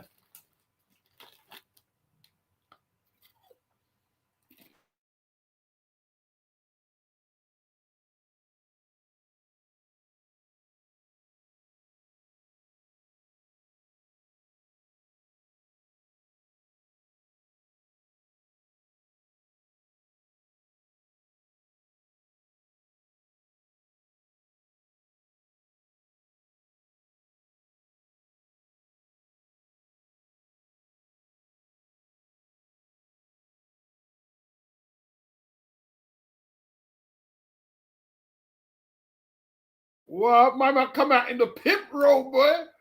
Where you coming? What kind of robe is that, bro?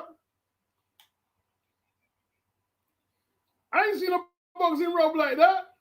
What's the things in front of it? What is that?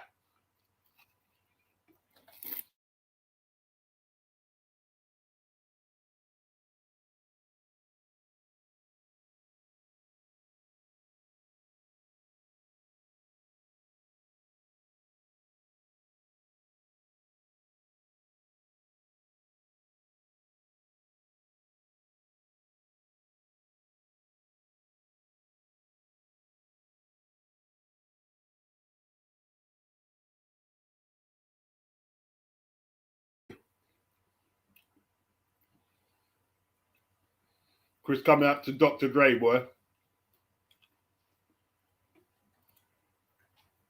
Hey, Dre fell off. How? My last album was the Chronic. Don't know how I feel about it. Ain't up on things. Bad tune.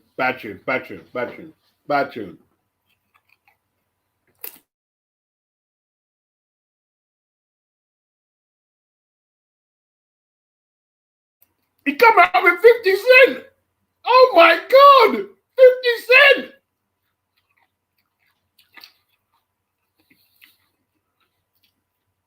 Why you gonna have 50 Cent come out? You come out with 50 Cent, and 50 Cent ain't. When you get a 50 Cent tune? Oh, Many Men. Oh my gosh. Oh my gosh, Chris. He went all out. He come out with 50. This is come out with 50. Whoa, that is a statement of intent. Vegetable Whites is cringe. Even Rod Stewart can't believe Rod Stewart there.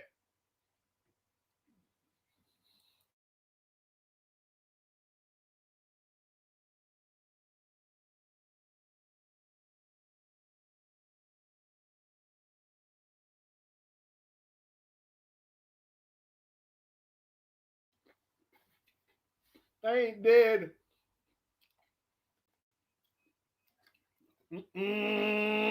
That's mad. That's mad. Oh boy, that must cost. How much does that cost? 50 ain't cheap.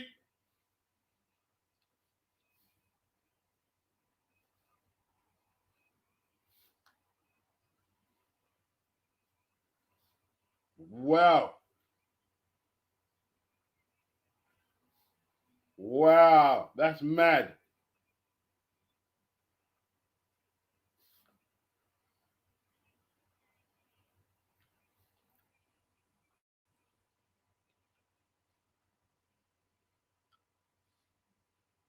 That's crazy, man.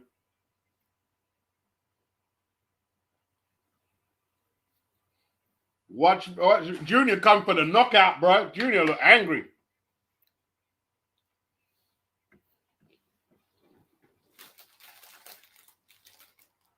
Junior come out in the bunny rabbit robe, you know. The bunny rabbit robe.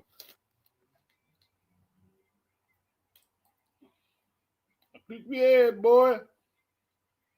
I'll whip your head, boy.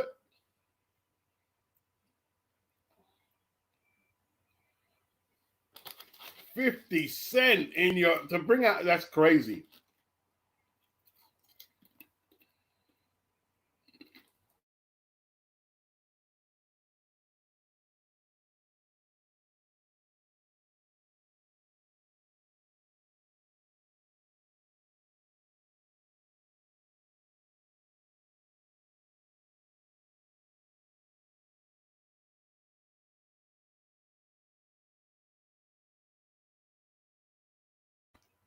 You reckon that's unsettled Connor? It could do. That's a big entrance, man. It's a big entrance.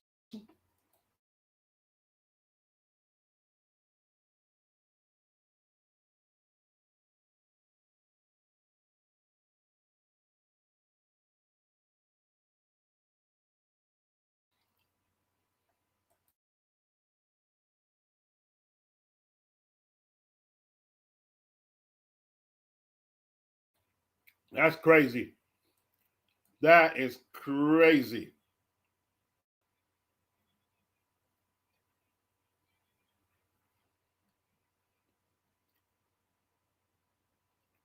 Absolutely nuts.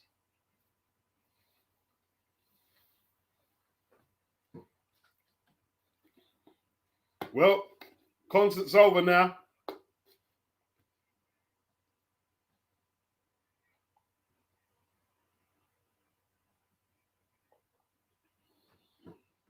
Let's get down to business.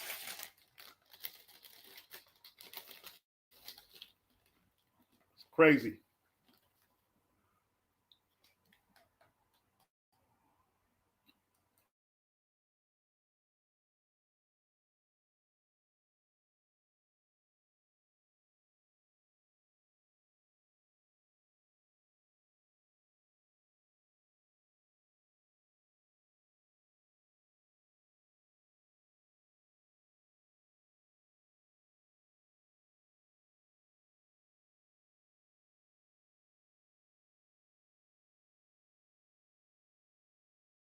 Oh, Turkey paid for that. Oh, that comes out of Chris's purse. And Chris, your 50 don't come cheap, bro.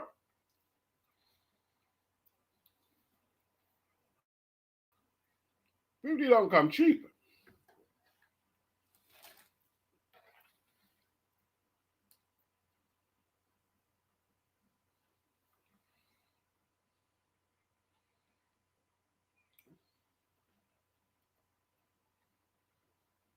Wow. That's show business. Show business right there. That's show business.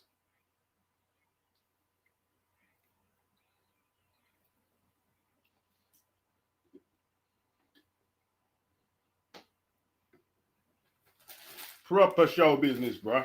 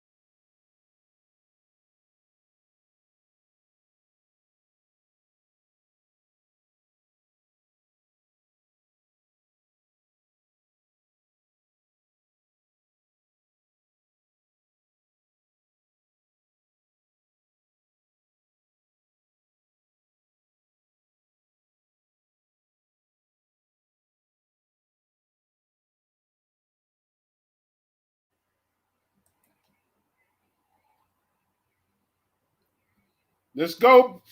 Let's go. Let's go.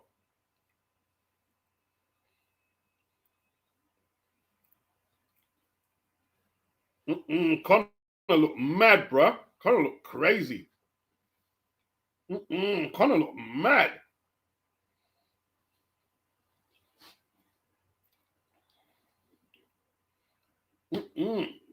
This is gonna be savage, man. This is gonna be savage. This is gonna be savage.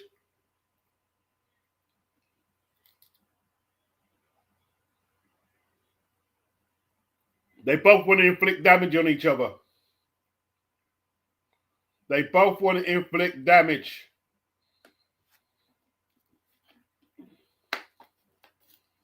They both want to inflict damage. It's nuts. Watch them now.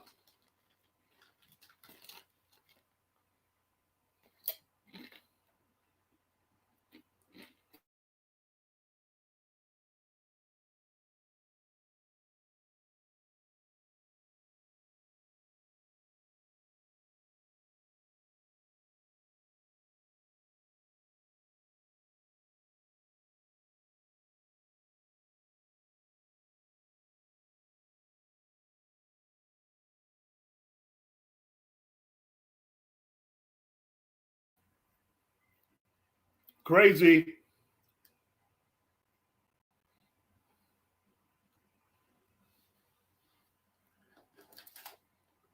Atmosphere is just mad now.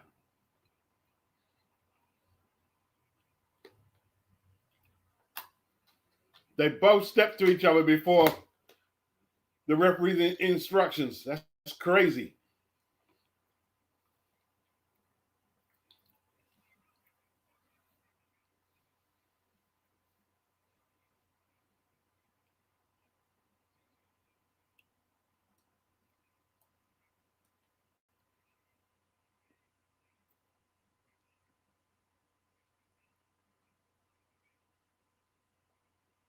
Here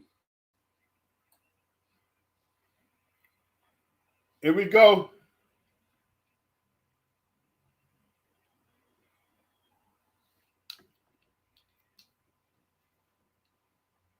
Here we go, yo.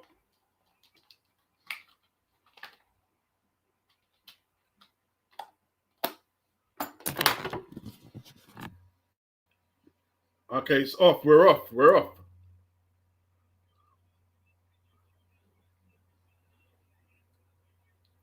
Conor stepping to Chris. Is that wise? Conor feinting. Chris on the back foot looking to get his jab off.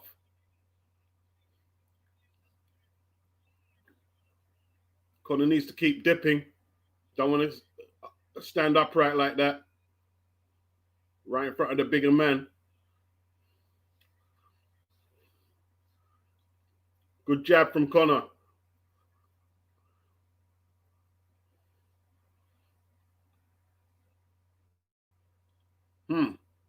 Eubank looking focused. What's he got left? What's Chris got left? Chris got to watch that left hook. Conor got that hand speed coming out of that crouch. Goes to the body, Conor.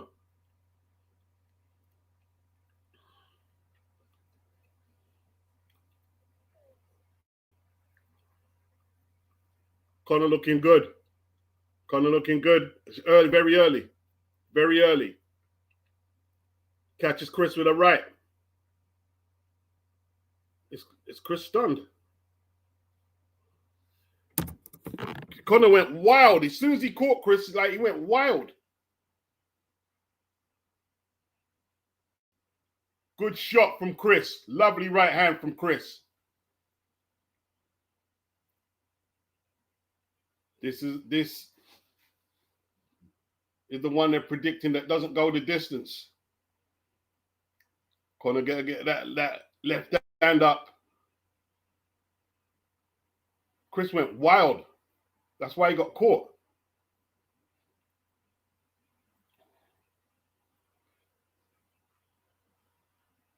Ben just too small, man. If Ben lands them punches in his own weight class, does more damage. Chris taking his time, taking no chances. He's making sure he don't get caught early. Nullifies Conor, ties him up. Conor roughs him up with a right to the head.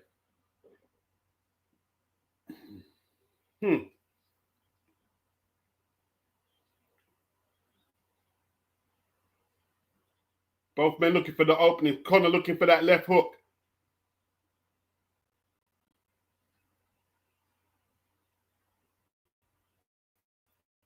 Very tight. It's very tight. They're both very, I don't want to say cautious, but it's pent up. You can see the pent up energy just waiting to release.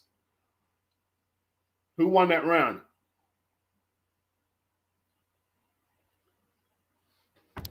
Maybe Conor. Or maybe even.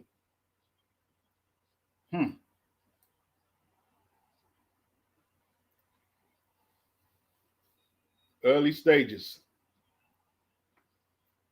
Early stages, people.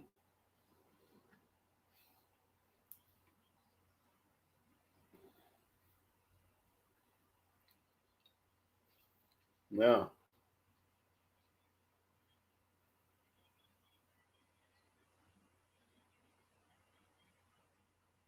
Big right from Chris.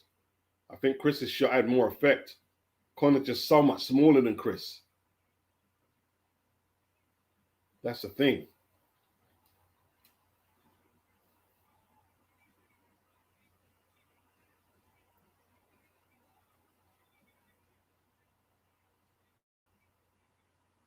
It's not this ain't the same Chris though. Chris ain't the same. Conor bending really low, trying to come in from that arc. Good jab from Conor. Good jabs from Chris. Chris looking a lot sharper than he did at the start of the first one.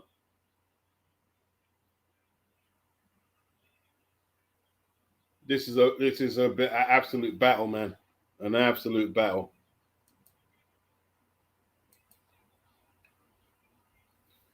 Landing big shots there.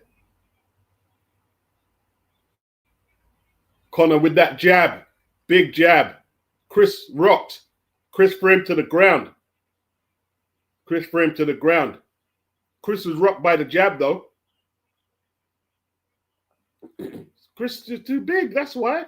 Chris using the right tactics. Chris not playing.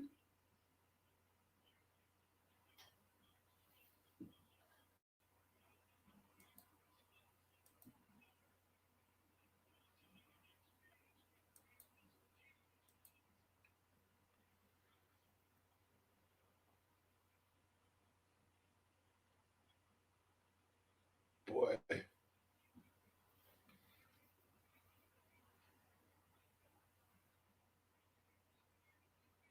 Chris is finished, man. He might win this fight, but he's done. Chris ain't got the same physical strength he used to have. He ain't got the same energy. Throwing one punch at a time.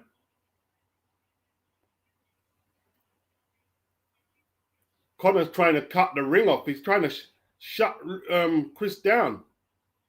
Great jab from Connor. Oh, Connor looking like Pacquiao against Oscar right now. Is this what this is?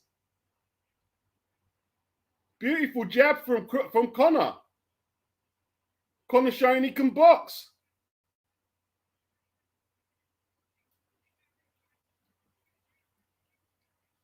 Chris looks slow.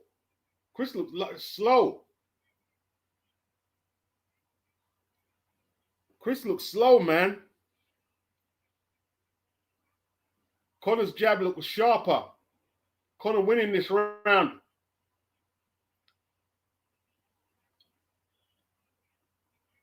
Chris is relying on one shot. Like the Bo Mac hookup, he's getting outboxed. Connor outboxing him. Lot better boxing from Connor this time. His jab looks a lot better. Chris has to use his strength to nullify him. Getting outboxed. Connor don't need to knock him out. Oh, good shot from Connor. At the end of the... Chris knows he had a horrible round there. Chris don't look right. Chris don't look right. Chris don't look right.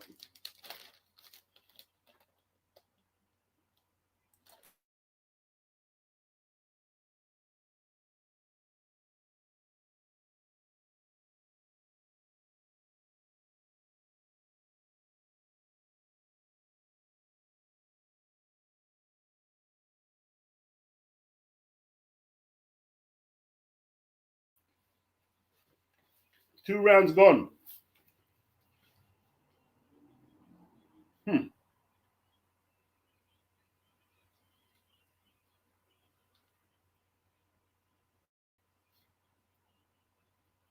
All to play for, bro. Still early, but Chris better have an extra gear.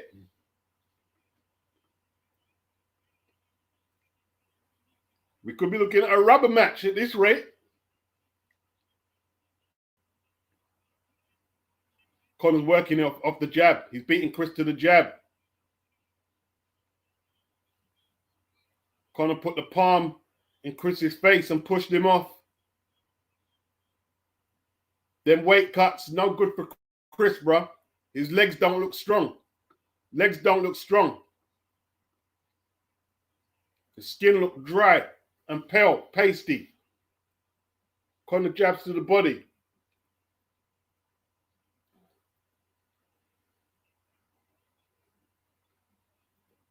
Early stages, though. Still up against the bigger man. Connor just trying to read Chris's feints and get his own jab off. Center ring. Jabs to the body. Connor just too fast right now. These weight cuts are not doing Chris no good. This is not the Chris Eubank of 2017. It's not. It's not the same guy. Connor thumping him up in the clinch, bro. Chris just slow to react to everything. Sluggish. Good jab from Connor. He's getting underneath Chris's jab. Oh, bit wild from Connor. Bit wild. Good defense from Chris. Chris has got to build slowly with his jab and try and get into it that way.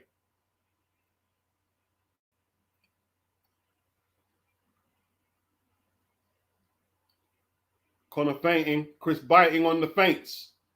Moving backwards. Biting on his feints, going back to the ropes. Conor targets the body. Doesn't really get off. Conor is too quick. Chris can't time him. Chris is trying to time him and he's catching as he's coming in. Conor is too quick. Just slipped under the shots easy. Jabbing Chris to the head. Look at that. Oh, Chris coming back with that left hand. Didn't quite get there, though.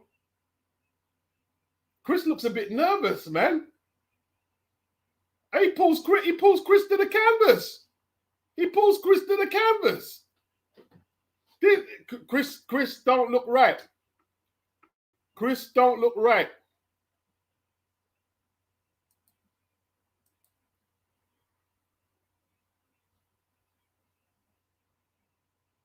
Chris looking at that Conor like, yeah.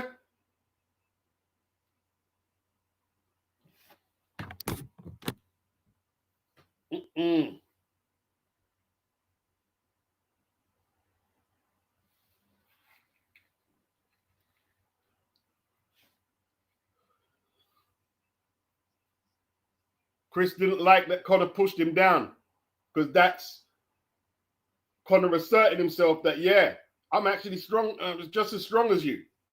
Chris didn't like that.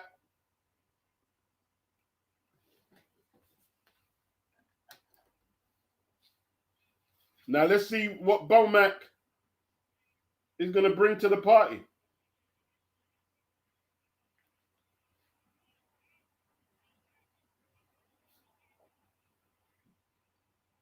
Let's see what Beaumac's got, because you down on the cards, kid. You down.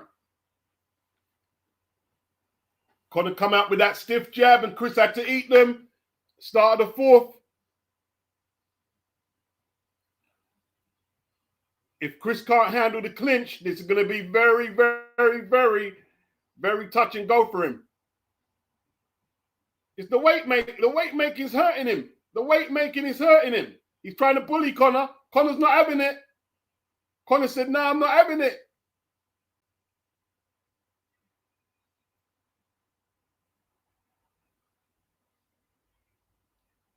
Trying to bully Conor. Can he do it? Can he get hold of him? Conor very slippery right now. It looks a little like Pacquiao versus Oscar. Great shot by Conor. Chops down on Chris's chin. Chris acknowledged it and shook his head. Conor goes to the body. Chris looks slow.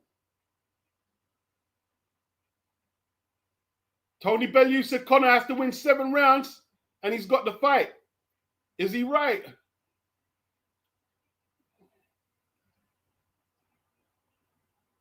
Great start from Conor. Can he keep it going? Great jab from Conor.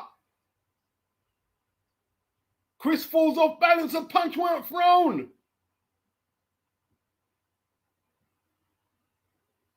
Are we looking at the demise, the decline?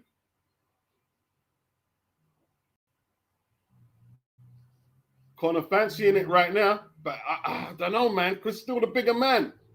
I've still got this feeling that Chris is keeping something back in the locker. He's just so much bigger than Conor. So much bigger. Conor dictating the pace, though. He's waiting for Chris to make mistakes now. Is Chris relying on one big shot? There's the right hand from Conor. It doesn't quite get there. Chris says, nah, I'm ready for it. That's good defense by Chris. But he didn't make him pay. He didn't counter.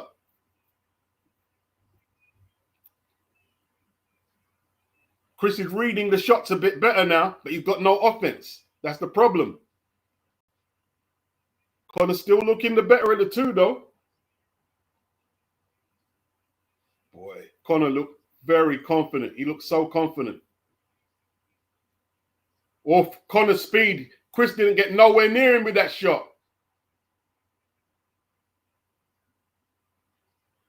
Wow. Chris looks slow. Look at that left hook. Chris is in trouble. Chris is in big trouble this fight. Chris is looking big trouble. Maybe he'll bail himself out with that big shot he's trying to do, but it could be a long wait. Could be a long wait.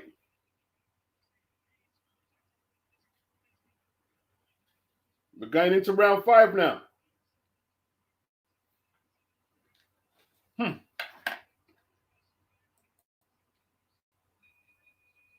Crazy night. The fight flying past. Fight flying past.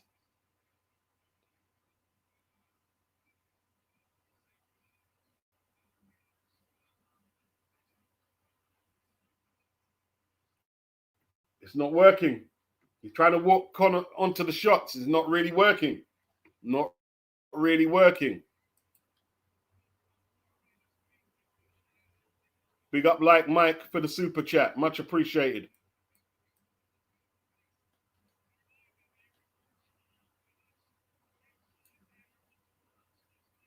Much appreciated. All right, we're in round 5.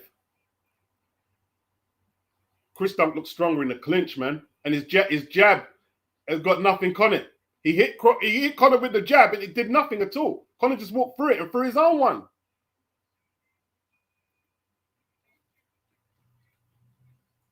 Chris getting off with the jab now, finally. But he's still on the back foot. He needs to start pushing Conor back.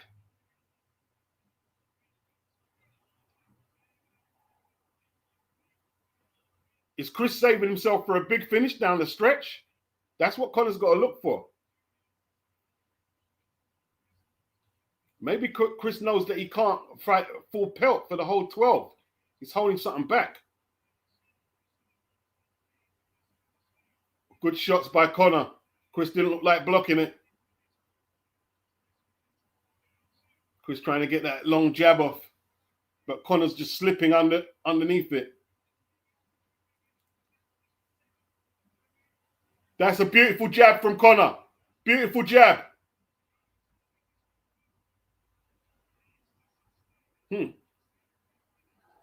Whoa.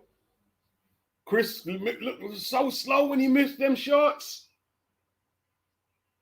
Good shot by Conor. Jab. The jab. Parries Chris's jab. Conor just looking the younger fighter. The youth and the weight cuts catching up to Chris right now. Catching up to Chris. Great jab by Conor. Chris looking shot. Definitely looking shot. He's not able to do what he wants in there. He's not be able to take charge of the smaller man. You better hope that Conor don't get too confident. You better hope Conor don't get too confident. It could be real trouble. There's Conor with the jab. Nice short jabs by Conor. He's Conor being very clever with his jab. He's waiting until he's in range, holding his feet, and then popping it from a nice range where he feels comfortable. Chris smiling. He's smiling. Why is he smiling? Because he knows Conor's trying to tee off to knock him out. There's that jab from Conor again. Chris smiling. Why is Chris smiling? He needs to stop smiling and get serious on this. There's Conor's jab again. Another round for Conor. What am I seeing here? It's like Pacquiao versus Oscar. It's a little like that.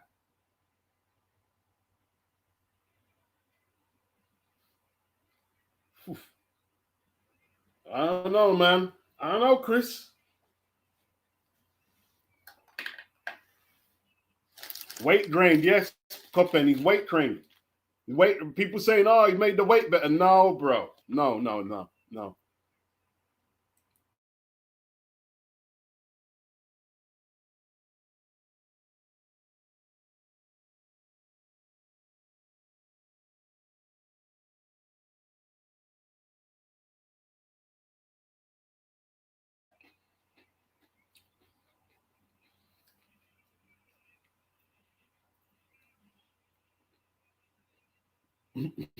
Is Conor on the Manuka, honey?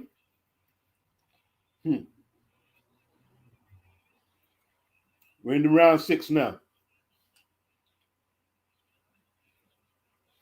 Round 6, people.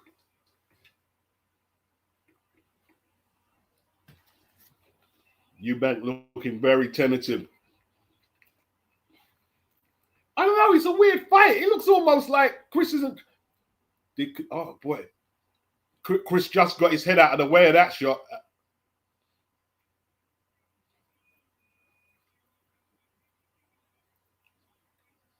Okay, some people are giving Chris a couple of rounds.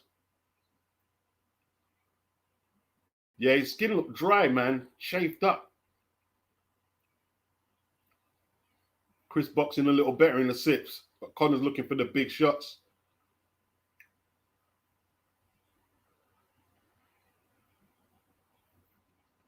Good jabs from Conor, not powerful jabs. They're digging in there. Conor roughing him up now, putting his head in there on the ropes. He's too small to be able to do this to Chris, surely. Body shots from Conor. That's the body shot from Conor. Chris breathed in heavy there.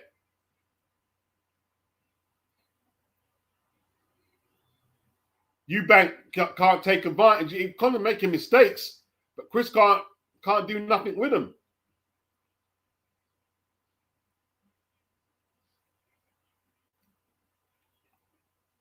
Good jab from Conor. Let's see if Chris can make his presence felt, make an impression. He tries that left hook lead. Doesn't work. Good jab from Conor.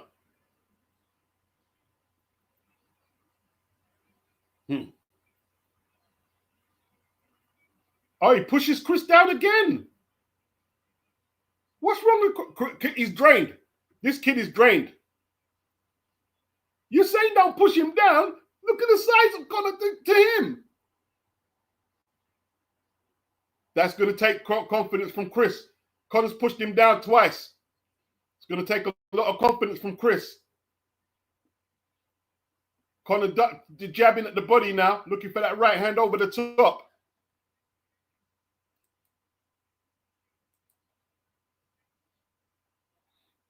Wow. Conor handling the physical strength of Chris quite easy. There is no physical strength. He's got no legs underneath him. Wild left hook from Chris. Not getting there. If they were 4-minute rounds, Chris would be in all sorts of trouble.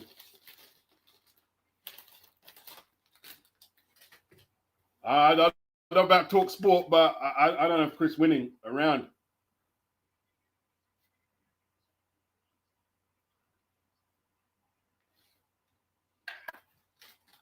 This hasn't been the classic like the first one was, though.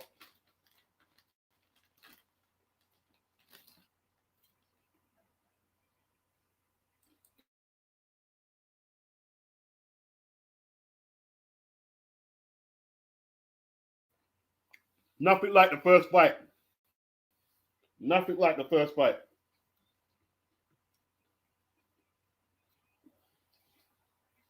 He's dictating. His feints are working. He's not landing a lot, but Chris is looking so slow. Look at Senior. Senior's looking concerned.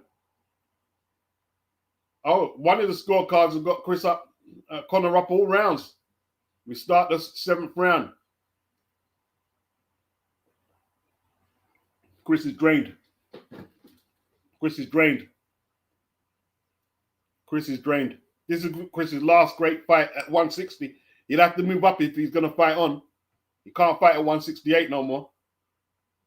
Chris trying to counter. Conor's trying to lick him down, you know. Chris landed a right over the top. Conor putting himself at risk here with the bigger man. The fan zone have Conor up quite a bit. Carl Frampton's got a shutout for Conor. Chris fighting for his career here. Chris trying to come back with them combinations. But Conor's stalking him. Threatening to walk all over him. Chris misses a lot of shots there. Chris' legs look dead. Chris' legs look dead. Conor taking a lot of chances though. Chris a lot bigger than him. But what power does Chris have is the question. There's Conor's jab. He's stalking Chris. Stalking him. Go to the body.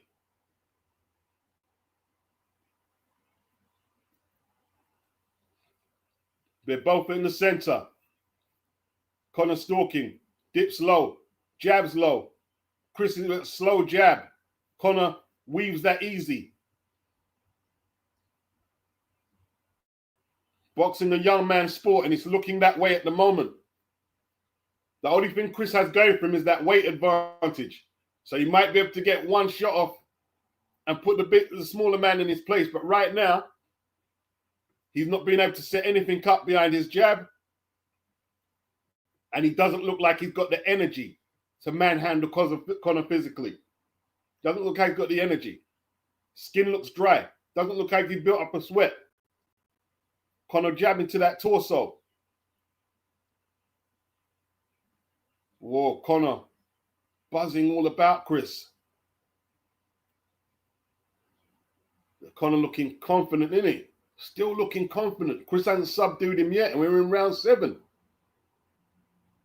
Good work from Conor. Good for. Oh, what a shot! Chris took it well. Chris took it well. Chris fighting back though. Chris got mad. Right hand. Chris. Look at the up jab from. Oh, big round from Conor. Conor feeling it now, bro. Chris took the shot well. Chris took the shot well. Big shot by Conor. Statement shot. There's only 5 to go. There's only 5 to go. Let's have a look in the slow-mo. Yeah, Chris knows he was caught well. He took it well, though. Took it very well. He should do so well away. Benn very confident. Look at Conor. Conor looking like Tyson in there, man. Conor looking like Mike Tyson in there. I mean, where's Steve Collins? Is Steve Collins in the building?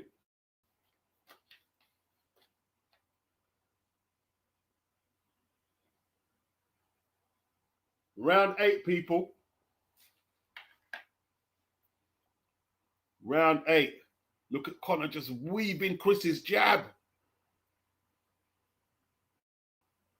Weaving the jab. Even the shot he hit, didn't hurt Chris, but he hit Chris. He first of all, he took one of Chris's shots to land it. Chris just glad to tie up there. Big up like Mike. Good question. Why did Chris agree to them weight conditions? Lord, money. The money. The money. Goodness gracious. The papers.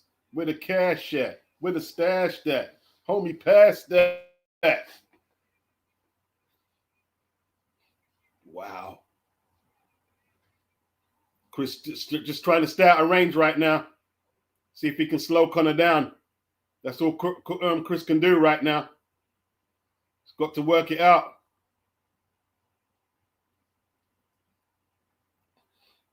Benn just too confident. Targets Chris's body. He's stalking Chris. He's stalking him. He's cutting the ring off. He's not letting Chris rest. So Chris has always constantly got to think to punch. He's got no time to think. And he hasn't got the energy. He hasn't got the energy to keep the punch rate going. Oh. Left hook by Conor. I think Chris is okay. Conor wants to knock him out. He knocked out his gum shield. Gum shield got knocked out. His legs. Oh dear, this ain't looking good. It's not looking good. It's not looking good. Conor wants him out of there. Oof, slow jabs from Chris. Conor not respecting anything Chris is doing. Nothing at all. He's got Chris on the ropes. Chris is on the ropes, bro. He's not in the ring center. Conor targets the body. Targets the body. Good jab from Conor. Beautiful jab. That's a great right hand from Eubank, though. Conor can't afford to get too confident. That's the bigger man.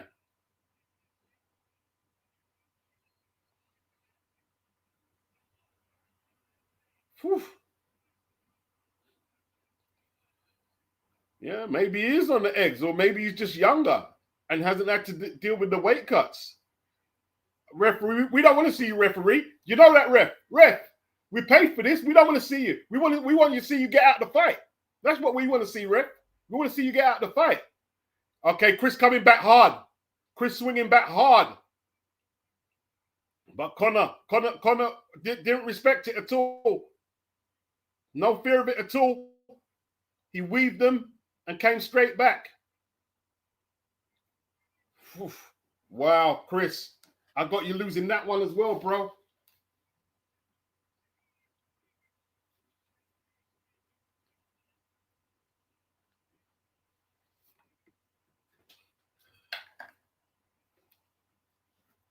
This isn't looking good as far as I'm concerned.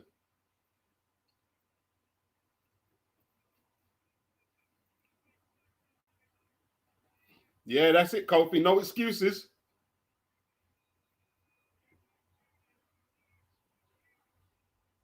Wow. Good right hand from Chris. Didn't trouble Conor at all. Conor got a good chin as well. Although he doesn't want to test that too much.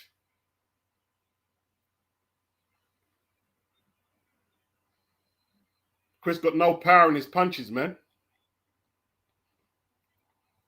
Chris is an accumulation puncher. Chris should never fight at 160 again after this. I've got a feeling Chris is holding something back in the tank, man, because I've never seen him this bad. Calf Raptor's got 80, 72.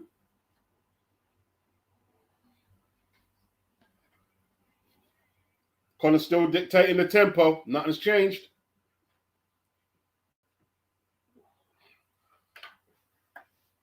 Conor just doing too much.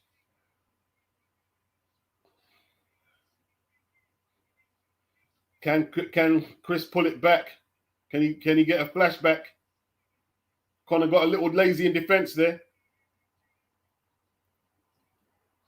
What's Conor's stamina like? Because he's put in a lot of work. Good shot from Benn. Conor's trying to pull him down. Like, you're weak. That's a big man. It's hard fighting a man that size, even though he's doing that well. But Conor's got them 7 rounds that Tony Bellew said he needed. He's got them. He's got them now. Chris needs a strong finish. Oof. Got to keep the emotions in check, bro. Conor smiling.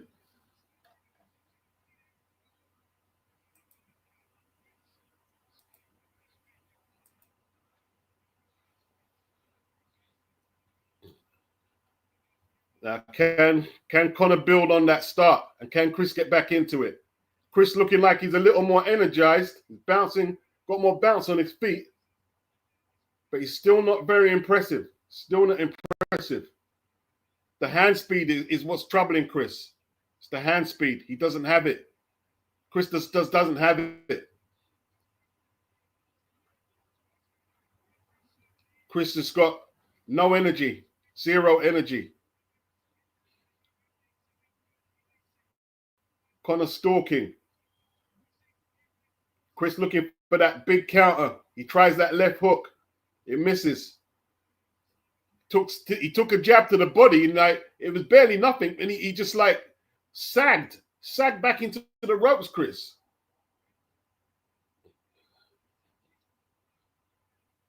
Well, there's only 3 to go after this. If Chris can't land something big, he's just swinging for the fences now. Just swinging to the fences.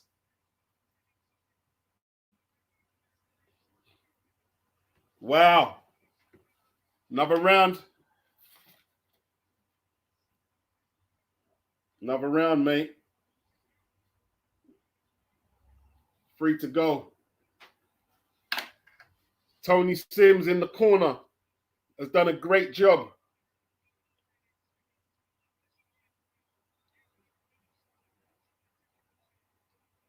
Done a great job, Tony Sims. The tactics have been spot on. Conor taking some shots today, having to use the end swell, but I don't see the swelling. Chris not really damaged up round or nothing, though. That's a great 1-2 in the round. Great 1-2 from Conor. Chris looks poor. Chris looks really poor. 3 to go. 10th round. Conor looking to line up that overhand right, bruh. Watch him now. He's feinting. Chris throws his jab. Conor throws his.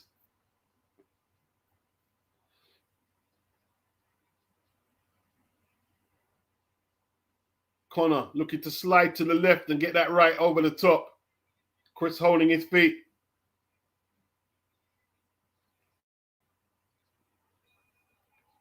The one punch that Conor's missing is the uppercut. No uppercut from Conor.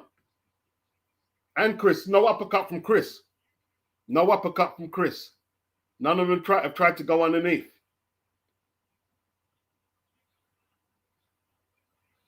Yeah. That's lovely head movement from Conor. Stopped Chris from throwing the shot. Parried Chris's jabs. Does Conor really think he can knock the bigger man out? He pushes him into the ropes.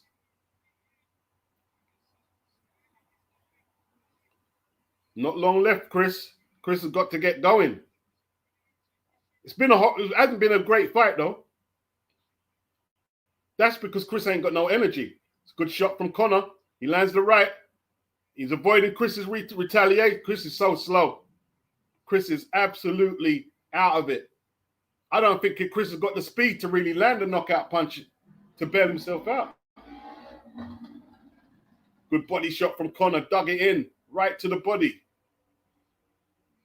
Chris backing up to the ropes all the time. Conor working the body, bro. Conor working the body. In the 10th. Working the body. Yeah, it's not a very exciting fight. They want action. Conor don't need to change nothing. Look at beautiful jab from Conor.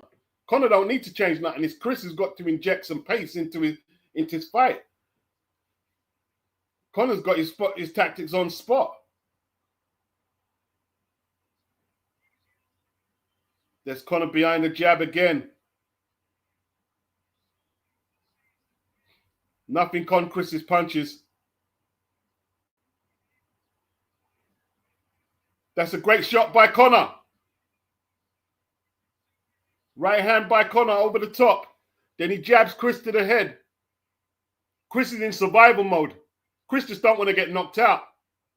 Chris tried the uppercut that time. Oh, it's all Conor. Left hook from Conor. Left hook from Conor. Chris just don't want to get knocked out. Chris trying to get some punches off now, though. Another round to Conor. Another Conor Benn round.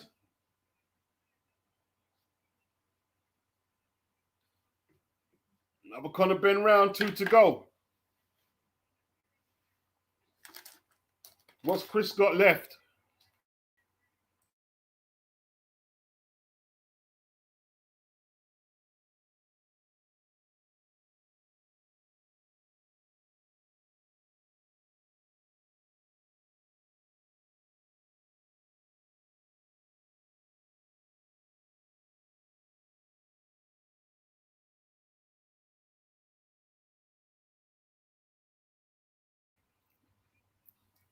Conor got his mum and his dad there, bro.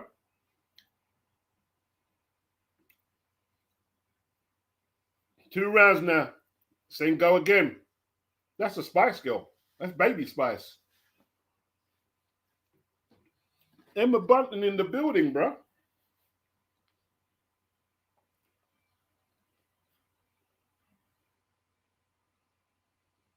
Conor comes out on the front foot again. Good jab from Conor.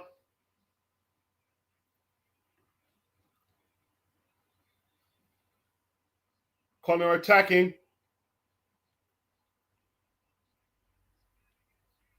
He's not going crazy, though. It's good boxing. Conor doesn't have to go, man, and put himself at risk.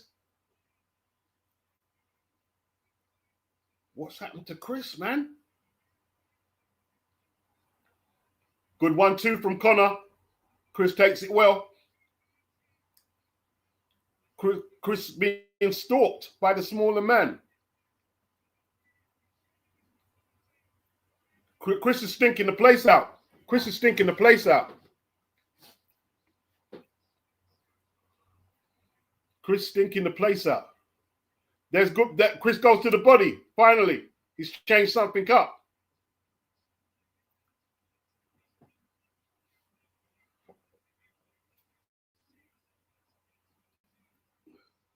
Good jab from Conor. Conor just needs to outbox him. Conor shouldn't go for the knockout. He should just keep the flurries up. Conor's still light on his toes. 11th round. Still light on his toes. Chris needs a knockout. Great jab by Conor. There's a right hand from Conor. Solid right hand. Chris firmed it well. Chris just too slow. Chris stinking the place out. Crowd booing. Crowd booing. Oh, great left hand from Conor. Fighting a shot fighter for real. Conor taking advantage of a shot fighter. Too fast. Too fast. Chris Lucky's not fighting a real experienced full 160 pounder. He'd have been knocked out years ago. He's reddening up round the right cheek now, Eubank. No real damage. Conor jabs to the torso. There's just much more snap on his shots. Oh, he throws Chris down again. He's just showing him no respect in there. What's the referee going to do? Throws Chris down again 3 times. Crazy. He's throwing him down like a rag doll. What am I watching here?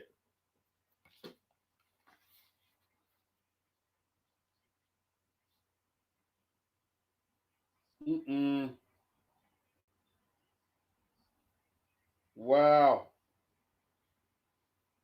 A washout, bruh. I call it liquid of life. All the people that Caribbean parents, remember liquid of life. Wash out. One-sided washout. 1 round to go. 1 round to go. Conor's going to want a grandstand finish. But he's got to be careful. He's took a lot of advantages. Yeah? He's took liberties. Conor's took liberties. So he's going to want a grandstand finish. Conor ain't the type of guy who's going to be happy with a points victory. He wants to knock Chris out. And this is going to be Chris. Chris is going to have opportunities here. Let's see what he can do. I tell you what, man, Chris, you did this for money. You're lucky that Conor's so much smaller, you can't really hurt him like that. So this is a good start by Chris, though. He lands a good right hand. He needs a big round. Needs a big round. Conor ties him up easy. Conor ties him up easy and pushes him to the ropes. Let's see if Chris can win this round at least. Conor lands a 1-2.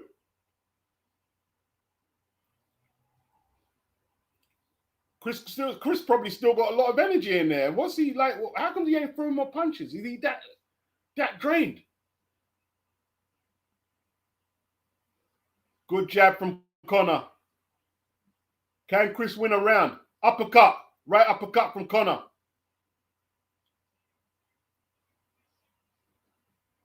Good jab from Chris. That's a good jab. Good jab from Conor to the torso. Stiff. Looking for that right hand over the top. Good jab from Chris. This is better from Chris. Good 1-2, but Chris counters. Big miss from Chris. This is probably Chris's most competitive round.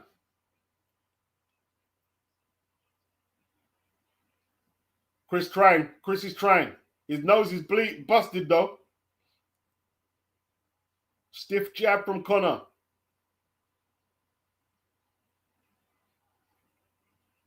Oh, good footwork from both men, from both of them. Good jab from Conor. Beautiful jab.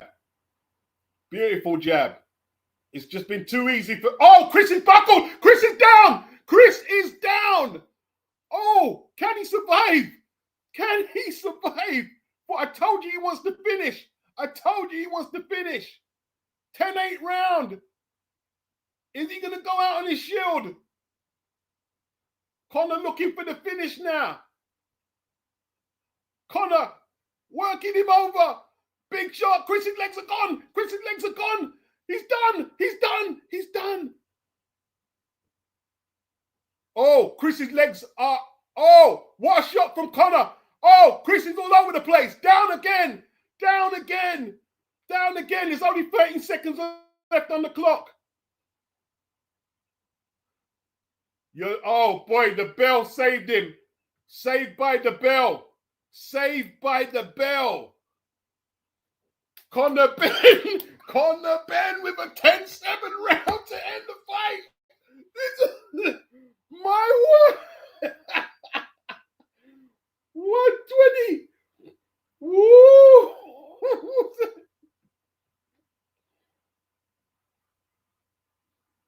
Whoa. What a beating. Conor Benn. Wash Bill. Wash Bill. The bell saved him. The bell saved him. Conor Benn, redemption is Nigel. The Benns get a win over the Eubanks.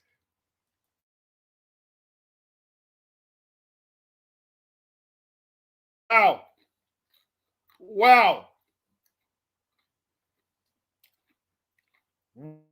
What?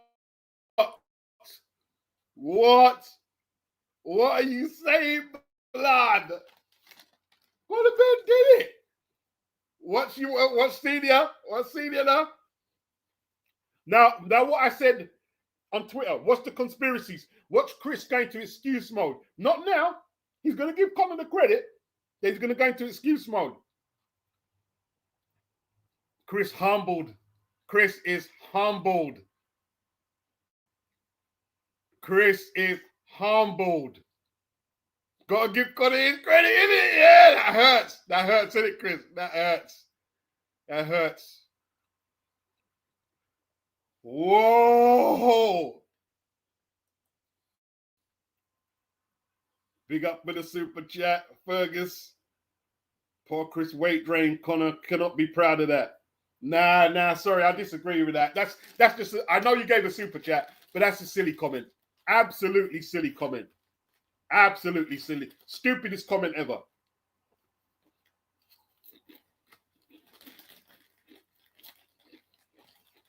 Conor can't be proud of that. Oh, look at that right hand. Great right hand. Chris' leg's gone. Down he goes.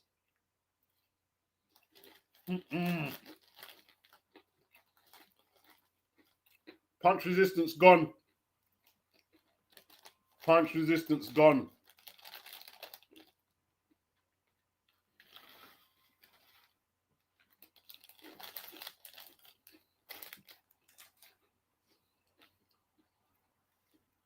The way people talk about boxing, he can't be proud of that. So what he should do? What should he allow Chris to do? Knock him out then?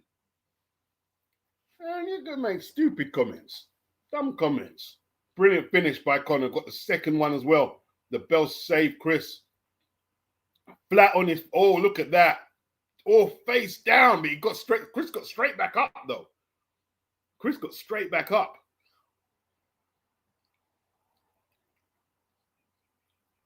Oh, look at that. Oh, dangerous. They played dangerous. Dangerous. Conroy Smith. Is Conroy Smith in it? Yeah. I am dangerous. Boy, I am cantankerous. Way. Dangerous. Yeah. I am dangerous. I'm so cantankerous. Woo! Ben did it. Ben did it. No excuse. Don't make no excuses. No conspiracies, Chris. Take your L. You're brave. Look at Eddie. Look at Eddie. Look at Eddie. Look at Eddie. Eddie, look, it means so much to Eddie. Conor can retire. You know something? You know Conor Benn can retire on that win. Conor Benn can retire on that win.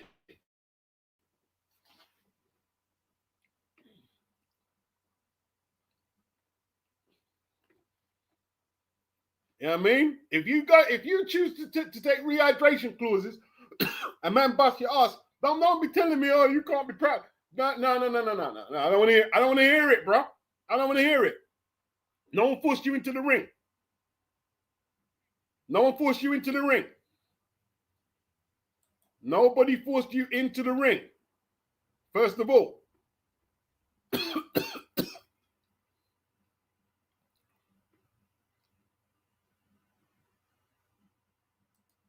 Wow. That was something else, man. What a performance. He won every round and then won the last round 10-7.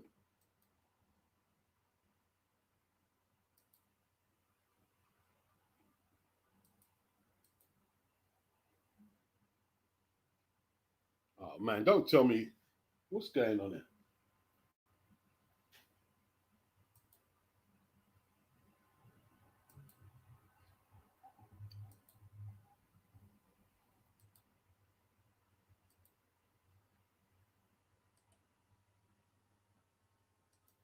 Right. Okay. We're back in business now. We're back in business. The Benn's got one. The Benn's got one. The Benn's got one. Got to take your L's, man. Chris made a lot of money out of boxing. You know what I mean?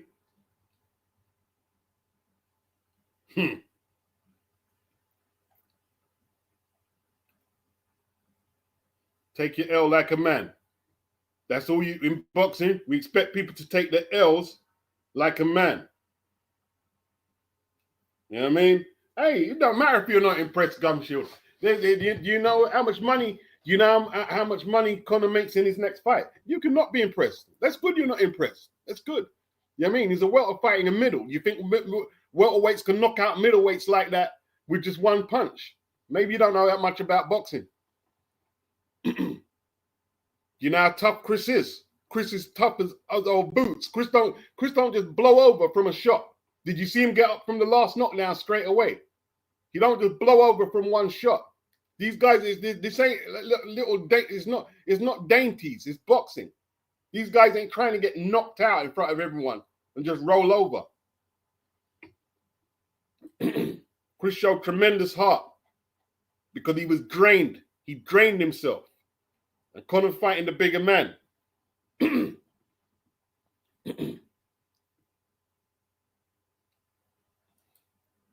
Showed tremendous heart, Chris. He got a bad beating, man. Took a bad beating in that last round. Conor got to go for one that I don't think Conor can get down to 147. I don't know how Conor gets back down to 147, man.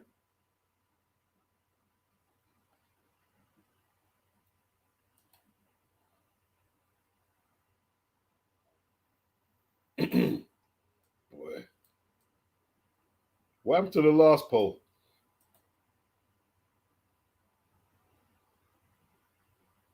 Where's the poll? I don't know what happened to the poll. It's on YouTube, isn't it? YouTube poll. Wow. Just got slapped up. Got slapped around.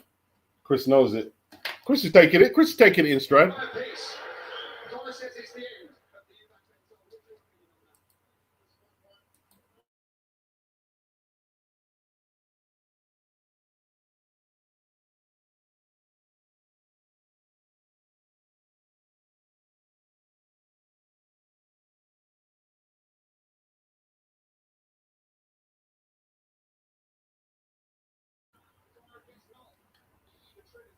You know what I like? Chris spoke a lot of crap, which I didn't like, but he gave Conor his credit. Said it's his night. I respect that, Chris. I respect that. I respect that. I hope the conspiracies don't start though. You know what I mean?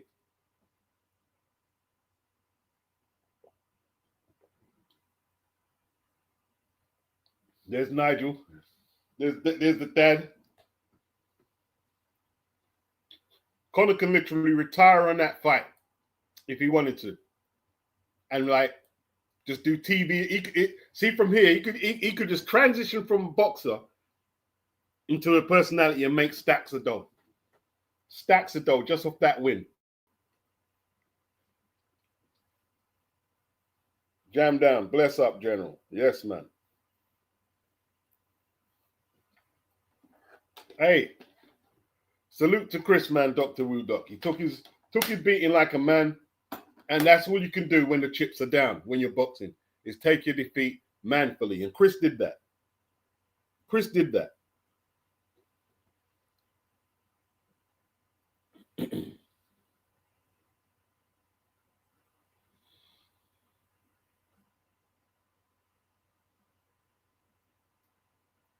Yeah, I wouldn't give props to Billy Joe Saunders. Coppen, to be honest, yeah. I like Billy just like I wouldn't give props to Billy. You know what I mean? Billy just like a horrible person, man. Remember that way you speak to Napa, you're nothing. You don't talk to people like that, Billy. You're nothing. What do you mean he's nothing? What do you mean by that exactly? You're nothing.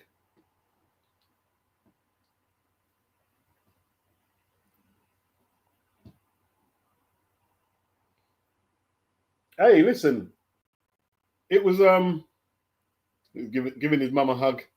it was like look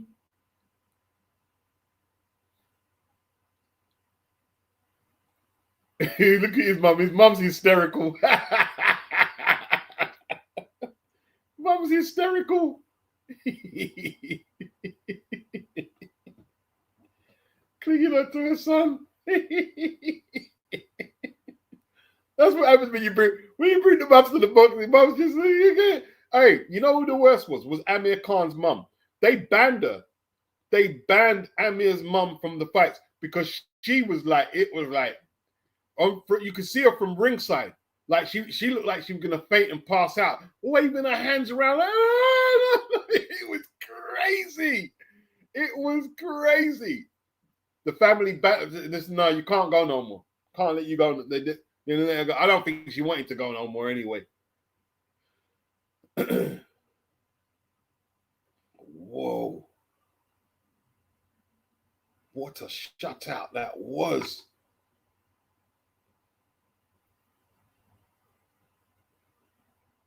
It's Conor with his missus. Listen, Chris is still, he's going to go look after his twins and his girl, his twins, and spend some of his dough.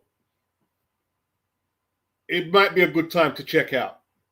Although that's his decision. It's not no one else's decision. That's his decision. You know what I mean?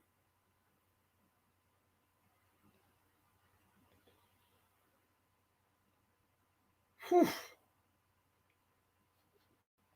Good stuff, man.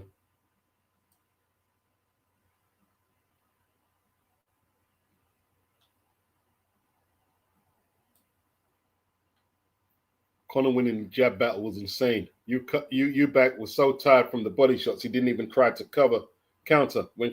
He was just fighting to survive after a time. He was just trying to get knocked out, and he managed to do that. You know what I mean? If that attack had started earlier in the round, I don't know. I don't know what would have happened. I really don't know what would have happened.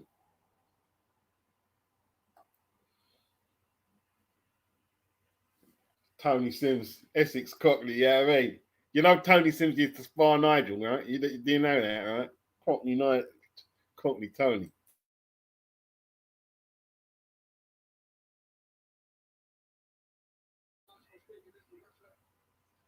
He's a proper hard nut, you know. Tony Sims is a hard nut, bro. Tony Sims is a hard nut.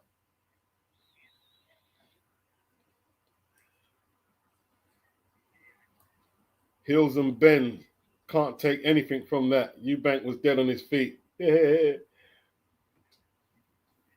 You can't take nothing from it. Yeah, the only person who can't, you can't take nothing from it.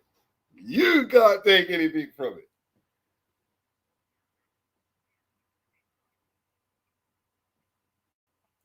Dan says Junior is too drained and at serious danger of brain bleed should he continue at 160.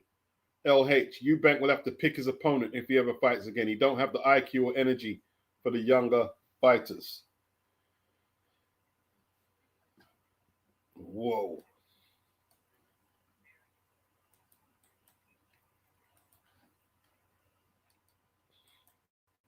We can stand for half an hour. I mean, but I have to bet who comes on though, because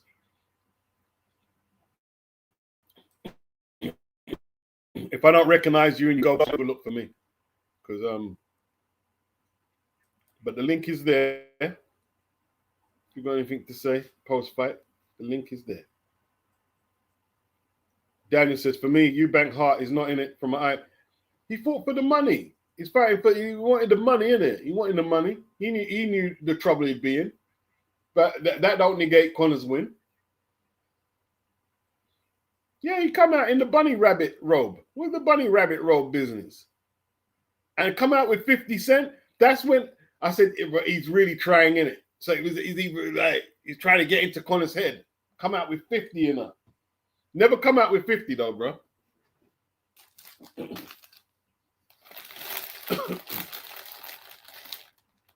50 finished Gamboa's career, innit? Remember.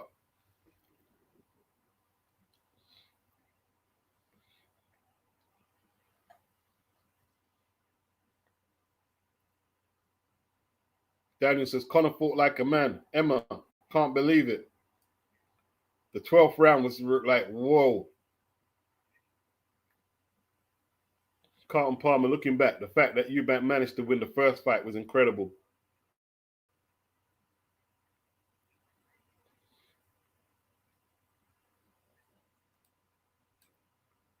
Yeah. Chris knows he ain't got it no more. He knows he ain't got it. Retire. He's shot to bits. Shot to bits.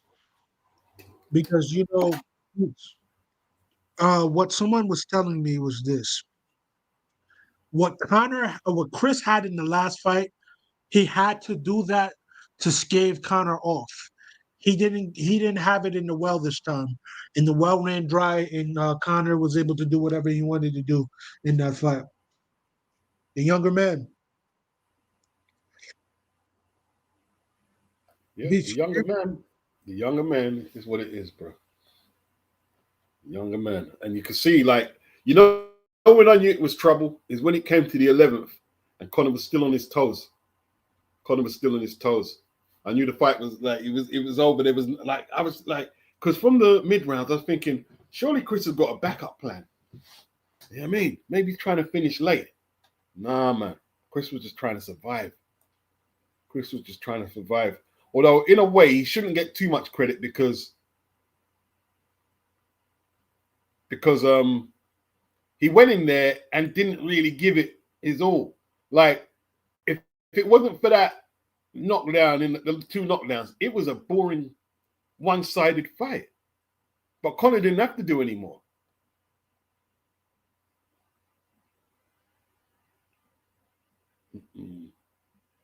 Charlene said he did too much having 50 Cent. Yeah, that was a bit over the top in it, Charlene. It was entertaining. 50 comes out, it's negative. When 50 comes out, it's negatives, yeah? Yeah. What did you say? When 50 comes out, it's negatives. Yes, it's negative. He has a bad juju and a bad aura around him when it comes down to boxers. When it comes down to Billy Dib, he lost. When it comes down to Uriorkis Gamboa, he lost. So do with that information as you will. Yeah, but when he used to come out with Mayweather never lost. That's Floyd Mayweather. That's true. That's Mayweather. That's Floyd Mayweather.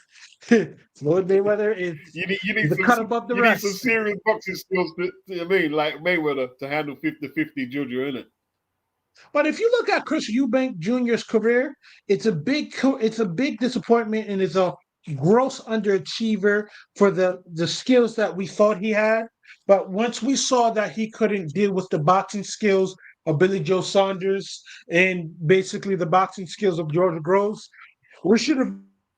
Hey, this was going to be a potentiality that he didn't want to fight Gennady Golovkin. They can say whatever you want. Kell Brooks stole that fight from him. No, they Chris Eubank Sr. guided him away from Gennady Golovkin because he wanted to protect his boy because he felt Gennady was fearsome. And if you look at Chris Eubank's career, I'm not saying he's a scary individual, but there's some fights that he categorically stated that he wouldn't fight Harold Graham. So he understands how this boxing games works. There's some guys that are really formidable and can really put a hurting on you. And, he wanted to steer them away. But whenever he fought the real guys in the real articles, unfortunately, he came second best. So just a big disappointment as ever. He should have never turned down the Charlo fights, the Andrade fights, and everything. Just grossly underachieved. Yeah, Chris should have took he should have took his title opportunities 100%. He should have took his title opportunities when he had them. You know what I mean? But it is what it is, He fucked it up, and now he has to deal with the fact. You have to deal with the fact that he had those opportunities. If it's one person who literally had the opportunities, who had the boxing world at his feet, it was Chris Eubank. But now he has to deal with the fact that that he underachieved. There was no way that a guy that good should have underachieved that much actually. But as a father, you know your kid's limitations better than anyone else. Well, this is what it is. Dad didn't want it. Dad didn't want him to take the fight. I don't know why. Didn't want him to take the fight. But I don't know. Sometimes I think that his dad has put juju in Chris's head as well, though. You know what I mean? Telling him don't fight and you're going to die in there. So maybe, I don't know. But when I pushed back, and I was saying that sometimes go get out of your dad's thing, man. Because look, let me tell you as an elder, man. I'm not telling you you shouldn't love your parent. I'm not saying that. But sometimes being under your parents too long is going to eat your energy. Sometimes I'm not saying you don't visit them. Of course you're visiting them. You help them out when in hard times or when they're getting You got to be your own person. I know exactly what you're trying to get at. Yes, you've got to be your own person. When you go to that grave, you've got to know you made your own decisions for yourself when you was old enough and independent to do so. You've got to know that. You've got to, and you don't need people in your. Oh, son, you shouldn't do that. And even up to recently, you're my baby, Junior. No, he's not your baby, Chris. Stop it. I mean, because I tell you what, man. I don't know, man. See, Senior didn't really want. I don't think Senior wanted Junior to succeed if he wasn't heading the movement. If he wasn't like, I'm in charge. I mean, of you. I don't think he really. I just get that impression. You know what I mean? Well, I do too, because you have to understand this. If he were to beat that dude and be that guy, and Chris Eubank wasn't going to have input, he could have surpassed Chris Eubank, because I remember calling into the Call Chris Eubank show, and I'm on one of his episodes. I don't know why one, and I grilled Chris Eubank. Out of all these people that you were in the 80s and 90s with, how come you didn't fight Reggie Johnson? How come you didn't fight Earl Graham, Mike McCallum, and everything? He said these guys were dangerous men and they could kill you. So I'm happy Nigel Benn was my adversary in my purview. I wasn't going to call out James Toney. I wasn't going to call out Roy Jones Jr. You have to understand, with an individual like that who's brave but calculated, he understands that regardless to what how he wants to play it, his resume is going to be looked upon with heavy scrutiny, as evidenced by he's not in the International Boxing Hall of Fame. And mind you, people he He didn't doesn't beat, care. he did He beat doesn't care. Graziano. He doesn't care. He doesn't care though. That's true. He just, as long as he's done it everything on his own terms, he doesn't care. He doesn't care. Of course, because we didn't take the punishment. We didn't take the punishment. Because look at it from this perspective. How are you going to ask me to fight Mike McCallum, but I struggled twice mightily with Michael Watson? Think about it. Think about it. Well, lots of people didn't want to fight Mike, didn't they? I mean, like, it was That's not always only him. I know. risk reward with Mike. You know what I'm saying? Like for Duran, it was either Hearns or Mike, and he went for Hearns and still got stretched out, but he got paid more for it. Of course. Yeah, man. Charlene says, "What did Bo Mack do?" I don't know. He did about just as much as Craig Mack. You know what I mean? not much. You can get Bo Mack there. You know what I mean? He didn't have a Bo Mack factor. Didn't show up at all. This weren't Liam Smith. He didn't show up. Whoa.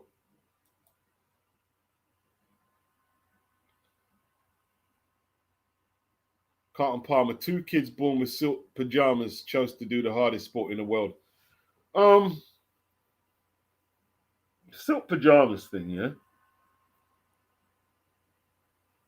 Here's the thing. Chris Jr. tells a story that he did grow up in decadence, but Senior, without dissing him, he's like he blew all his money. He did go bankrupt. So they did end up losing all that. And Chris relives the story that he's not going to do what his dad did and blow all the money.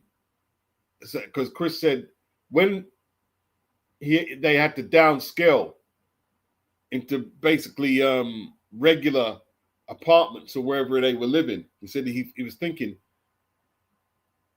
when I do get rich, because he was determined to get rich. That's one thing about Chris Jr. He's driven. He said, I'm going to make sure when I get the money, I don't blow it like his father. So Chris has seen both sides of it. Junior's seen both sides. You know what I mean? He went bankrupt. He blew all the money. Tone says Senior likes the limelight. He does. He does. LH, US, Brits love a character. Us Brits love a character. That is true. But So I'm just what you're trying to get saying, to some. like you said about Chris Eubank's career, he does love the limelight. This made him feel seen. So when he sees his kid, he may not want to, he may not view it as such, but he views it at, hey, this he's he's my kid, so I can do whatever I feel like. But he's in my domain now. I make the rules.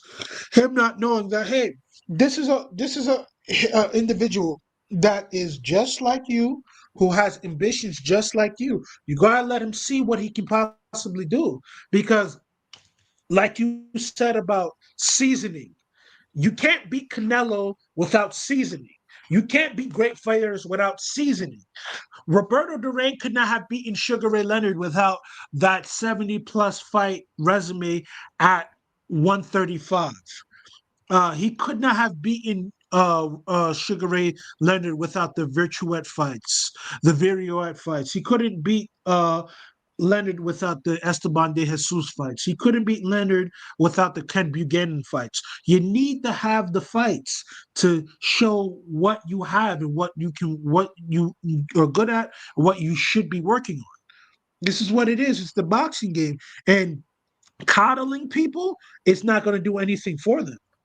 You understand? Because even in Yeah, sparring or in the fight, you will be found out. If you don't have it, you don't have it. It's not necessarily you don't have it forever. You may not have it now.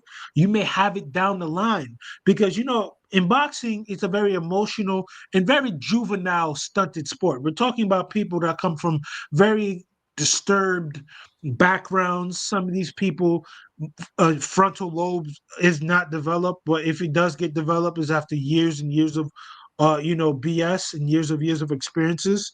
Some of these people are, jailbirds and everything. But what has you here is this: after all the experiences that you have, after what you go through, there should be a level of confidence, a level of maturity, a level of, hey, I know what my experiences tell me what I can do. I know what I can do. And now I'm using that as a platform to get better. And he's been stifled. He's been stifled because, let's really be honest with you. He should have had enough fights to beat George Groves. He should have had the requisite fights to beat these guys. He just didn't have them. well, the truth is though, Chris, we can talk about um what he didn't do, what he didn't achieve, where he lacked. He takes £10 million home tonight, bro. 10 million. And how much in the last fight from 2 fights without a title? He's had a great career. Because we can say what we want about belts and stuff, and it's all great. I'm down with you. He had a great I career know. financially. Well, I mean, what else do you want? I mean, like, if you want to come up with your health for money. That is true. This is called prize fighting. Health and money. That's what it's all about. Health and money. If you don't have that, forget about it. You failed. If you come out Yeah. without your health and money, you failed as a boxer. Anthony says Benn beats the brakes of Garcia. It's 2 different fights, Anthony, man. Like, they're not going to be Garcia as who? shot as Chris, bro. You know what I mean? Garcia land that left hook on Connor as he's coming in. Who knows? Who knows? None has good enough defense to get under it. Let's see if he. I'm not sure if he can get down to one. I tell you what, it's not going to be. Let's not think. Oh, you beat a middleweight that you can dominate the 147 pounders. Doesn't work like that. Especially, what about the legacy? You've been at this weight. You You've guys been keep at talking about this weight legacy, class for a man. while. Like Sylvester says, what about the legacy, Beats? Listen, man. You talk about legacy. You know why I get tired of these discussions? It's because if I mention Obi Walker, you don't know who he is. You don't know who Violent El Murray is. You don't know these people. You don't know who Lloyd Marshall is. You don't know these people. So don't tell me about legacy when some of the best fighters didn't get title shots. Don't tell me about it, bro. Unless you know history, don't talk about legacy to me. Don't tell me about legacy. I understand. Obi Walker was pounds, right? And he's got two. His girlfriend is having twins. His kids are not going to struggle in the hood. They're not going to struggle.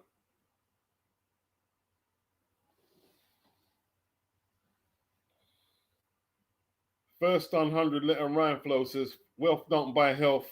Well, what did I say? You want to come out with your wealth and your health. That's what I said. We know who Ali is. And look how Ali's career ended. Ali ended up selling his name. His family sold his belt. The belt he won from George Foreman, they sold that. Do you understand? Ali fought on when he should have retired. He was already great. And he kept fighting. Thriller in Manila, he was done. Him and Frazier were done. Frazier never had a good fight after that ever again. By the time Ali fought Ernie Shavers, right? Ferdy Pacheco was in his body was fried. It was like a fried piece of meat. And he kept fighting. You guys talk about boxing legacy. Come on, you need to have more. See the thing.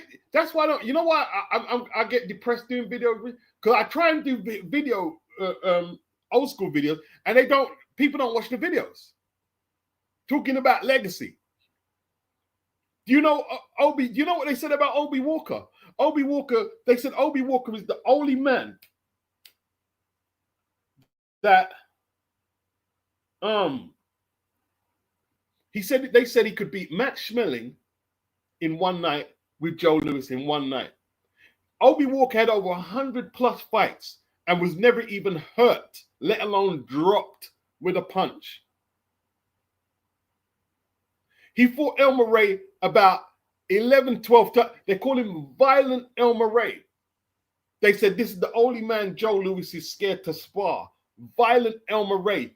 Incredible stoppage ratio. And yeah, he got beaten because they were fighting all the time. They fought each other. They were fighting real fighters. Times. Lord Marshall, Holman Don't Williams. Tell me about legacy, bro. I don't want to hear about legacy. I don't want to hear about it. Listen, unless some of you start doing history, don't tell me about the legacy. Don't tell me about it, bro.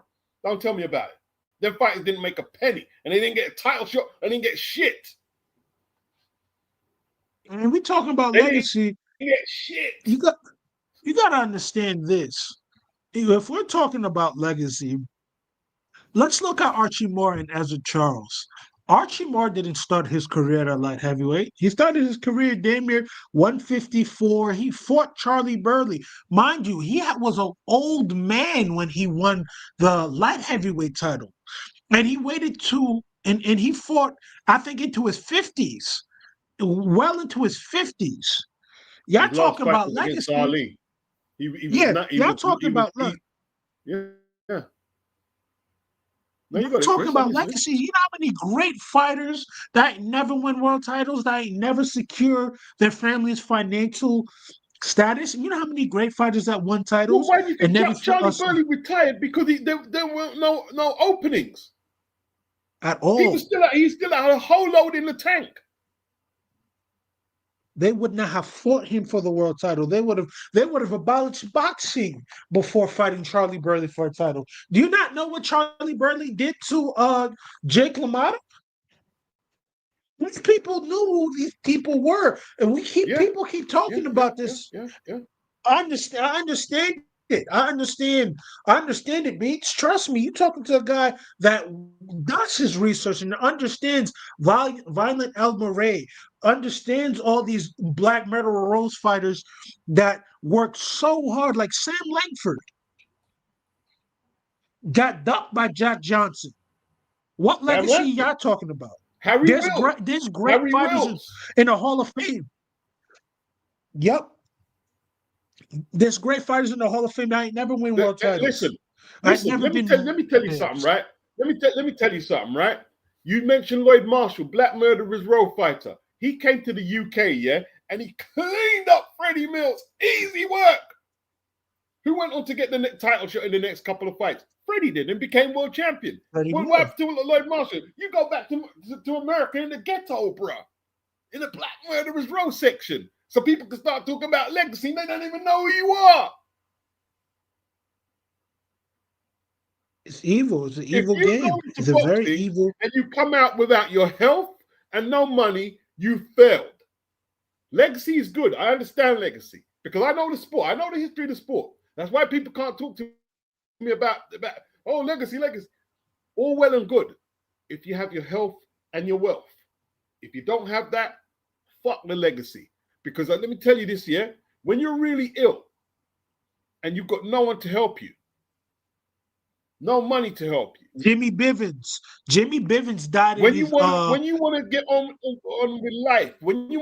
with life, start different vocations, businesses, but you have no money. You're done. It's as simple as that. It's as simple as that. People don't go into boxing like, listen, you have to, for the most part, you've got to try and win titles. Chris has tried to win titles. He's had 2 world title shots. It didn't work. Yeah, you've got to, because that's where the money is. But Chris found the money was against Conor. And the last 2 fights with Conor has financially set him for life. Set him up 100%. Yeah? Legacy is all good, bro. Listen. You see the legacy thing. The legacy thing is great. But I keep hearing people, Boots and shit. Boots won belts. You're telling about legacy. Boots was the unified champion. Boots ain't fought no one. Boots ain't did nothing. Listen. Go get your money. Get your money.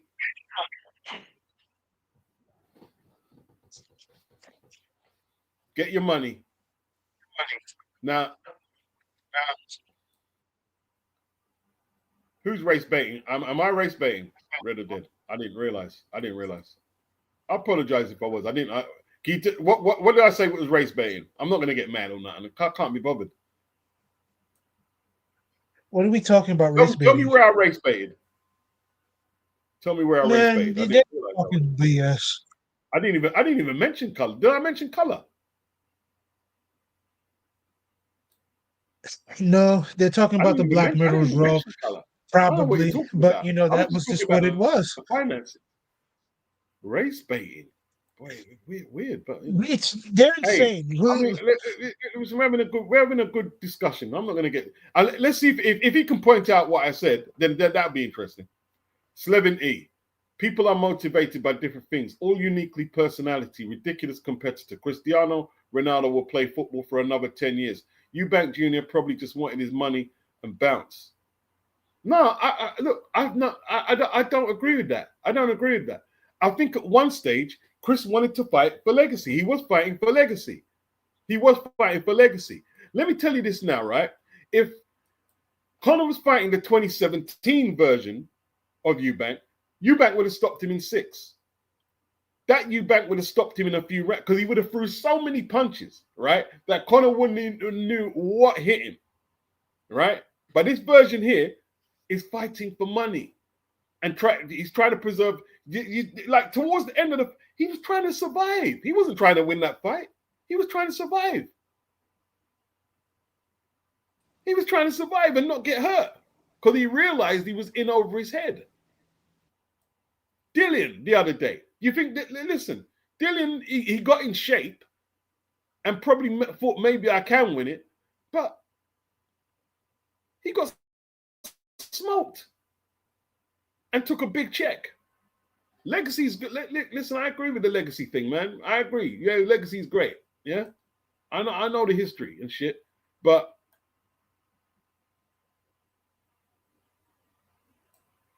Yeah, see, no one agrees with you about the race baiting thing. No one agrees.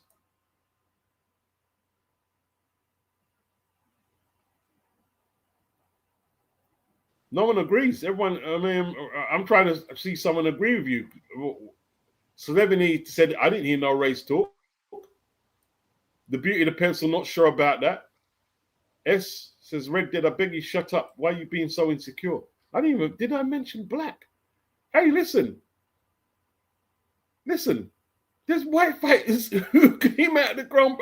Listen. The Slapsy Maxi had how many fights? The light heavyweight champion. Yeah, he had punch drunk syndrome. You think he came out of the game? Harry Greb had it too. Remember Harry Greb? 46 fights in a year, didn't lose a fight. They're white fighters. So I don't know what you're talking. I don't know why you think it was a color thing. I mean, but you're one of them insecures. Yeah, the champion is the people are asking champion. you. See, you're going on to a different comment, right? But you haven't explained what you meant about. What did you mean about race baiting? That's what we're asking. That's all. I'm just interested to know. You're saying Eubank wouldn't have a career without Benn. What did you mean by race baiting, though? You got to at least explain that, surely, or what you're just going to say it and then not explain what you meant. They're two black fighters. What are they talking about? They're two black fighters. What are they talking about? I ain't got a clue what he's talking about. So what did you see in there, Chaim, anyway? I saw a good fighter fighting a shot fighter. I'm sorry, but Chris Eubank legs just wasn't up under him. He didn't have. You said race baiting. You said something about race baiting. I don't know what that's about. Race baiting my ass. I don't care if you white, black, blue, whatever. A fight is a fight, and one fighter had it and one fighter didn't. Period. Point blank. I don't know what that race baiting bullshit is about. That's not what we about. Over here in America, we be giving a heads up to the UK. Y'all showed up today. Y'all did amazing today. UK stand up.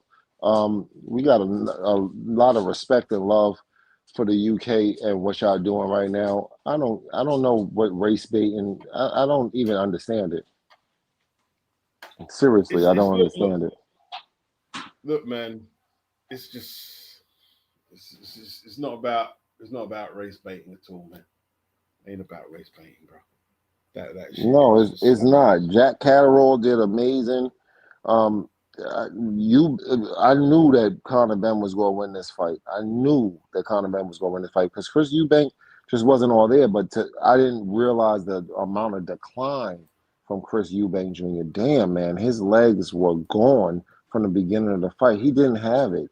He looked like an old man fight. He looked like he was 46 instead of 36. I don't know. He just didn't have it.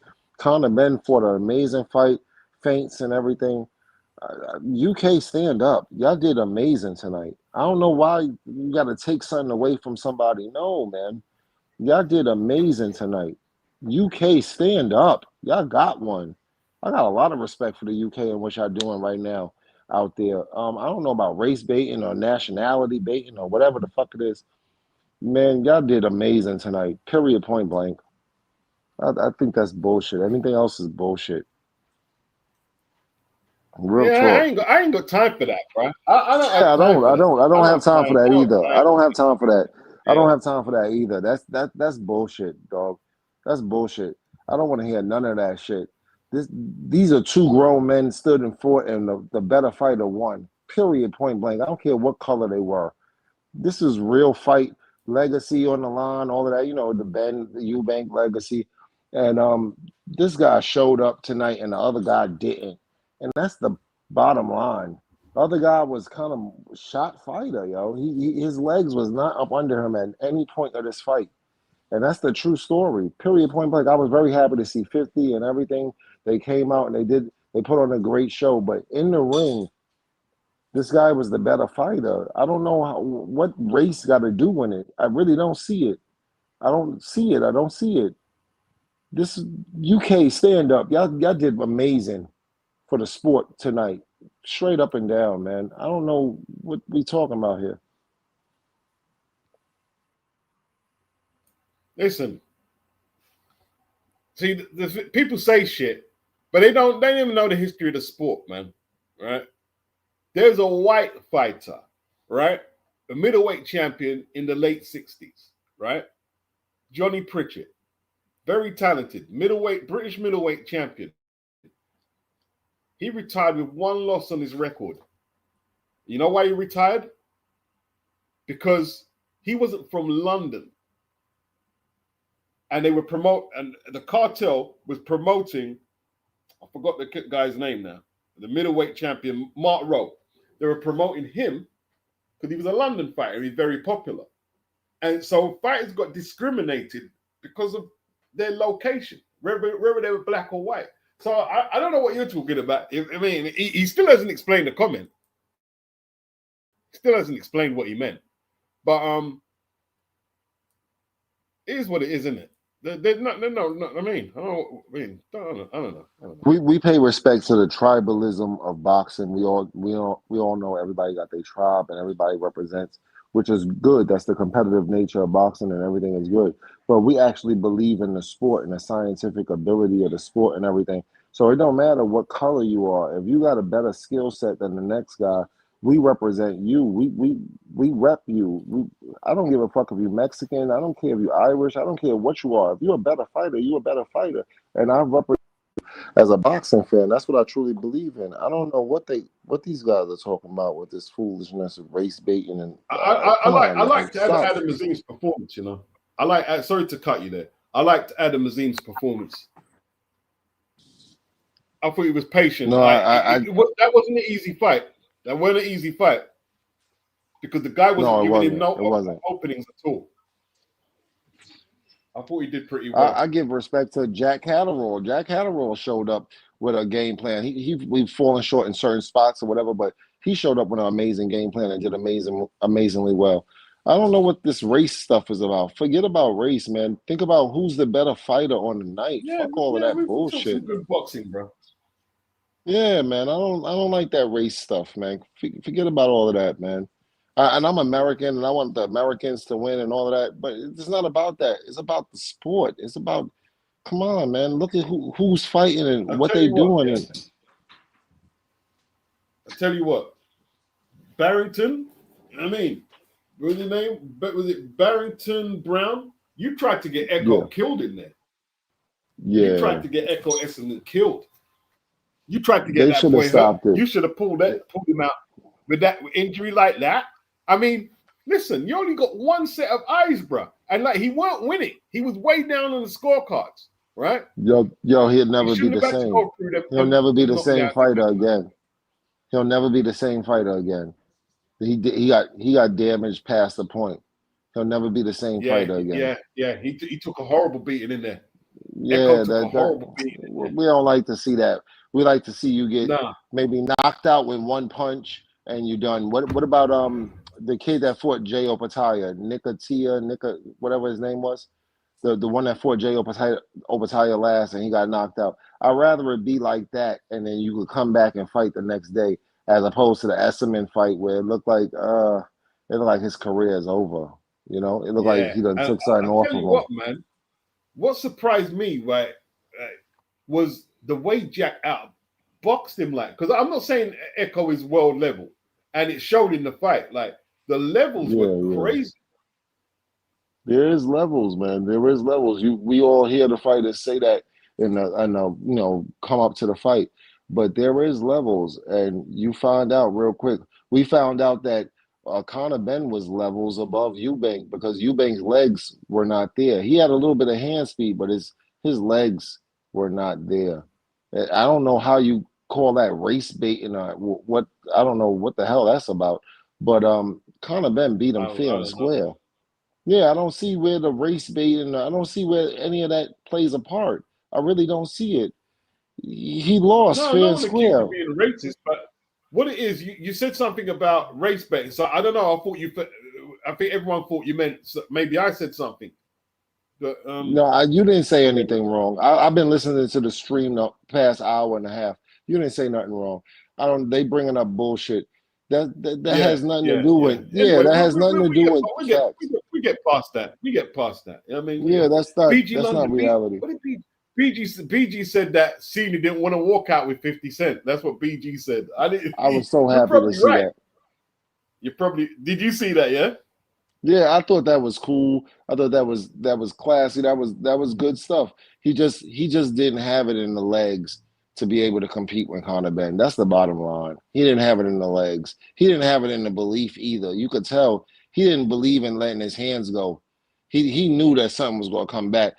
I'm sorry, but Chris Eubank was like a shot fighter taking this fight. I'm sorry to say that, but that's the truth. It ain't got nothing to do with race. It ain't got nothing to do with none of that. He just wasn't. The first fight took a lot out of him, and they don't want to admit it, but the first fight took a lot out of him. His legs were nowhere let's near. remember, he went to hospital for how many days? Come on. You think that shit don't add up? It does add up. It does add up. And we saw it tonight. He was nowhere near ready for Conor Benn. Conor Benn is getting stronger at the weight. He's getting weaker at the weight. Come on. We saw it. I don't know how you could put race baiting into that. Like, what the fuck are you talking about? This was two men. Like, one man was inferior to the other. As I was saying, Haim, yeah, right? The Chris Eubank in 2017 threw so many like when he beat up Nick Blackwell. I remember watching it on channel, and I had it recorded on some format. I can't remember where it was on DVD. You can't even find that fight online. The amount of punches he threw, it was sadistic. The amount of punches he threw was sadistic. His dad told him, "You need to stop throwing so much licks on the guy." I'm scared to say this. I'm scared to say this to you, Beats, because you are aficionado of the sport. You know your shit beyond. So I'm scared to say this to you. But I gotta say, I think the best Eubank Jr. fight, the best form we ever seen him in, I think is in the George Groves fight, and he lost that fight. But he was training the hour after the fight. He was back in the gym training again. And it made you feel sorry for him because he didn't have the camp behind him like he was supposed to. I still think that's the best Chris Eubank I've ever seen. Is in a George Groves fight. You pulled that fight up. I'm glad you pulled that fight up, right? Because I'm sorry. There were people talking, right? Before that, no, it was a boxer. I can't remember who it was, and they asked who's the hardest, who hits harder out Groves and Golovkin. And they said Groves hit just as hard as Golovkin. I believe hard, that. Right? I believe that. And Chris absorbed all of a monster. Shots Chris was and didn't go down. I think there might have been one knockdown, little moody knockdown. There was one moody knockdown. Yeah. Chris Eubank fought like a warrior that night. Chris was even explaining it recently. Like when you get hit, you need that cardio. The cardio, right? Because obviously your brain's about to shut down, so you need the oxygen to wake the brain back up when you get hit like that. And he was explaining it. Chris don't have that no more. Yeah, not no more. He had it that night. He had it against George Groves. He had it that night. Well, a lot of people will say, "No, James, you're wrong. Liam Smith was the best you've seen. Chris Eubank. It wasn't the best challenge. George Groves was the best challenge he ever fought. That was the best fighter he's ever fought in his entire career was George Groves, and he stood his own in that fight, but he don't have it no more. He don't have it no more. George outboxed him. George power in both hands, throwing bricks. George Groves is a special fighter, but he was way more pedigree. He's just more skilled than Chris Eubank Jr. But I think Chris Eubank Jr. did amazing in that fight, even though in a loss, he gave all the effort he could possibly give. He don't got it no more. He fought these softies for too long, and this is what it's about fighting the softies and not being conditioned. This is what it's about. I don't see anything they got to do with no race or anything like nationality. That's not what this is. This is boxing, man. This is seasoning. We moved on from that now. We moved on. I don't like that stuff. I don't like that type of talk. That's not reality. Come on, guys. Wow, like Chris, he's got a lot to see. He's got other things. Chris has got to think about his family. He's got them kids. So right now he needs to focus because he's a big me. You're 36 now, right? Boxing, fame, limelight is all good. Family is first. So now he's got to think about what environment he wants to bring his kids into. He's got to make sure that the mother of his child is good, that she's secure, that she's in a good place to nurture, you know. And there's other things apart from boxing. I hope Chris came out with his health. That's what I hope he's healthy. Hope Connor's healthy. I wish for all, even the boxers I don't like. All I hope is they come out healthy because a lot of boxers come out of the game messed up really bad. Really bad. Yeah. Legacy don't come before your health, bro. 100%. And I don't Muhammad see Muhammad Ali's career ended. You know what happened to Muhammad? Do you know the story of what happened to Ali late in his career? Right? He was in hospital so much. He was in the Mayo Clinic all the time. One time he was in hospital. He had a lawsuit against Don King for money that he wasn't paid. Don King sent 2 people with a suitcase with a little bit of dough in it. I can't remember how much it was. Ali's lawsuit was for millions. And they put about 80,000 in the suitcase and told Ali, take this and throw away the lawsuit. And you know, Ali signed it away. And you know, Ali's lawyers, one of the lawyers was in tears. He was so upset that Ali did that. Yeah. Yeah. Ali had a family to feed. His family sold the belt that he won against Foreman. The WBC belt he won against Foreman was sold. Yeah. Don King did the same thing with Larry Holmes and Mike Tyson fight. He did the same thing. But you know, Don King was always garbage when his bullshit. He did the same thing. Gave a briefcase to Larry Holmes for the Tyson fight. Same shit, same type of shit that you just described. You know, it's like, come on. This is the history of the sport. We all know what's going on. You know what I mean? Ali's arguably the greatest heavyweight who lived. Arguably the greatest. I mean, arguably the greatest. Yes. No doubt about it. I would never change that tune. Conor Benn tonight was just a better fighter. He misspelled rage. Yeah. This was an amazing fight tonight. I had to pay for it. It is what it is. I'm just happy to be chilling with you, Beats, at the end of watching an amazing fight. We got a chance to watch history right now. The Benns finally got one on their record. Yeah.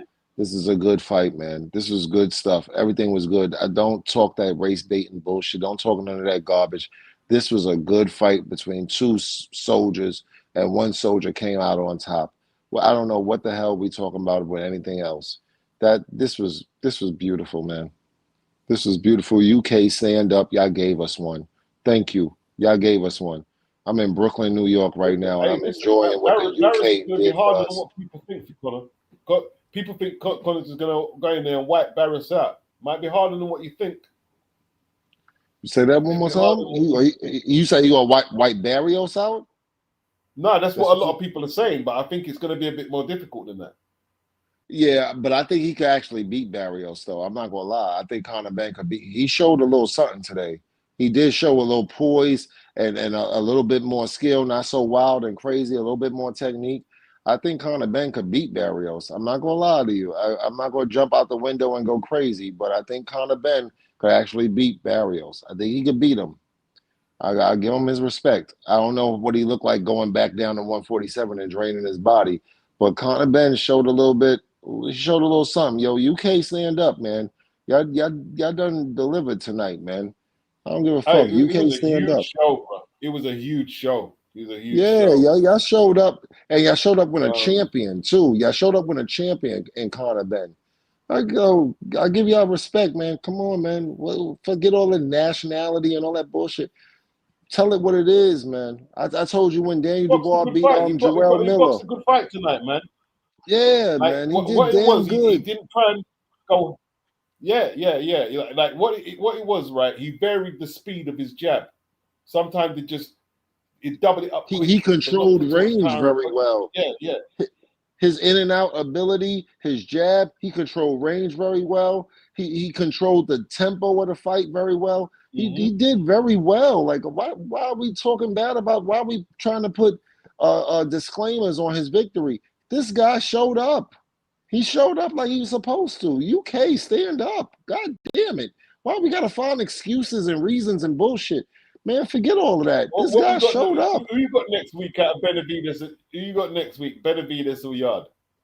I really got Benavides going over Yard, but at the same time, Benavides ain't as powerful as he was at 168. So Yard could possibly hurt him. I don't know. I want to go Yard, but at the same time, I know Benavides is a force to be reckoned with. I'm a little shaky on that fight, but I want to go Yard. I want to go Yard, but Yard got to show me something, man. And Yard's preparation throughout his career has not been stellar, so I'm a little scared.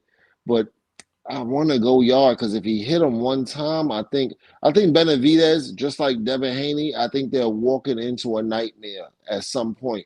I think they've been playing this weight bully game a little too long, and sooner or later they is going to catch up with them. So I want to go Yard, but I don't know.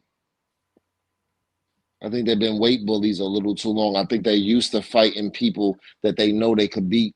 Sooner or later, you will fight a real one. And I would like to see Joe Smith versus Benavides because I think Joe Smith could catch him with something crazy. Yeah, Joe Smith's still fighting up the Viterbium game on that beat. I don't think Joe's still fighting. I don't know if he's still fighting. I don't know if he's still fighting. I don't know if he's still fighting. But that's the way I see Benavides. I see Boots the same way, and I see what you gonna call it the same exact way. I think they all subject to getting hurt as they move up to the higher weight class. I think they subject to getting hurt. Boots particularly, I think Virgil Ortiz might knock out Boots because I think Boots is a knockout waiting to happen. I think Benavides is a knockout waiting to happen. I think Devin Haney is a knockout waiting to happen. That's what I think. They are exceptional fighters, but I think they have weaknesses and they are a moment away from getting knocked the fuck out. That's what I think. It depends on if their opponent can exploit the weaknesses enough. Boots is on the top of the list. Everybody think Boots is so amazing. Boots is on the top of the list of getting knocked the fuck out. You don't think Devin just got too much skill for Brian Norman? But then again, I know you're not really like high on Devin. I know Devin Haney. I know Devin Haney. Devin, I think Devin Haney is a way better boxer than Brian Norman Jr. I think Devin Haney is a monster, but I think Devin Haney has weaknesses. And if you touch him in between those weaknesses, if you punch with Devin Haney, I think you knock him out. That's what I think. I think he's a very good fighter. Don't get it twisted. I think he's better than most fighters in the world, Devin Haney. His skill set and everything, he's no joke. But if you could punch with him, you can knock him out. This is the beautiful thing about the sport of boxing. Everything you do in the ring can be countered. So Benavides is a Spanish kid with fast hands, but every time he throws his hands, he's got his chin in the air. If you punch with him, you can knock him out. Okay. Same way with all of them. I think they all victims. They all could be victims. Let's see if the opponent can exploit it. That's what I think. You know what I mean? I'm just being honest. That goes for all three of them. Boots, Benavides, and Devin Haney. I think all three of them could be knocked the fuck out if they're not careful. And they all moving up in weight. I think it's a game. They could get knocked the fuck out at the higher weight. They all kind of weight bullies in a way. Now you see what's really going on. When you got to fight a real man that's the same size, let's see what you're really about. I'm interested in watching that. Brian Norman Jr. might knock out Devin Haney. Anthony Yarde could possibly hit Benavides with some hot shit, you know? Or who's the third one I was talking about? Tone's got Benavides beating up Yarde. Yeah, okay. Tone's got the Yeah, I mean, You London, you Benavidez got is BG. explosive. You got BG. Yeah, Benavidez ain't no joke. I'm not gonna lie, but everybody get caught. Everybody could get hurt. We know the sport of boxing. We've been watching it too long, and no matter how amazing you are, you get caught and you get hurt. There's never been a more amazing fighter than a Manny Pacquiao. We've seen him get knocked out. So don't get it twisted. You could get hurt here. No matter how good or amazing you are, you could get hurt here. So that's what Yeah, we we know watching. it's a typo, Red. Red, it's all good. Sorry. Red, it's all good. If it's a typo, it's a typo. We're over it. We're over it. You know what I mean? It's no problem. It's not a problem. A typo is a typo. You know what I'm saying? We're used to having robust discussions. BG got Benavidez. BG and Tone got Benavidez. You're not supporting our boy, yeah? You're not being biased like me. Benavidez has a better pedigree than Anthony Yard. Anthony Yard has one of the worst resumes. Yeah, he's got a But bad then again, resume. he hasn't looked awesome at 175, has he? He hasn't scored a knockdown at 175. Yeah, he hasn't. And this is where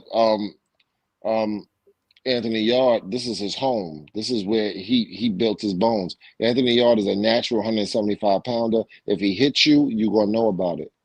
You will know, but don't matter all that bullshit about Benavidez 168. That don't matter. When you come up here, you fighting with the big boys, and Yard can hurt them.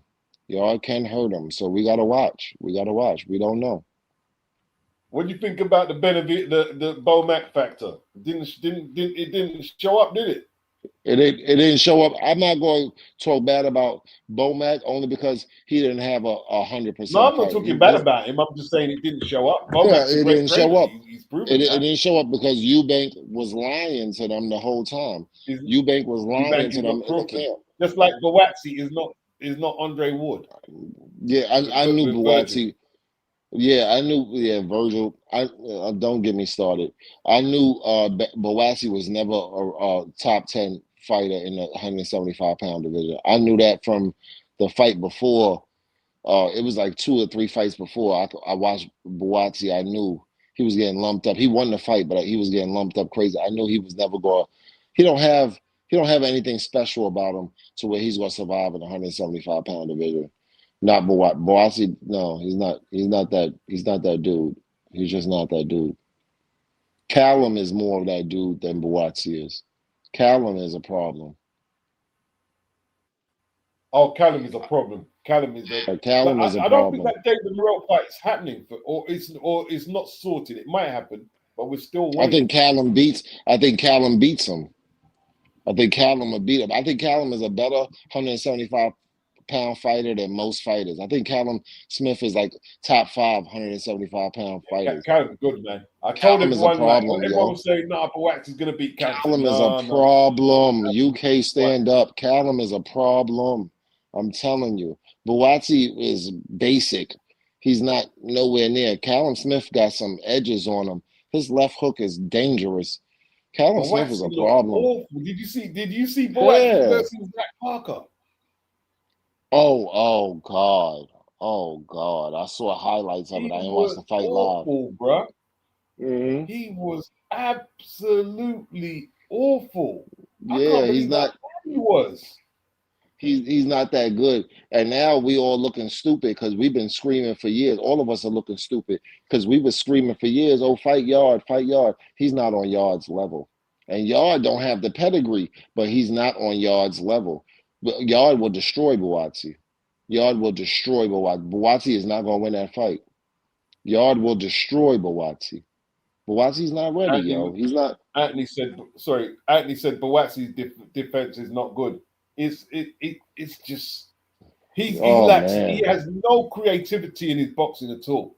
None. And he's lackadaisical in his approach. He's lackadaisical. He's like Philip Hrgovic fighting in the fight. He's exactly like Philip Hrgovic. No fucking sense of urgency whatsoever. What is that? How you in a championship fight and you don't even go for it? Yeah, I don't know what that is, but I know it ain't race baiting. I'll tell you that. I understand what Sylvester's saying about legacy, but a lot of these fighters right now, like people like Yard, Buatsi, I don't think Boazzi doesn't have no passion for the sport at all. So I understand where Sylvester's coming from. What about legacy? But Boazzi's never going to get them big money fights because no one wants to pay to watch you. I don't think he has the physicality though, Boots. I don't think Boazzi has the physicality to challenge any of the fighters at 175. You got to be special at 175, just like you got to be special at 154 because there's so many monsters there. Something got to be special about you. Boazzi, there's nothing special about him. Like how Floyd said, no special effects, just straight up and down. Boazzi got nothing to show you. Like, what's the special thing? What's the amazing punch that Boazzi has? What's his favorite punch? What's his amazing punch? None. There's no speciality. I don't know. At all. Yeah, there's no speciality. There's nothing. No sole proprietorship to his boxing. He doesn't own a punch. Yeah, he doesn't own a punch. Like, I don't know. I don't see it from him. Callum Smith, I see it. I see Callum Smith. I don't see Boazzi. I'm sorry. I just don't see it. Boazzi, when I see Boazzi, I see someone who hates boxing. He probably liked it as an amateur, but he looks to me like he just doesn't like doing it. Like, because you're not seeing someone strive to show you, look at my skill set. I don't see that. I just see someone in it for the paycheck right now. Another fighter that, like you said, doesn't love boxing. I'm going to give you a fighter that doesn't love boxing. He came out and announced that he doesn't love boxing, but he's still a world champion, 4 weight classes. Mikey Garcia. But you still see a little bit more from Mikey Garcia than you see from Boazzi. Mikey Garcia wanted to be a cop. So Mikey Garcia literally wanted to be a police officer. That's what he grew up wanting to be. Come on, man. He don't give a fuck about boxing. He came in to make some money and buy real estate. Sugar Ray Robinson didn't like boxing. Yeah, you know, some certain people don't. I just don't understand what's going on with these guys. I don't get it. Like I don't know. Mikey Garcia to me is a better champion than Boazzi will ever be. Right. The difference is Mikey had natural talent that Boazzi probably didn't have. You said it right. You said it right. You said it right. And Mikey came from a boxing family. His brother, Robert. Exactly. He got a pedigree. He has a pedigree. A pedigree. Yeah, you said it right. You said it perfect. Yeah, but Robert was a kamikaze pilot type boxer. Yeah. Chris Eubank. At the end of Robert's career, he suffered bad knock, but Mikey was a thinker. Like who knocked out Ted? Was it? I can't remember his name, man. The African guy knocked him out badly. What was his name? Did Casamayor? No, not Casamayor. Was it Corrales knocked him out? I think didn't Corrales knock out Robert Garcia? And the other guy who thought he was really tough. The African guy was tough as boots, bro. You couldn't. What you talking about, Endu? Can't remember. You talking about Endu? But Mikey Garcia didn't want it. Certain guys don't want it. Mikey just made the money and won titles. To me, you know what frustrated me about Mikey, but it's a money thing.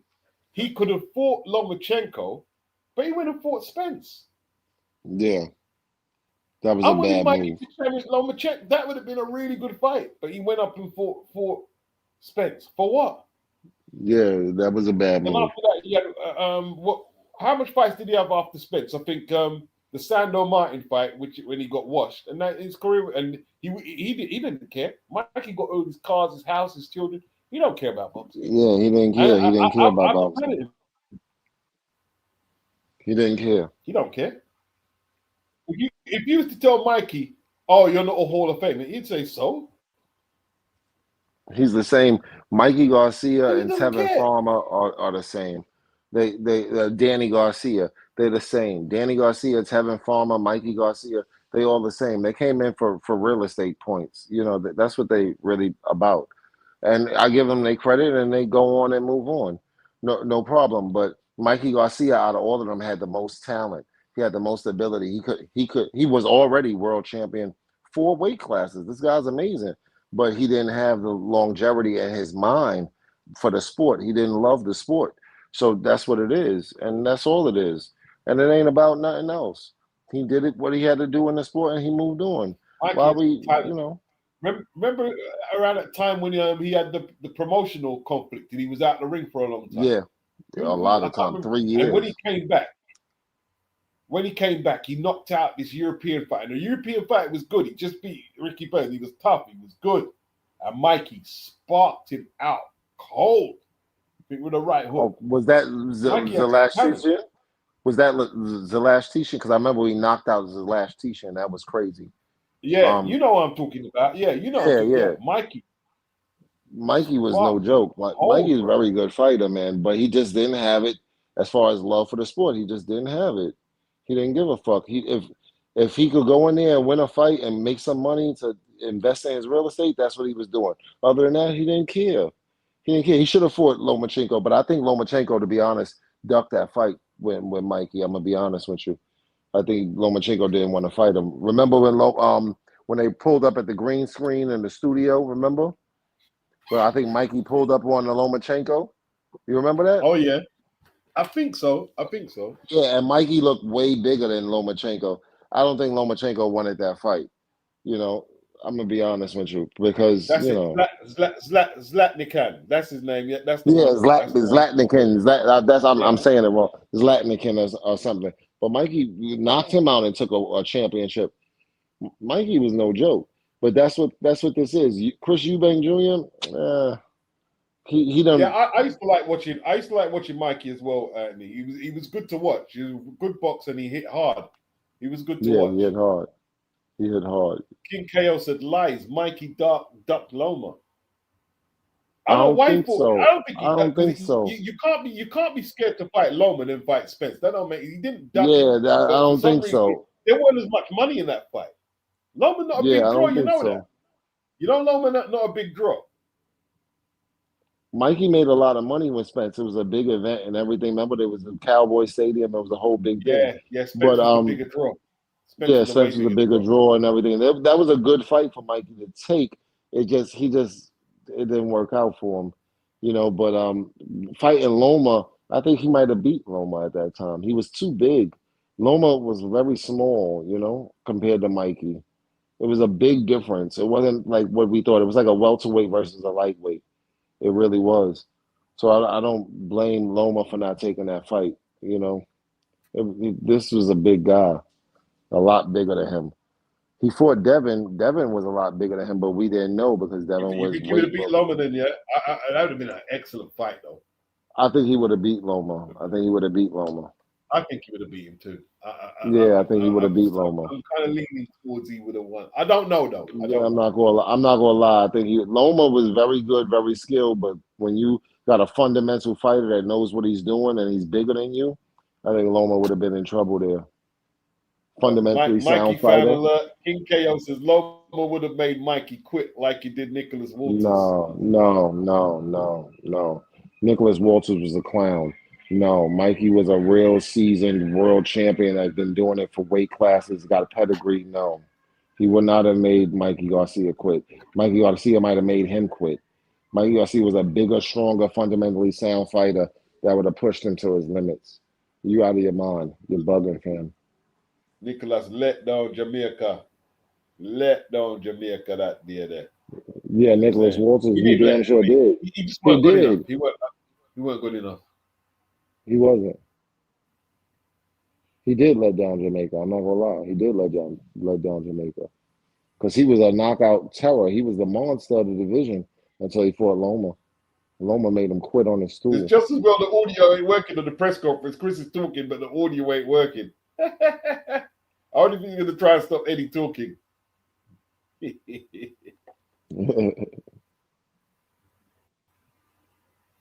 Damn, 50 came up short. Wow, man. How good was Loma? How good was Loma's career? Very good. Second fight, world champion, right? First fight, lost. Hall of Second fight, Famer. world champion. Yes, Hall of Famer. I believe Hall of Famer. Look at what he did. I know. Lebanese Well, Salido. Mikey beat a guy that beat Loma in Salido. yeah. I still think Loma. I want to say Loma is a Hall of Famer. I want to say that, but I don't know, man. Let me respond to that though. Right? Mikey knocked down Salido a bunch of times. Right? And when Mikey accepted the technical decision, Salido took Mikey's best shots, bro. And he was I think he was coming back a little. I think he was coming back a little. He was, but like, how many weight classes is Mikey a world champion? Mikey a world champion, like 4 weight classes. He up there with Adrian Broner. Adrian Broner and Mikey are the same, 4 weight classes each, right?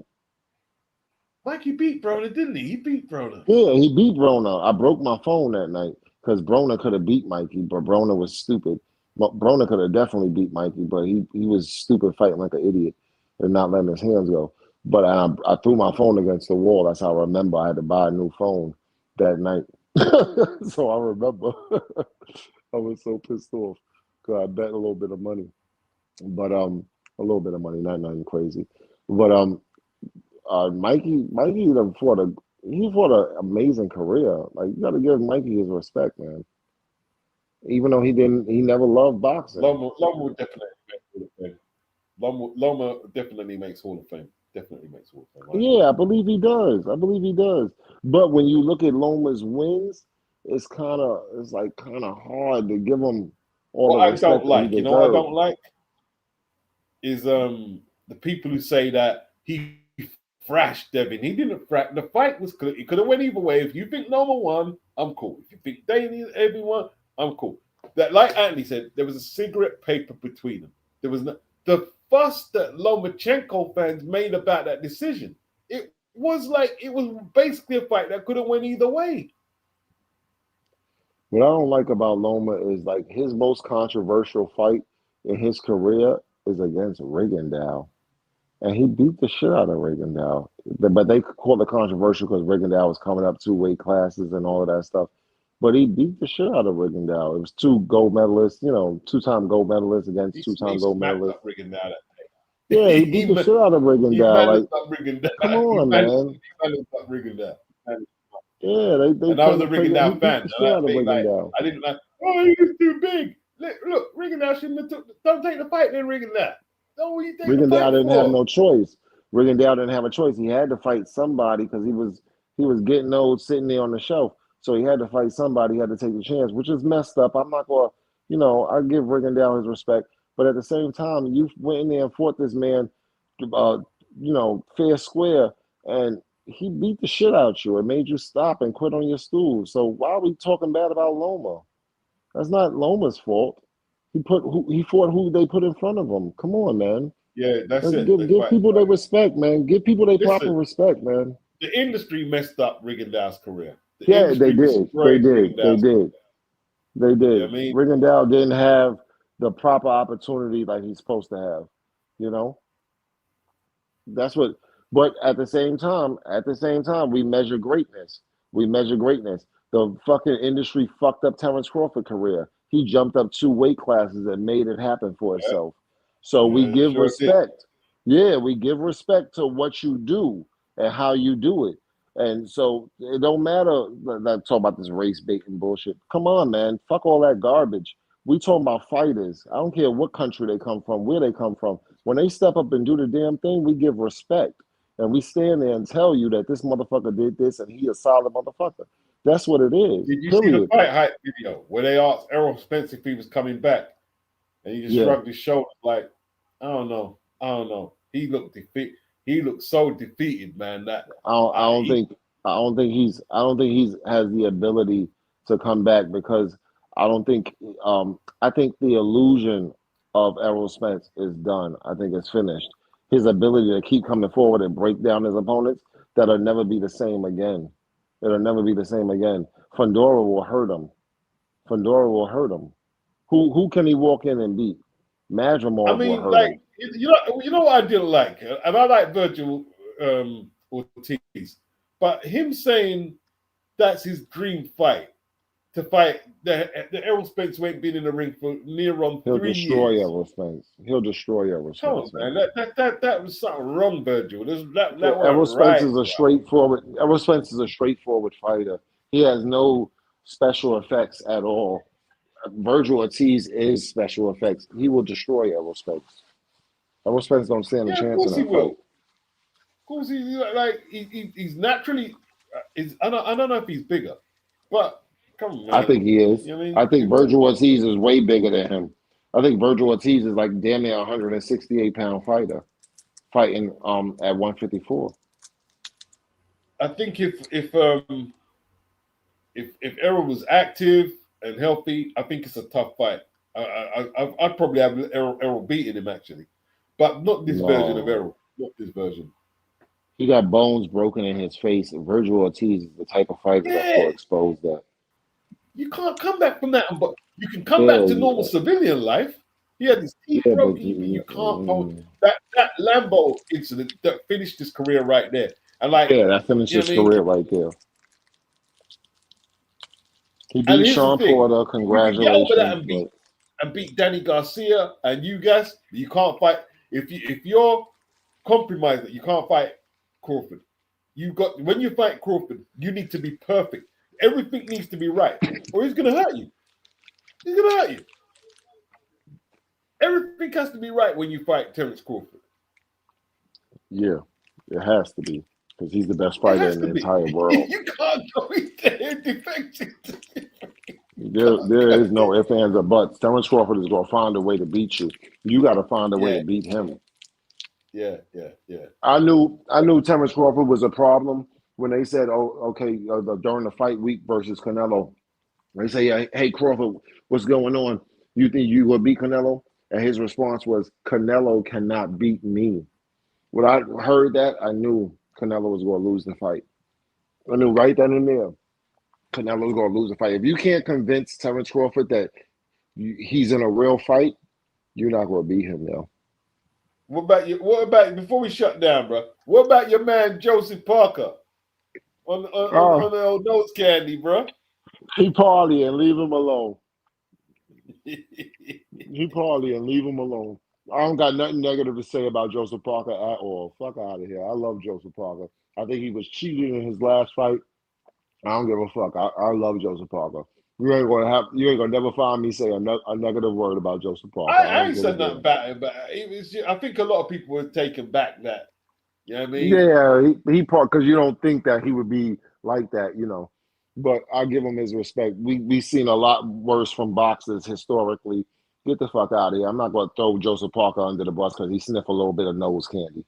Leave that shit alone. The only thing that's fucked up is they saying that it could be a masking agent. I don't buy that. I think Joseph Parker's a fucking soldier. I love him. He made a mistake. Who cares? I fucking love him, and I'm going to keep loving him. Period. I got nothing negative to say about Joseph Parker. Like, for some reason, they've got coke as a worse violation than actual performance-enhancing thing. Well, so that's bullshit. He's going to be suspended for at least 2 years in any. No, that's bullshit. That's bullshit. Liam Cameron was suspended for 4.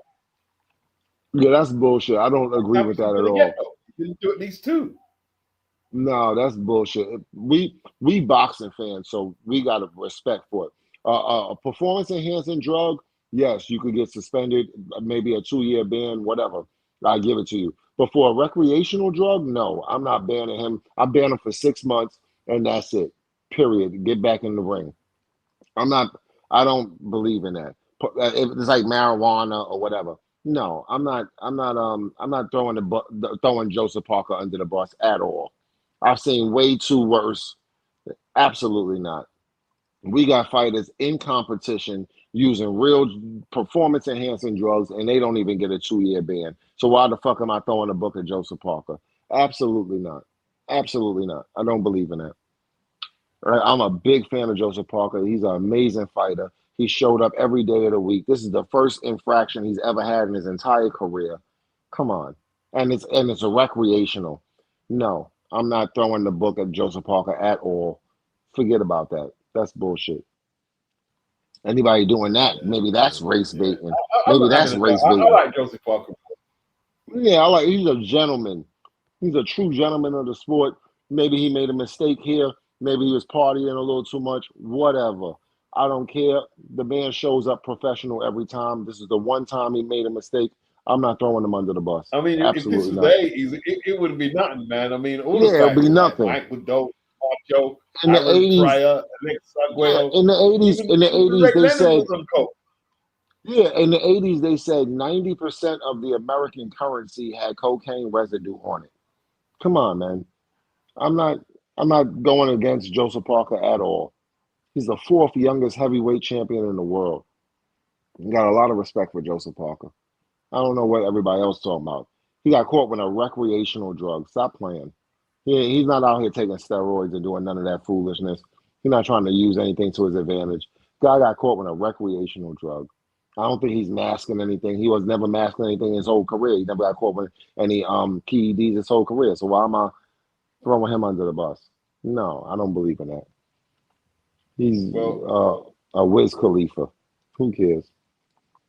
The authorities are going to throw him under the bus, though. So he's going to get a long suspension. Who's throwing him under the bus? Who? BBC? Well, you know what I mean? He's going to be like they gave the findings to the British Boxing Board of Control because the fight was over here. So once the British Boxing Board of Control suspend him, like he's not going to get cleared to fight in Vegas or on Ring Magazine cards that easy. It's going to be hard for him to get cleared. He's going to have to do his suspension. You know what I'm saying? That's true and then it's not true. It's true and then it's not true. Because the British Boxing Board of Control don't really hold all the weight over here. We got different states and different commissions. Bad. Like it does look bad. I'm not gonna lie to you. You're right. You're right. It does look bad. But he can fight in Texas. If they suspend him for fighting over here, people are gonna. It's just like with Conor Benn. Conor Benn could fight in America, couldn't he? But he fought in Texas. Remember, he fought in Texas. That's what Dylan White fought in Texas. That's what I'm saying. You can still get your fights. But I do understand what you're saying. Yeah, globally, it does look bad. It does look bad. I'm not gonna lie. It does look bad. But damn, man, they did so Joseph Parker bad all the way around. He fucked up with the cocaine thing, but they done did Joseph Parker bad. And he was on suspension already. He was suspended before this came out. He was already doing a 60-day suspension for the knockout. The British Boxing Board of Control suspended him for the knockout, which they were trying to back up their referee. He was never knocked out in that fight. We all know that. Yeah, I know you didn't like the stoppage. I thought the stoppage I thought the stoppage was terrible, man. I thought the stoppage was absolutely terrible. I mean, but one of them. Hey, but listen, man, it's been a long evening, so go ahead, do your thing, Beats. I'm glad to just chime in with you. Wind this one up. It's been good. Big up Hyam. Big up Chris Mateus. Respect to you. Big up Super Chatters and everyone who liked the video. It's been an interesting night. Wasn't expecting that. Was expecting a way tougher fight. I thought Chris was going to win. But, there you go. Peace.